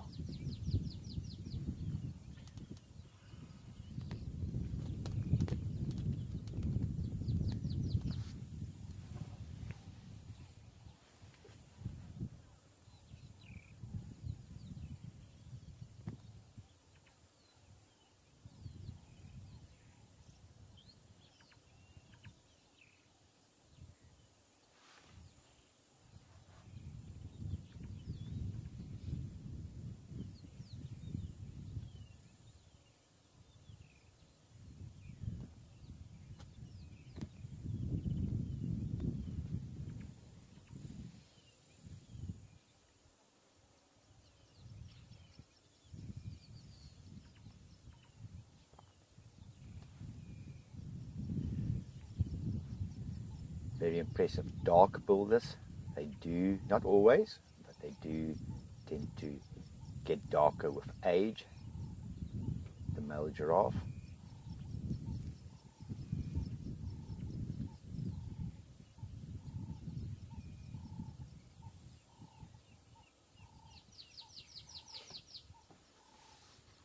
And it might just be that that young female might be coming into estrus for the first time.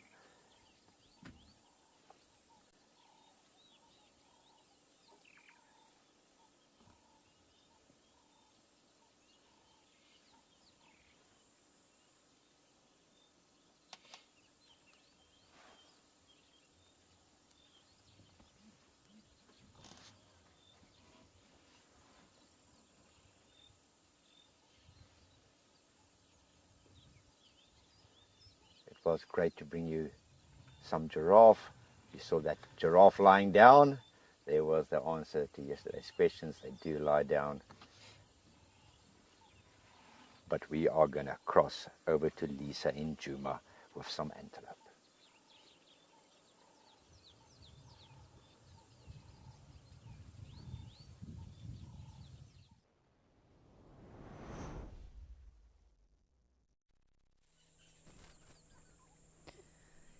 We have got some beautiful nyalas here in Djuma.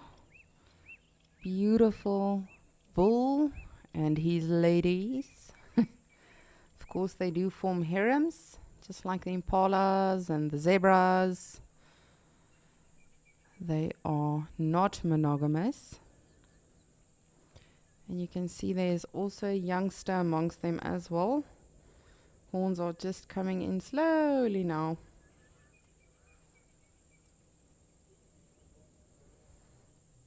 Of course, they are not born with their horns. I think that would be a bit painful. They will only start to get their horns later. Unlike the giraffe, of course, they do have their ossicones when they are born. But the other animals do not. Not elephants, not rhinos. But of course, as they then get older, they will start to grow their horns. This one's got a very strange coloration to it.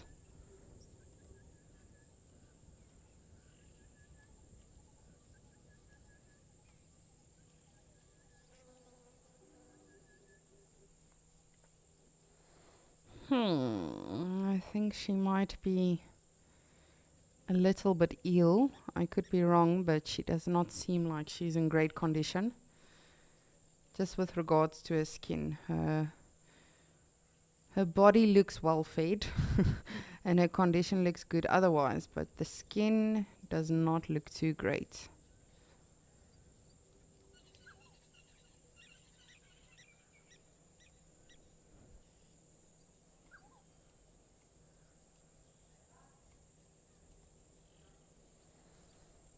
I wonder what that might be.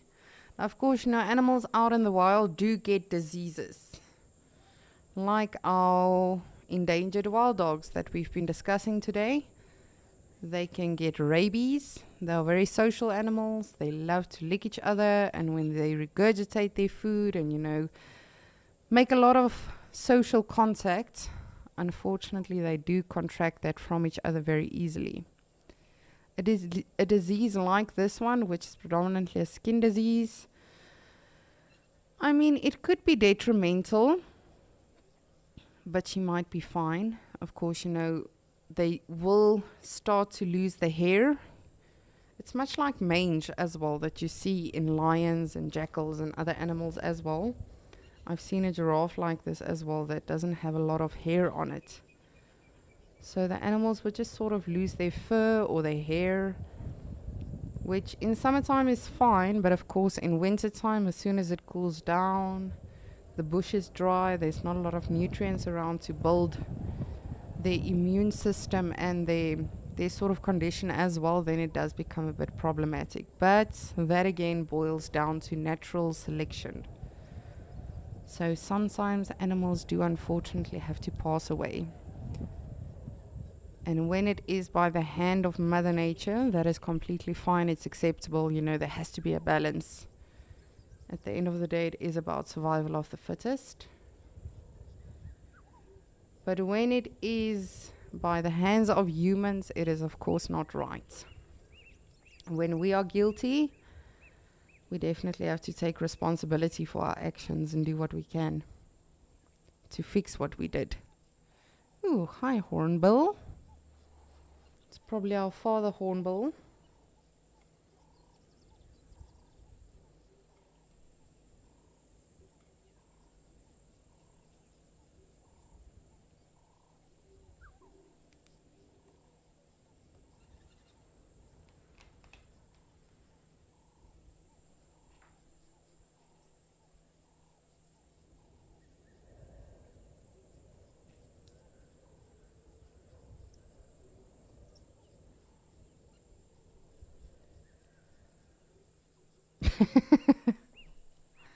Excuse me, pardon me. So from what we've learned here on the Djuma Dam Cam, there's a red-billed hornbill couple. And from what I suspect and have been observing, there's the female with the chicks. I don't know if it's plural or singular. I have not yet seen the chicks. But they are just off in this tree that is off to our left.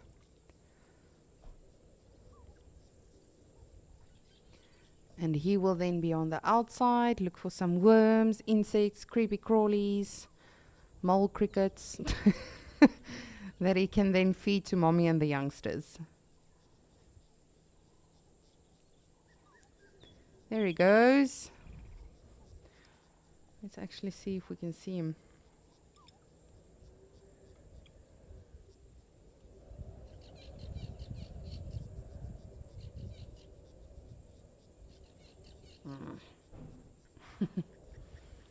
Just see, he'll probably come back. Of course, he goes up and down, up and down, up and down. Very dedicated husband and father. And the nest is just out of reach for us. We can just not see it. But very well hidden against other birds of prey, of course. Lizards, things like that. But that being said, lizards, snakes, they too can come into the tree. But for the most part, she's pretty well hidden. Just want to see if he's going to come back with a snacky snack.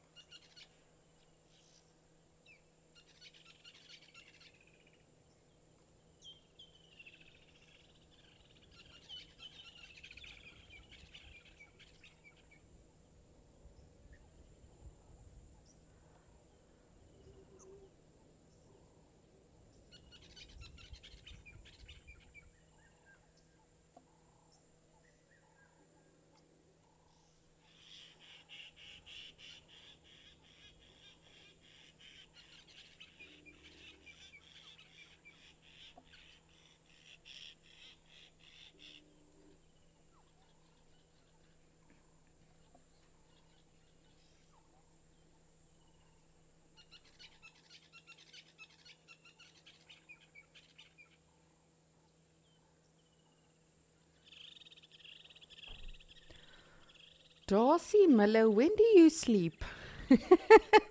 You are always with us and we really appreciate it. You are saying that one of the ways we can help these animals is to stop the planting of invasive plants and to stop using pesticides. Absolutely. And I mean, it is such a simple solution, but unfortunately one we do not always really think of and dedicate ourselves to.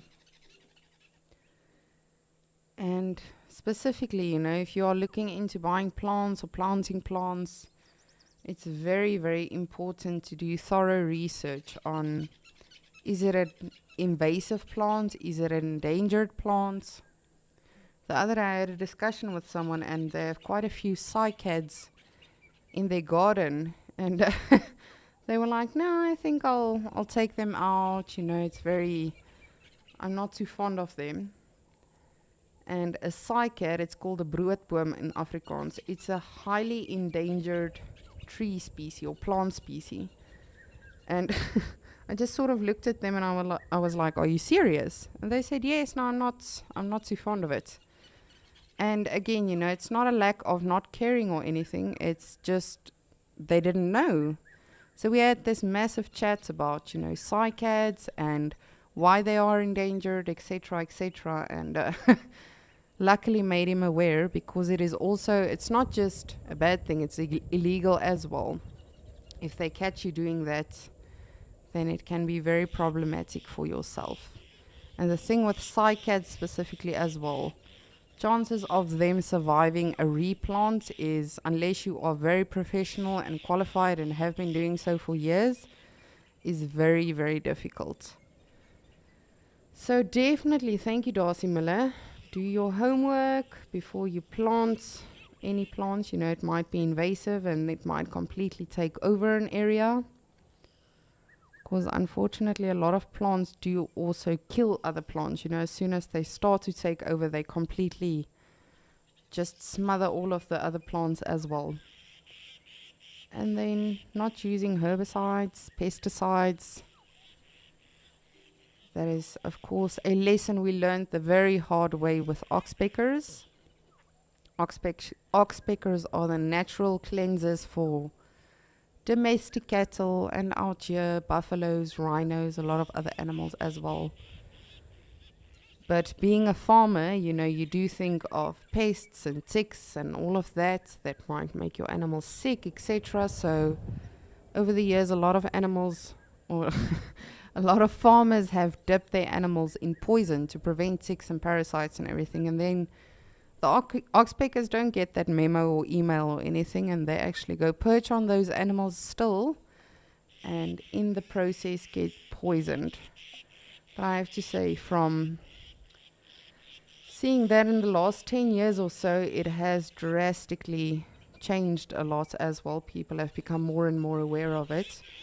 And I always say that is the first step to becoming a wildlife hero, or not even hero, just I want to say survivor. Because as I've mentioned, if these animals do not survive, we're not going to survive. So the very first step to taking in helping them and helping ourselves ultimately is just creating awareness. As I say, a lot of the times it's not that people don't care or don't want to help. Sometimes they just don't know. Just like myself, I had no idea what some of the animals were that you mentioned when we started talking about endangered animal species. So there's always something for everyone to learn. And specifically when it comes to saving the animals, saving the earth, and ultimately saving ourselves. But please keep them coming. Let me know what you think we can. And again, it doesn't have to be you should go study to become a naturalist and work for Wild Earth, etc., etc. It can really be anything. Something as simple as, taking a friend or family member to a park and dedicating half an hour to that park, just picking up litter.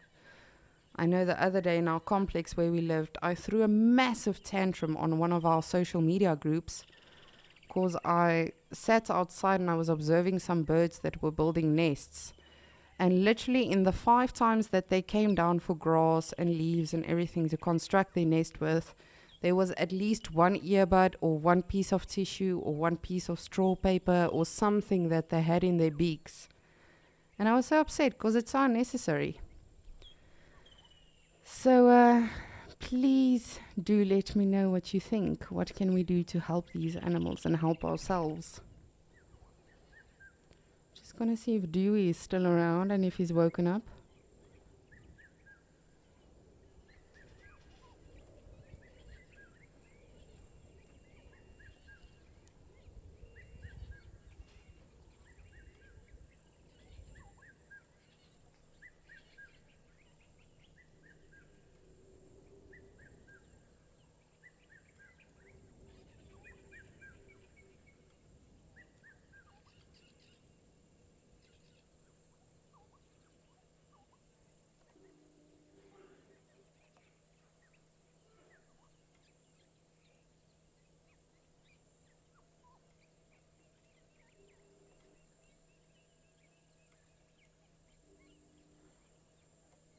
This guy, he has just been taking such an easy day, just resting. He hasn't even once vocalized or anything. He hasn't given me a yawn. Nothing. He's just... We will mark him as absent today on the roll call. Just want to see if the impalalas are still around.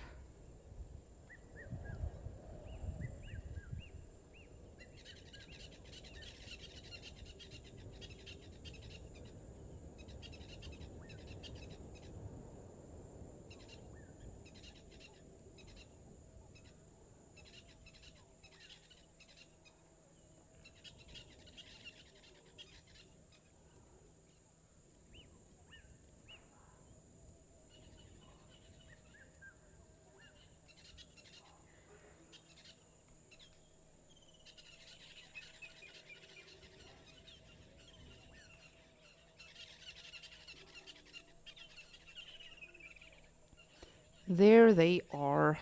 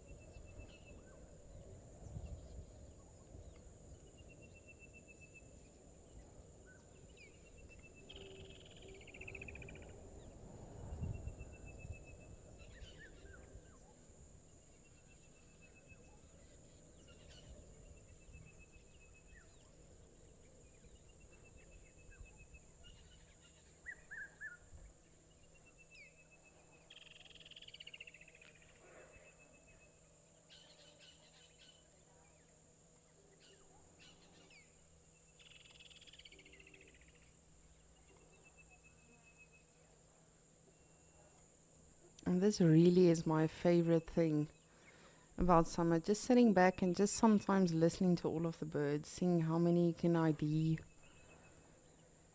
Just taking it all in. That is what I've always said to guests. You know, there's no such thing as we saw nothing. You may have not seen all that much, but we definitely get to experience a lot out here. The different bird calls, the different flowers, animal behaviors, the babies.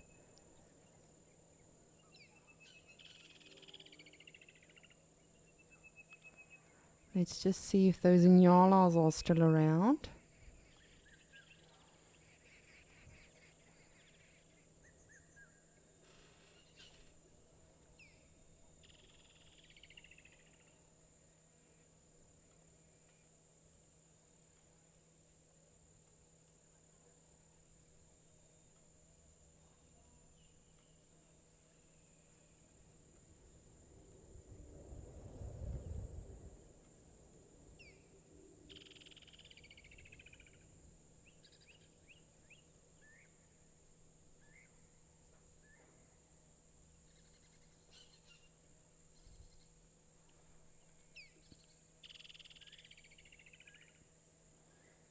And I think a Nyala bull is probably one of my favorite animals. The females too, as well as the babies, but I don't know, the bulls are just so weird. Such a shaggy looking animal, fluffy tail. And of course the sexual dimorphism between male and female when it comes to Nyala is ridiculous. I mean, it's really so obvious that you almost want to say they don't belong to the same species.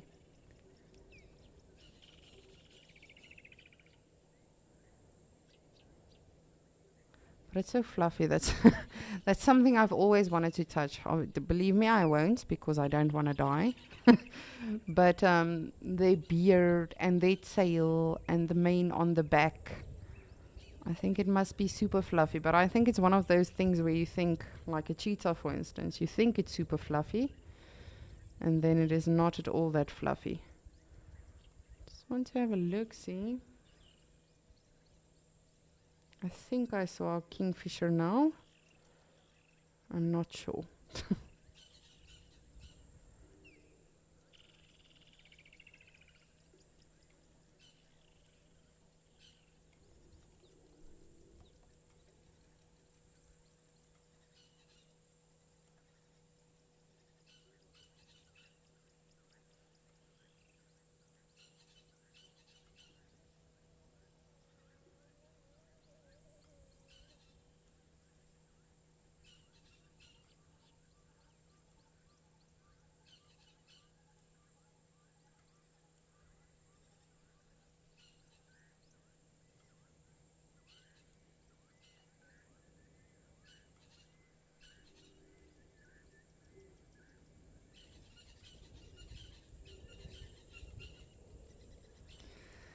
No, apparently it's just not in the cards for me.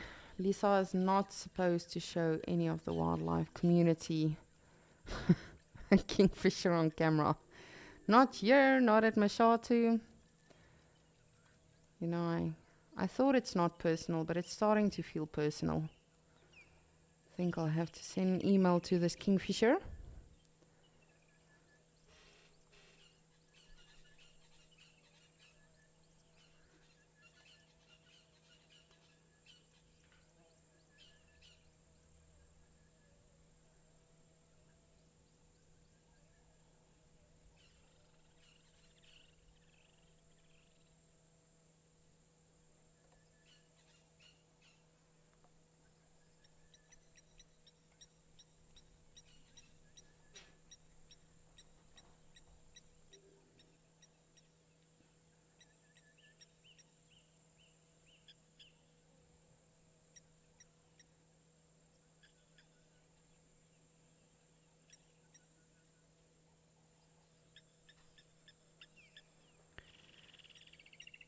So today we have been discussing a lot of important things, predominantly endangered animals. But as I, have been saying as well, all animals are super important. And ultimately it's something we don't think about, but all of them really, really do have like rights and, they should all be protected in any manner possible. So in aid of Animal Rights Day, we are hosting a 2-day on the 10th and the 11th of December interactive quiz. So we'll test a bit of your knowledge, your understanding, just to make us all aware again, much like we had yesterday, about the ethology and the behaviors and everything of the animals. But yes, you can actually get a team together for this one. So it's not going to be spontaneous where Lisa just throws a curveball. You can actually get a team ready for this one. And then please do enter to take part in this, and we'll also be generating awareness for this, just for their rights. And as I say, so we can secure and ensure their survival. And so we can actually make it a bigger focus globally. On Wild Earth, we try to create as much awareness as we can. But yes, definitely, as I say, this one you can at least have some crypt notes for, study for. It's not like the curveballs I throw at you every day on Escape to Nature. So the entries are actually open on our website, and they will be until the 6th of December. If you're going to forget that, that's my father's birthday, so that is when the entries close. But definitely enter. I think it's going to be a very, very interesting one. And of course, just like we always do, some of it is going to be super easy. Some will be a little bit more challenging. But we know you guys will all do brilliantly, as I personally have been seeing on the different quizzes and trivias and challenges that we've been setting for you.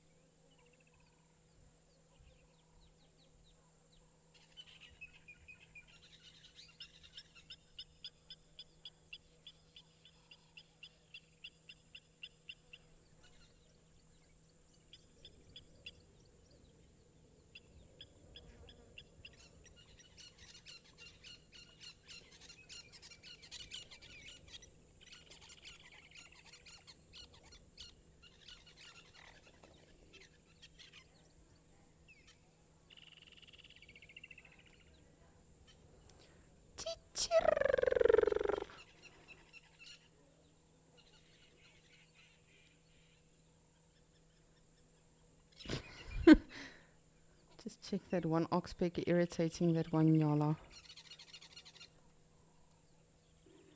It flew off now.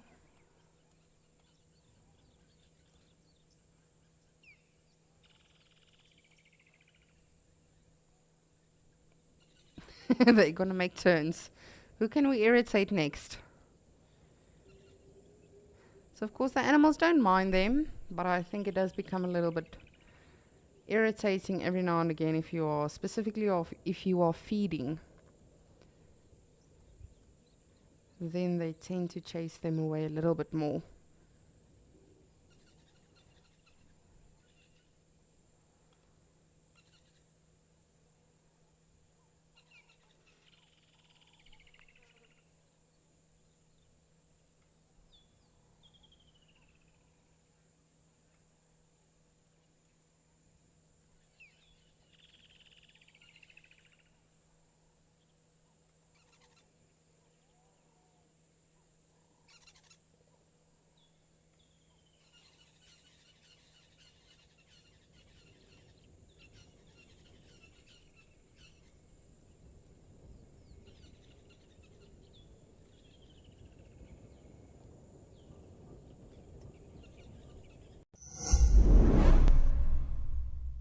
At Wild Earth, we believe that people will see animal rights as worthy by recognizing that they have emotions like us.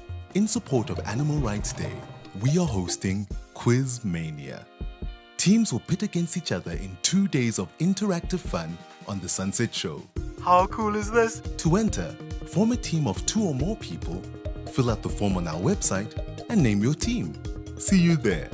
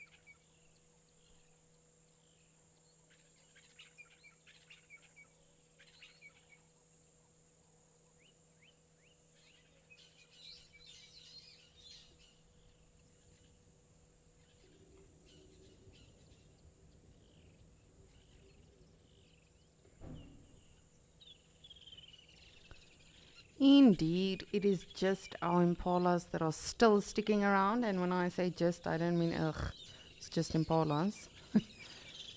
I thought it might be something else. But it is our beautiful impala friends that have been sticking around for us the whole day. Pretty cool. Generally, they don't do that. Specifically, if it heats up, the sun comes out, they'll head deeper into the bush. But they have been doing so, but still showing themselves every now and again. So I'm super happy about that. But I don't know. No, this hippo child of ours. It's my problem child today. Napping away like some teenager on a Saturday or Sunday morning. Yes, sunshine, I'm talking about you.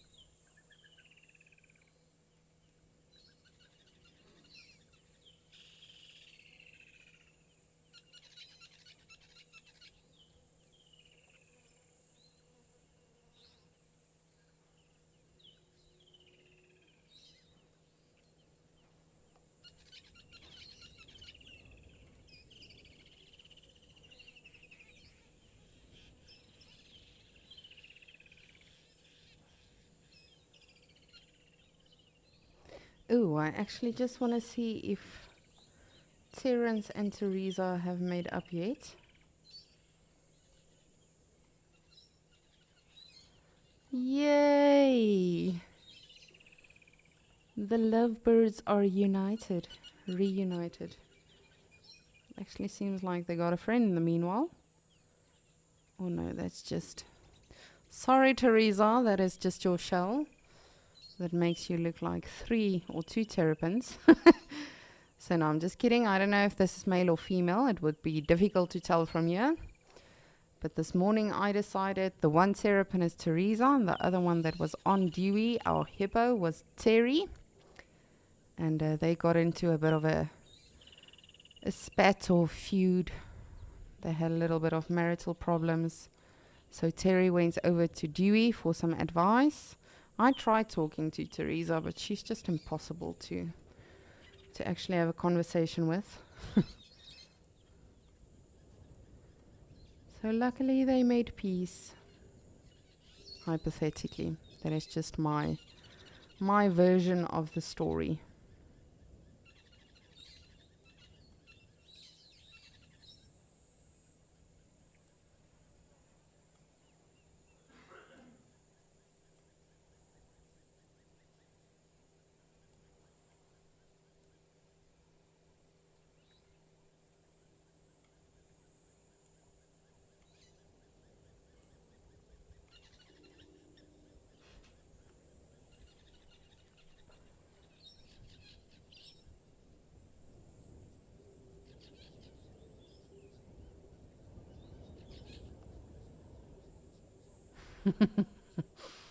Gabby, good afternoon. You are this is giving me the giggles now. Thank you.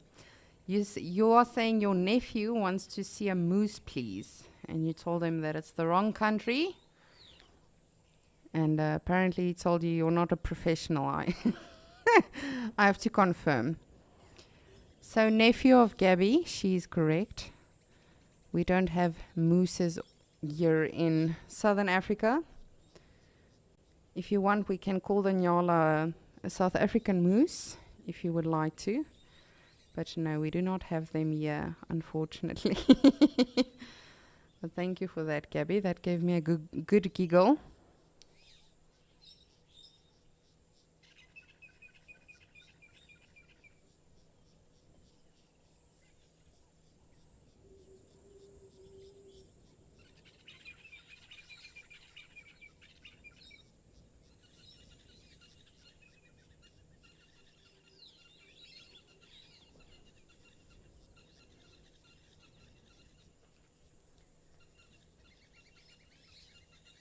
And you can actually see the damage on this tree. That is, of course, from elephants.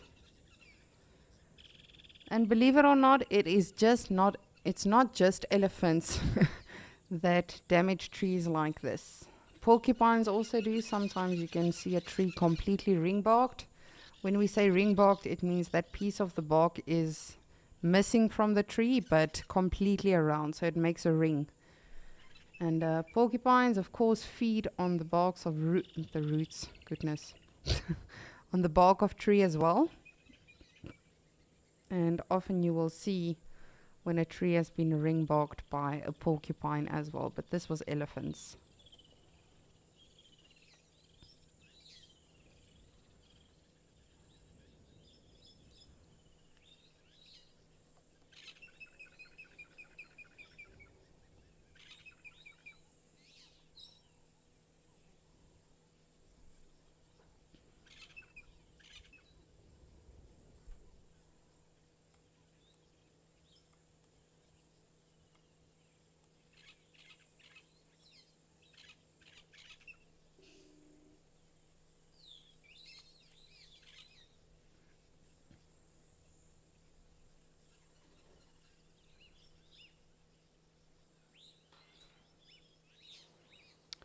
Sunny or Sunny, my apologies if I'm mispronouncing your name. You would like to know what's the hippo population of Djuma.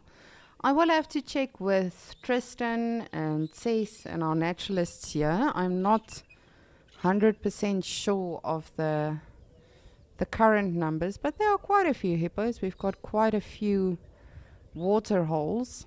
However, it's not as much as Kruger National Park, for instance.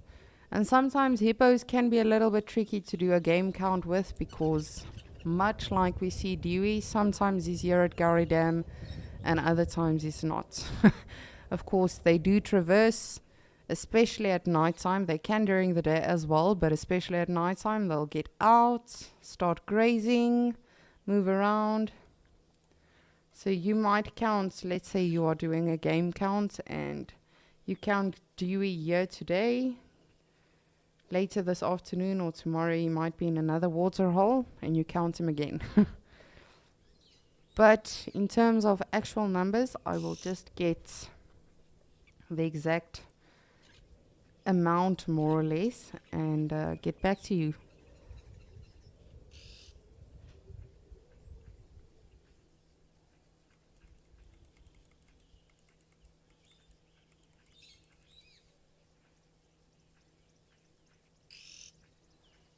Oh, that was so cool. I don't know who of you saw that. The male and female literally, they're on opposite end of this fallen over tree, but they move their head at the exact same time. So it looked like she was having prolonged horns or something coming out of a tree. Small things. Small things, Lisa.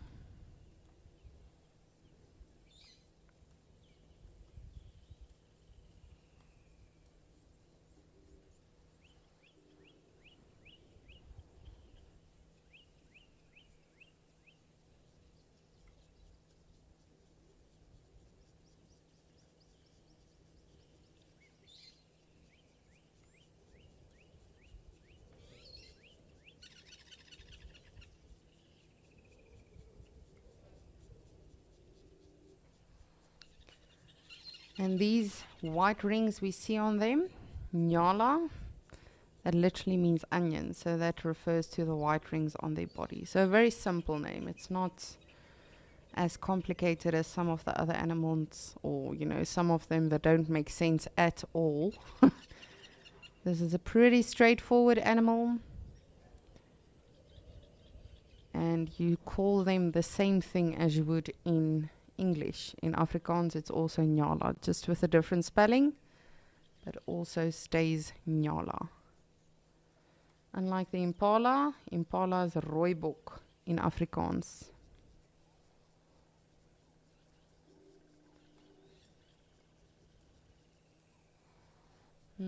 She's definitely got some sort of disease.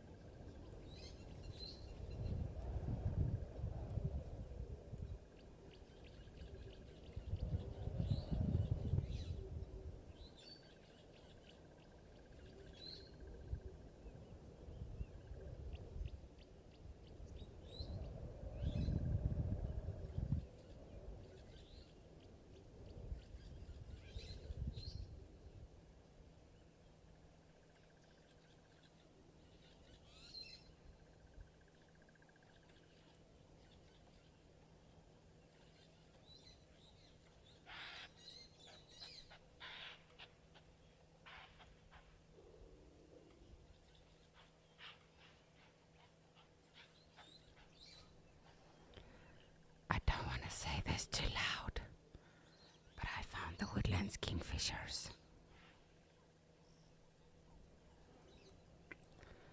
So I know you can hear the impalas in the background. I've had a look at them a couple of times and we'll double check now, but it's the ram that's chasing around a couple of the females. But I found the woodlands kingfishers. And we are not able to appreciate their beautiful colors right now because they're of course in the shade, but also it's a horrible backlight with the grey clouds coming in.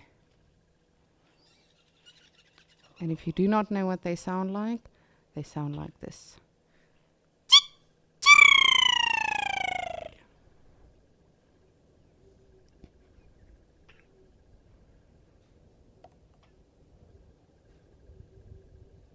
I hope I did it justice. It's one of the best calls out here in summertime.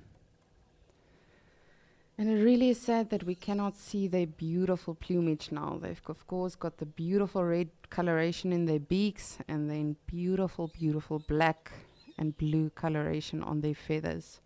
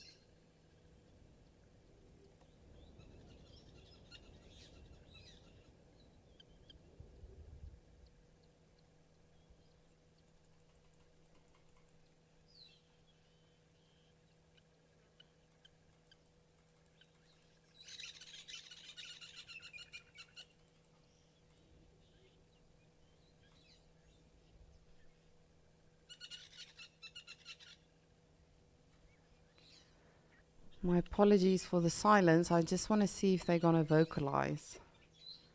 Because they were definitely listening. Probably to the other couple that has been vocalizing every now and again. Ooh, where are you going?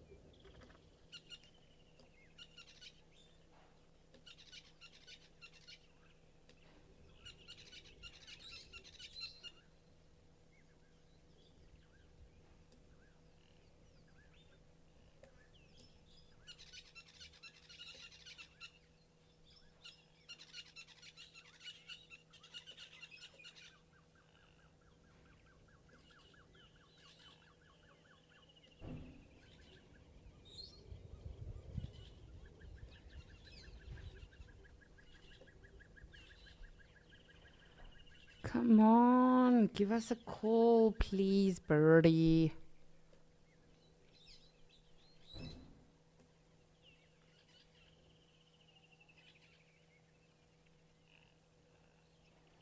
You can see they are definitely paying attention.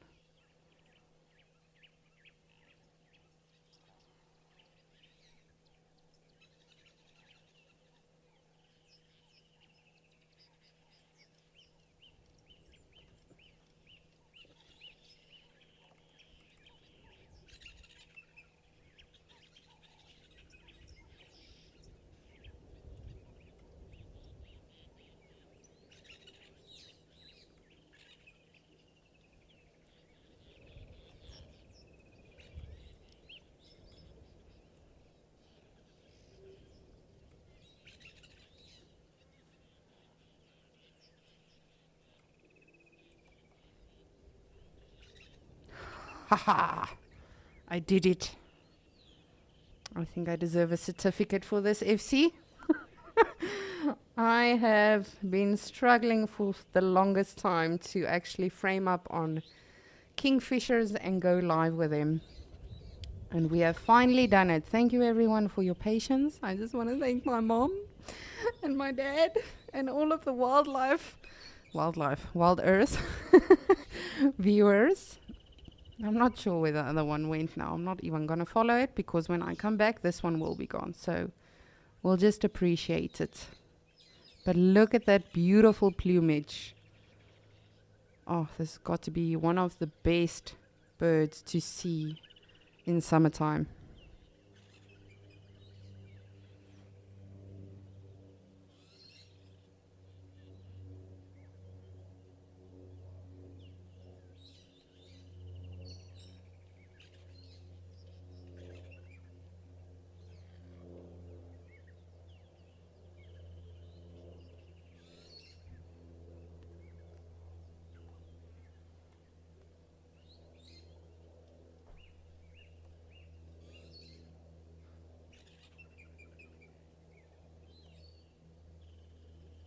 I'm too scared to even talk, even though the bird can't hear me.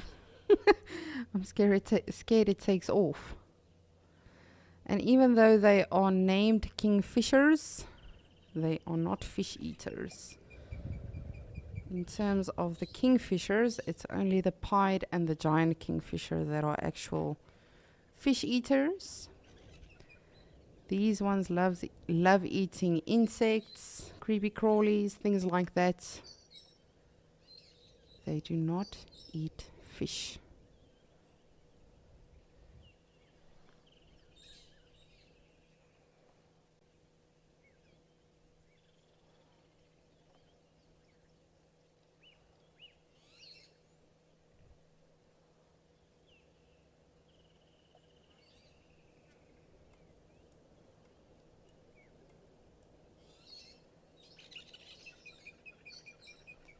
In Afrikaans, you would call it a visvanger.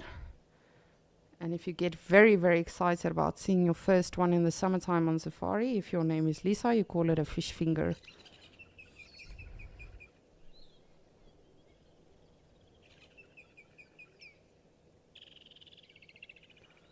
Oh, birdie, come on. That other bird is challenging you. Just do it. Do it.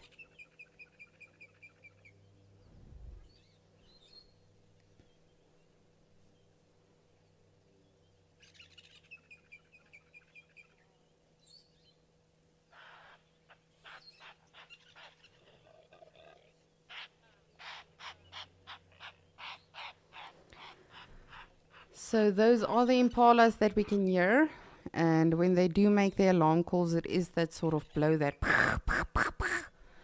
but the you heard in between, that is definitely a male that is now chasing around the females, or perhaps even another male that is just overstepping a little bit. So that is how I just want to set another minute or two with this kingfisher. Just want to see if he's going to call, and then we'll get back to the impalas. But that's what I always say about the impalas. You know, much like a lilac-breasted roller bird, beautiful bird until it opens its mouth. Same with the impala, such a beautiful, elegant, delicate animal, and then that bleh.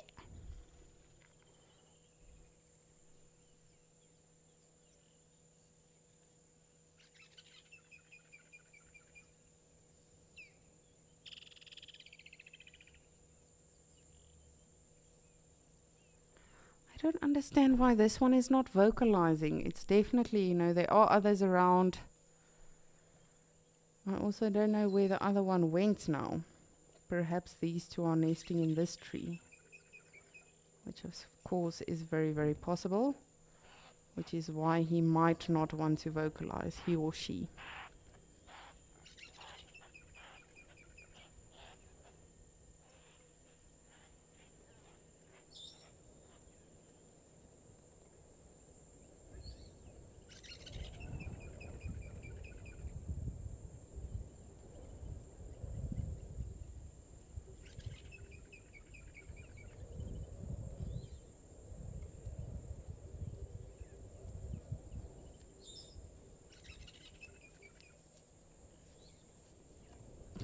It's not working. Trying to show you the little lizard. Or skink. Just see the movement. Anyway, I'm getting distracted now. I don't know where the other kingfisher went. There's still one Inyala under that tree. And then let us see what all of the noise is about from the impalas.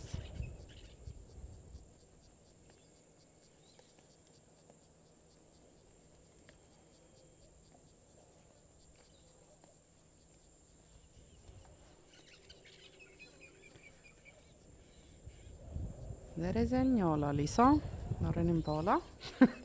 But the vocalization we heard was definitely from the impalas. Either a ram chasing some females around or another male. Just want to see if we can perhaps spot them.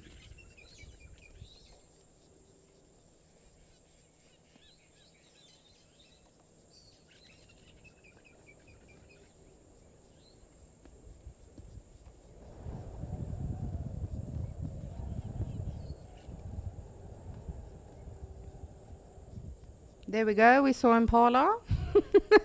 I don't know where the ram is.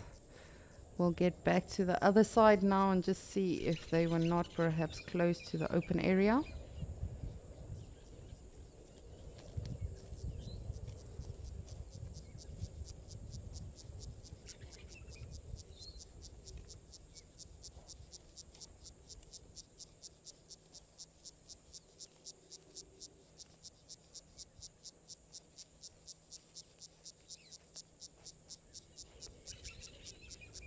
And this one, a young Nyala bull. Just loving the green vegetation that is now becoming absolutely abundant everywhere, but specifically around the water holes. They love that. Love to feed on that. You'll sometimes even see the hippos feeding on that.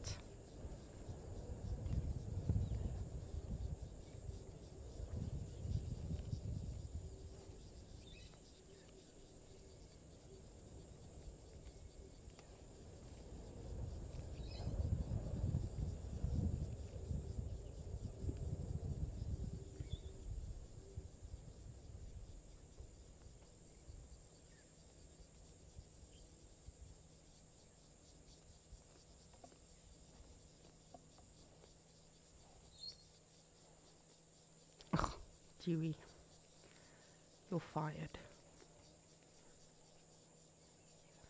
We'll have a very, very serious discussion after Escape to Nature. Because this is definitely not what we discussed this morning. I asked you so nicely, just give us one yawn. Just something. People love looking at you, and what do? Just hide the whole day.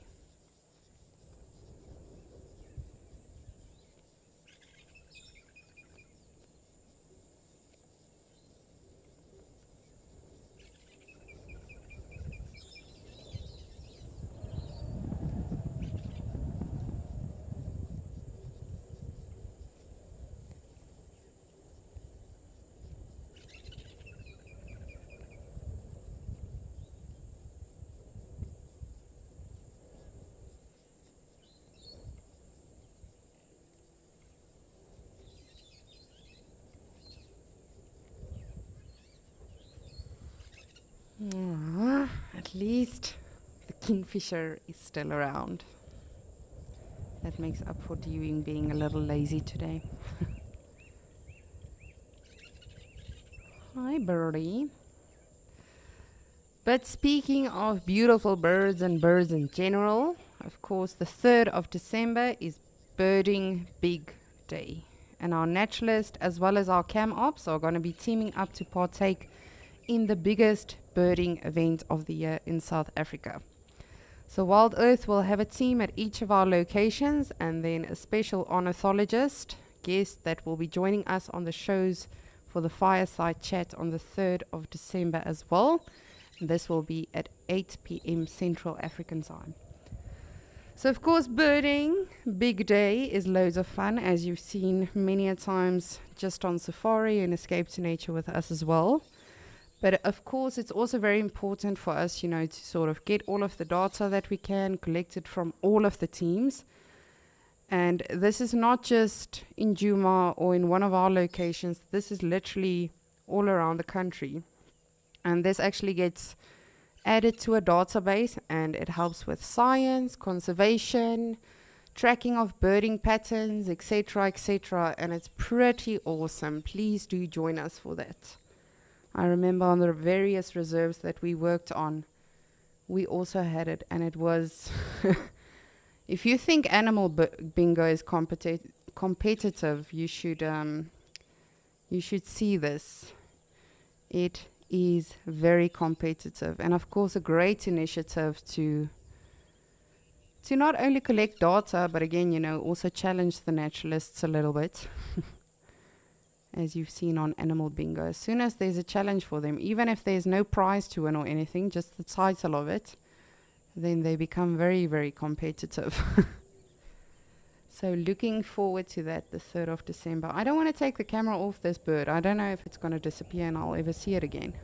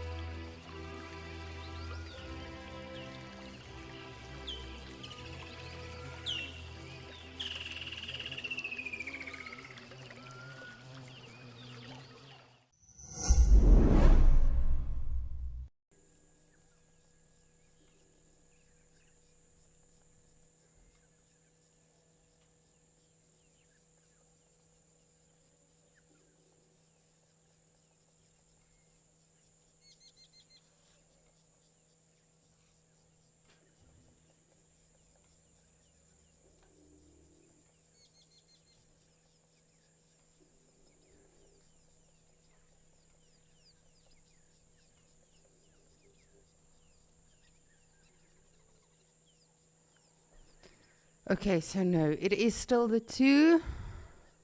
They just joined up again. That was gonna drive me crazy if I did not make sure. But woohoo! We finally got the Woodlands Kingfishers on Escape to Nature, fully framed, live, able to show you.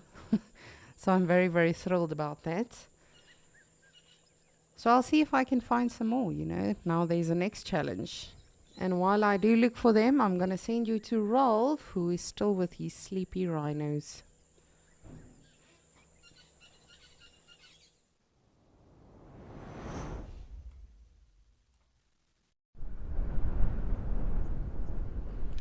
Well, back at the Kariega Game Reserve, and it is a rhino pool party. Tembi and her calf, oh, and a Blesbok photo bomber came running past. Tembi and her calf have really been enjoying the water here at the Scotia Dam.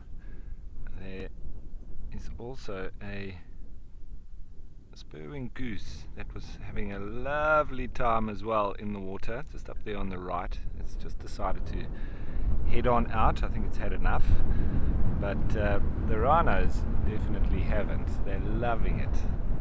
Been rolling around in the mud. I really wish I could do the same.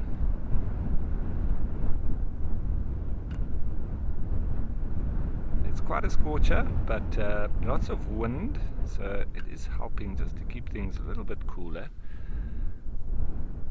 But been getting pretty sunburnt here, but enjoying spending some time with these two.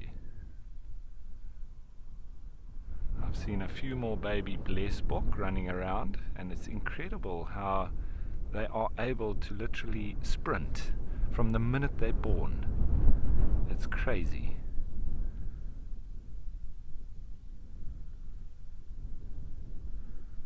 Could you have any happier faces than that?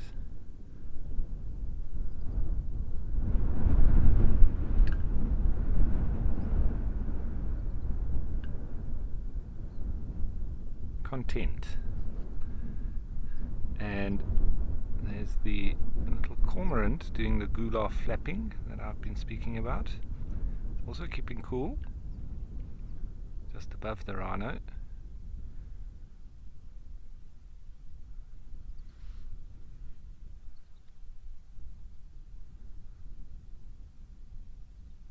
That's what you should do on a nice hot day. Roll around in the mud.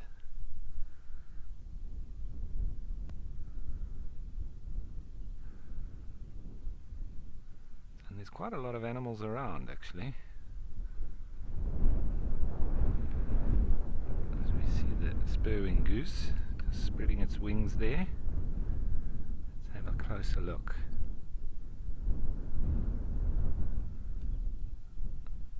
It's had a full bath. Now it's probably going to do some preening.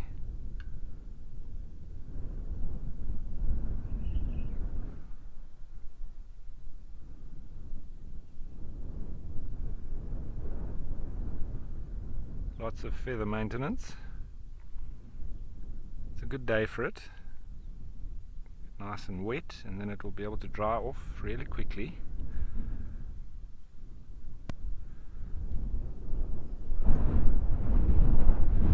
Just do a little scan because I've got lots of animals. They've all been here close to the water.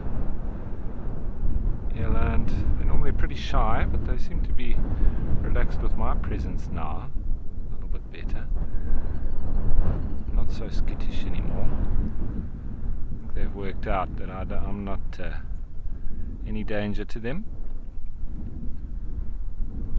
It's probably the closest that they've hung around with me. Maybe it's the heat. They couldn't be bothered.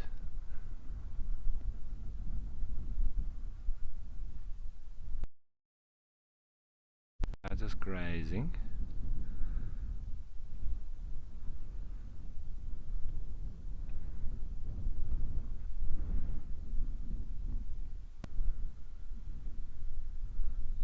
Talking about you, mister.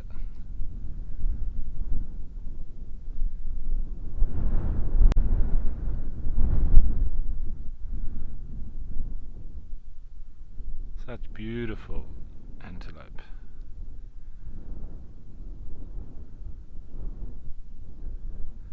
Well, there'll be no rainbow chasing today.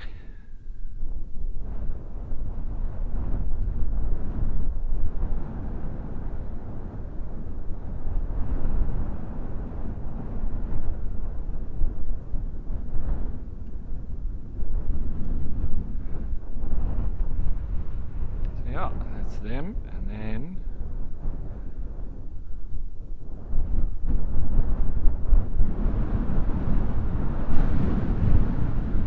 so Andrew, a lot of the antelope are prone, you know, it's mainly tick-borne diseases that you get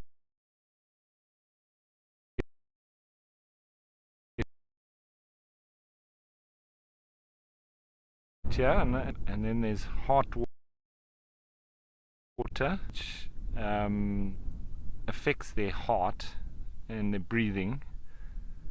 And that's generally down to the water, but you wouldn't get that here, but they are obviously all prone to that. That we more get up in the northern parts of the Kruger National Park. Those are the major ones.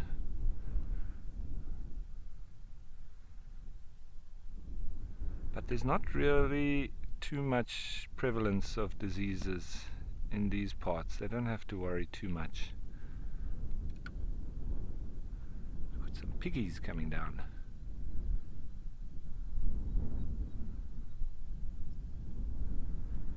And the tick-borne diseases mainly come up or flare up when it's very dry.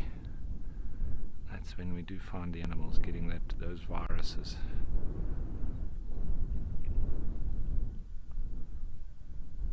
See if they interact with this spur-winged goose, or they're just going to graze.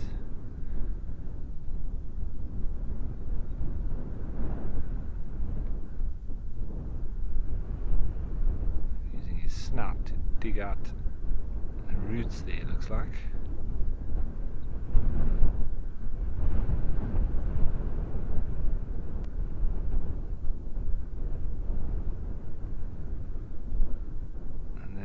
Tembe's calf is just chilling to the max.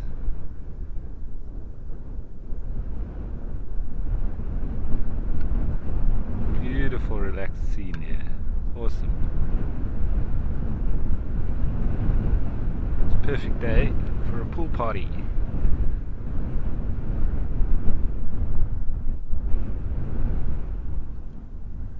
Looks like the spur-winged goose might head back in again.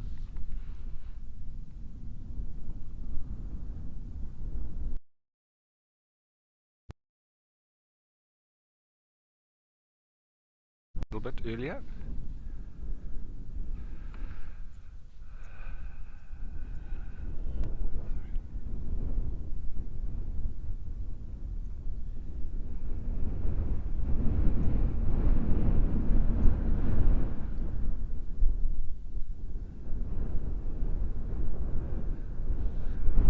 And the piggies were rolling around just on the edge.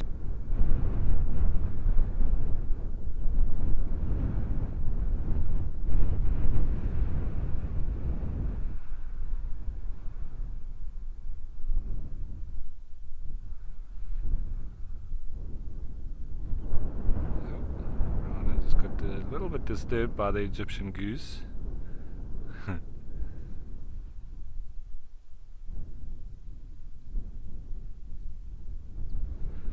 That ear flopping backwards and forwards on the calf.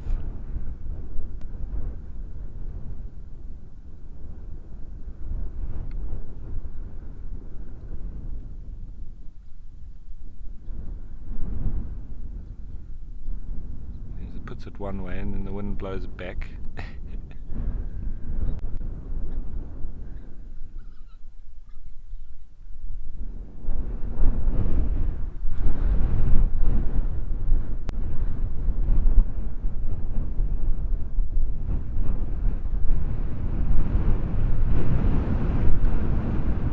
So let's go look at some of the other animals. There's lots around.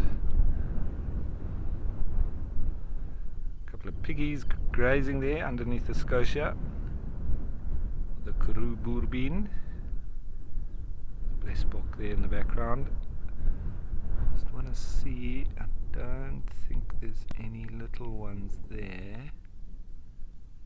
Don't see any.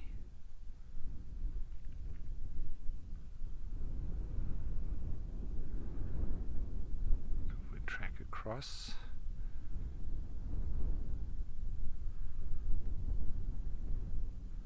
Blesbok also hanging around on this side. Some zebra. There's a little baby zebra. One of the new arrivals anyway.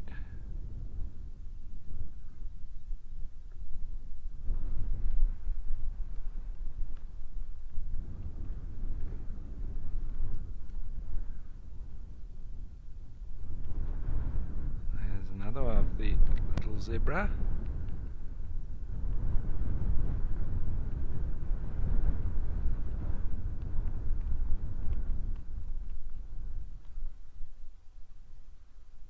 Yeah, and it's amazing how quickly they grow and are able to run around, both the zebra and the blesbok. It's incredible.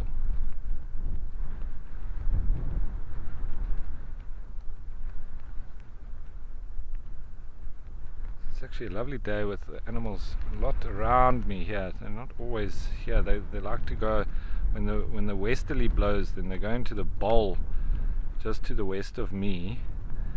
I think there's a little baby. There next to mum.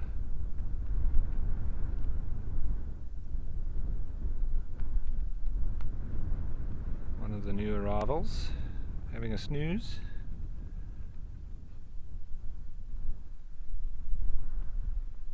So they're all dropping now. We're just going to see more and more every day. But the blesbok, I must say, are the most surprising. The babies, how they sprint with the mum. It's almost like they make them do it. Make them run almost immediately. And they have to, because, you know, if there were cheetah here, particularly, they would be loving it right now, and they would feed on all these babies, so they would have to be running and escaping predators.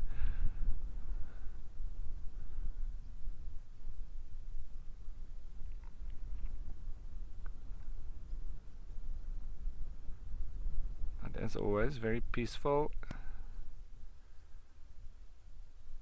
There was an ostrich, actually, first time I've seen it, that went for a bit of a wallow earlier. It was just lying in the water. But when it got up, it did look like a little bit of a drowned rat. Never seen an ostrich do that. So first for me today.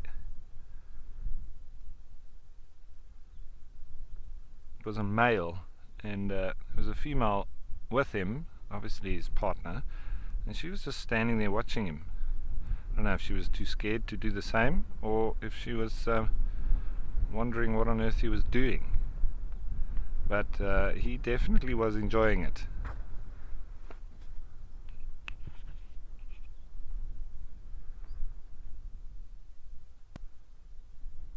And that's how the blesbok seemingly just get through the heat. They just lie down in the sun and go for a snooze. The ostriches, they just carry on. I think they quite enjoy it. Even though cooling down a little bit with that one in the water, probably quite refreshing, but it's not really a problem for them. They're well built to handle this heat. And you can see they just continue on with their activity. They're probably more comfortable now than they are when it's cold.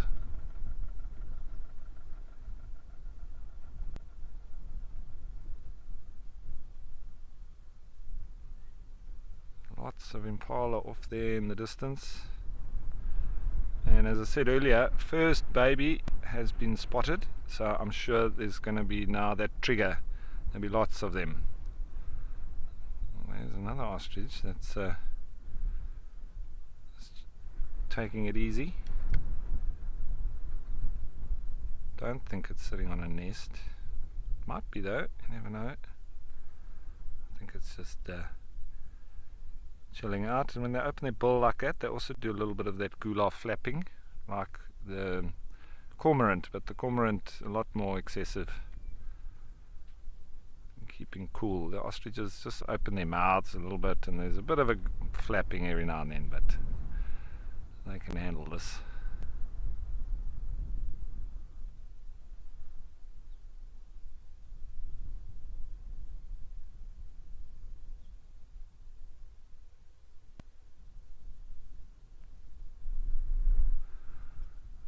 Zebra up to.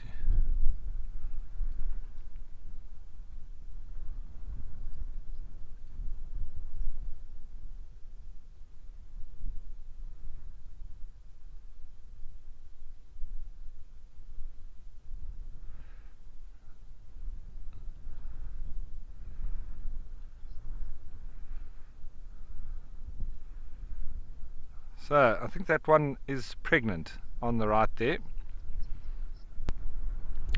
And well, we're watching stripes, Kevin's watching stripes, so let's go off to Madikwe.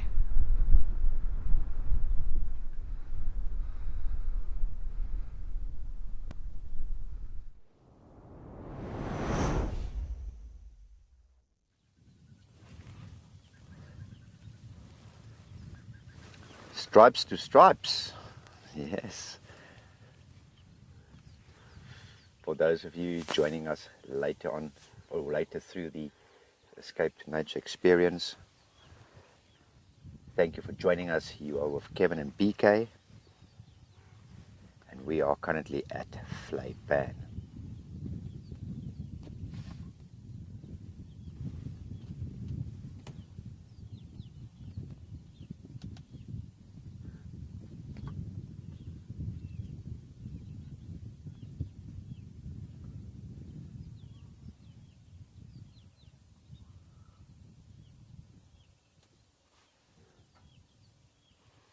This always reminds me a little bit of Etosha,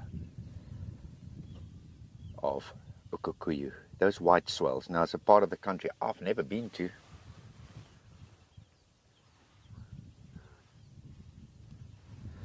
But just from pictures and so on, I imagine that is roughly what it looks like. There's a little steenbok standing up there, an impala drinking at the water.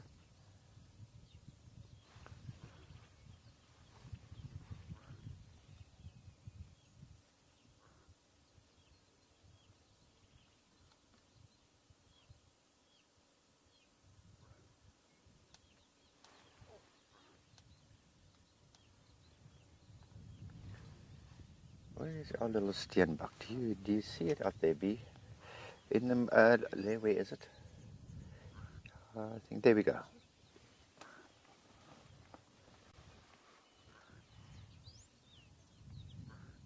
With wildebeest passing in the back.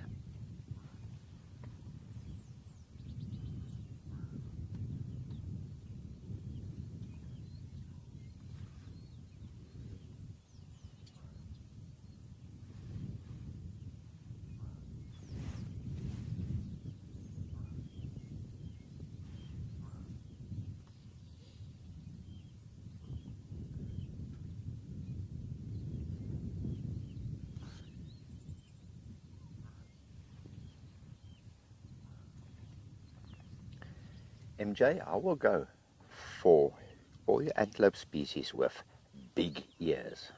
And that's normally indication that hearing is very acute. So I will go, MJ, with kudu. You know, kudu's got those massive big ears, like satellite dishes picking up all the noise. That will be my choice, MJ.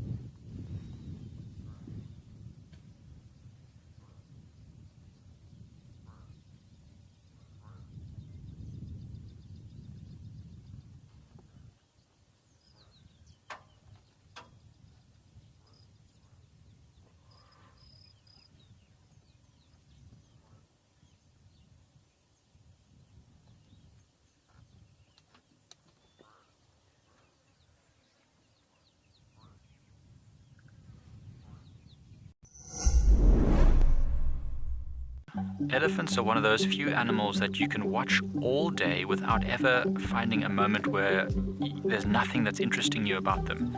Register for free on our website or on our app and get stuck into all the excitement of live wildlife viewing. Ask our expert guides your questions, learn more, and enjoy this community of animal-loving people, all in real time. Wild Earth, connecting you naturally.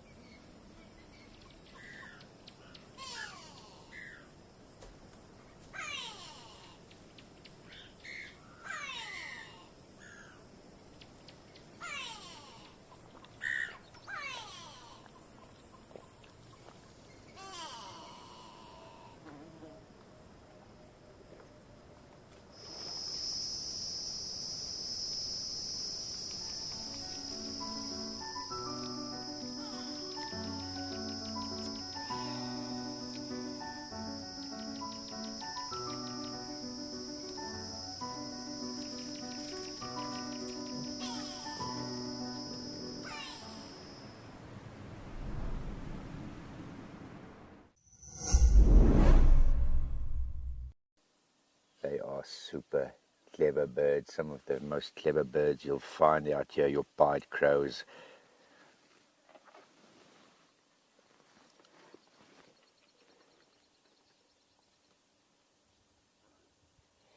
I had a neighbor that, well, I won't say the crow was tame, but they did put out a few tidbits for them every now and then.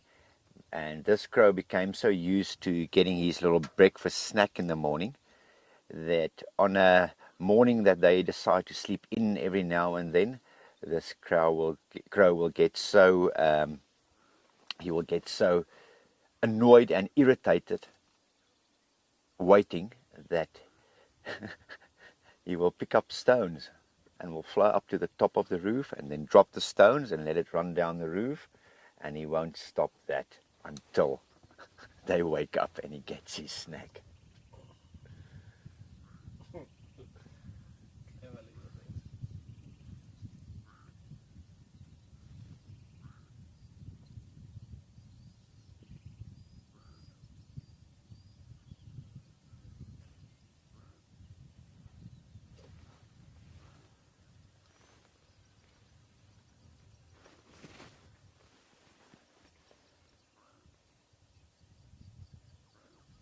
I hope you had an interesting morning with us here in Madikwe. We had some, we looked at how termite mounds can tell you the direction in the bush, all those dung beetles. We had beautiful giraffe, herds of elephants coming to drink, so we hope you did have a good time with us.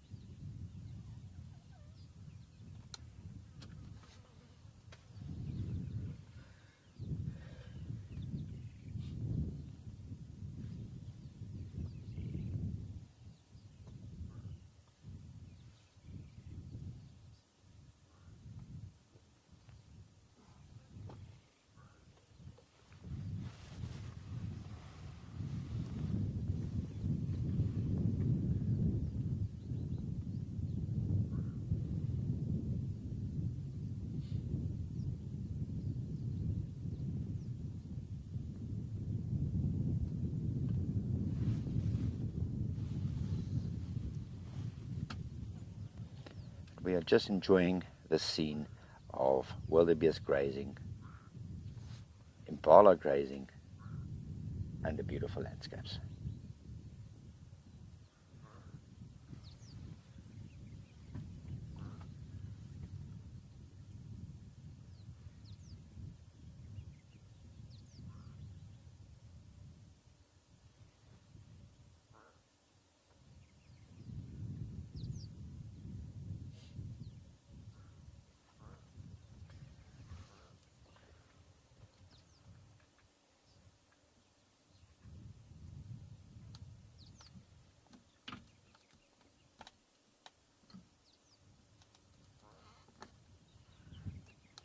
Some fighting going on again in the distance. Always something up with zebra, always.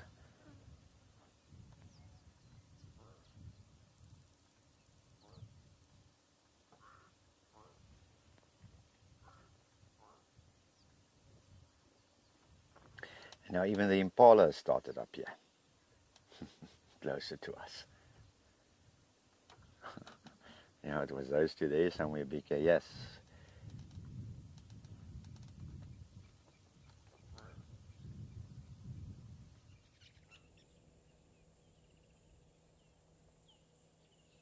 Juma, we are still watching the precious babies. But to everyone that has joined us today on Escape to Nature and specifically participated in the, the fat chat we had about endangered animals and animals in general, what can we do to help them and to ultimately help ourselves? Thank you so, so, so much to all of you. I cannot tell you how much I appreciate all of you for participating and just joining me on having a heart-to-heart about how important and how precious all of these animals are. But of course, from Ralph, all the way in Kariga, Kevin Mbike in Madikwe, and myself, your waterhole naturalist, thank you. It's been a brilliant day. I hope you two have had fun. And thank you for bringing some tears to my eyes, even though I did that myself. But I hope everyone has a brilliant day or night wherever you find yourself.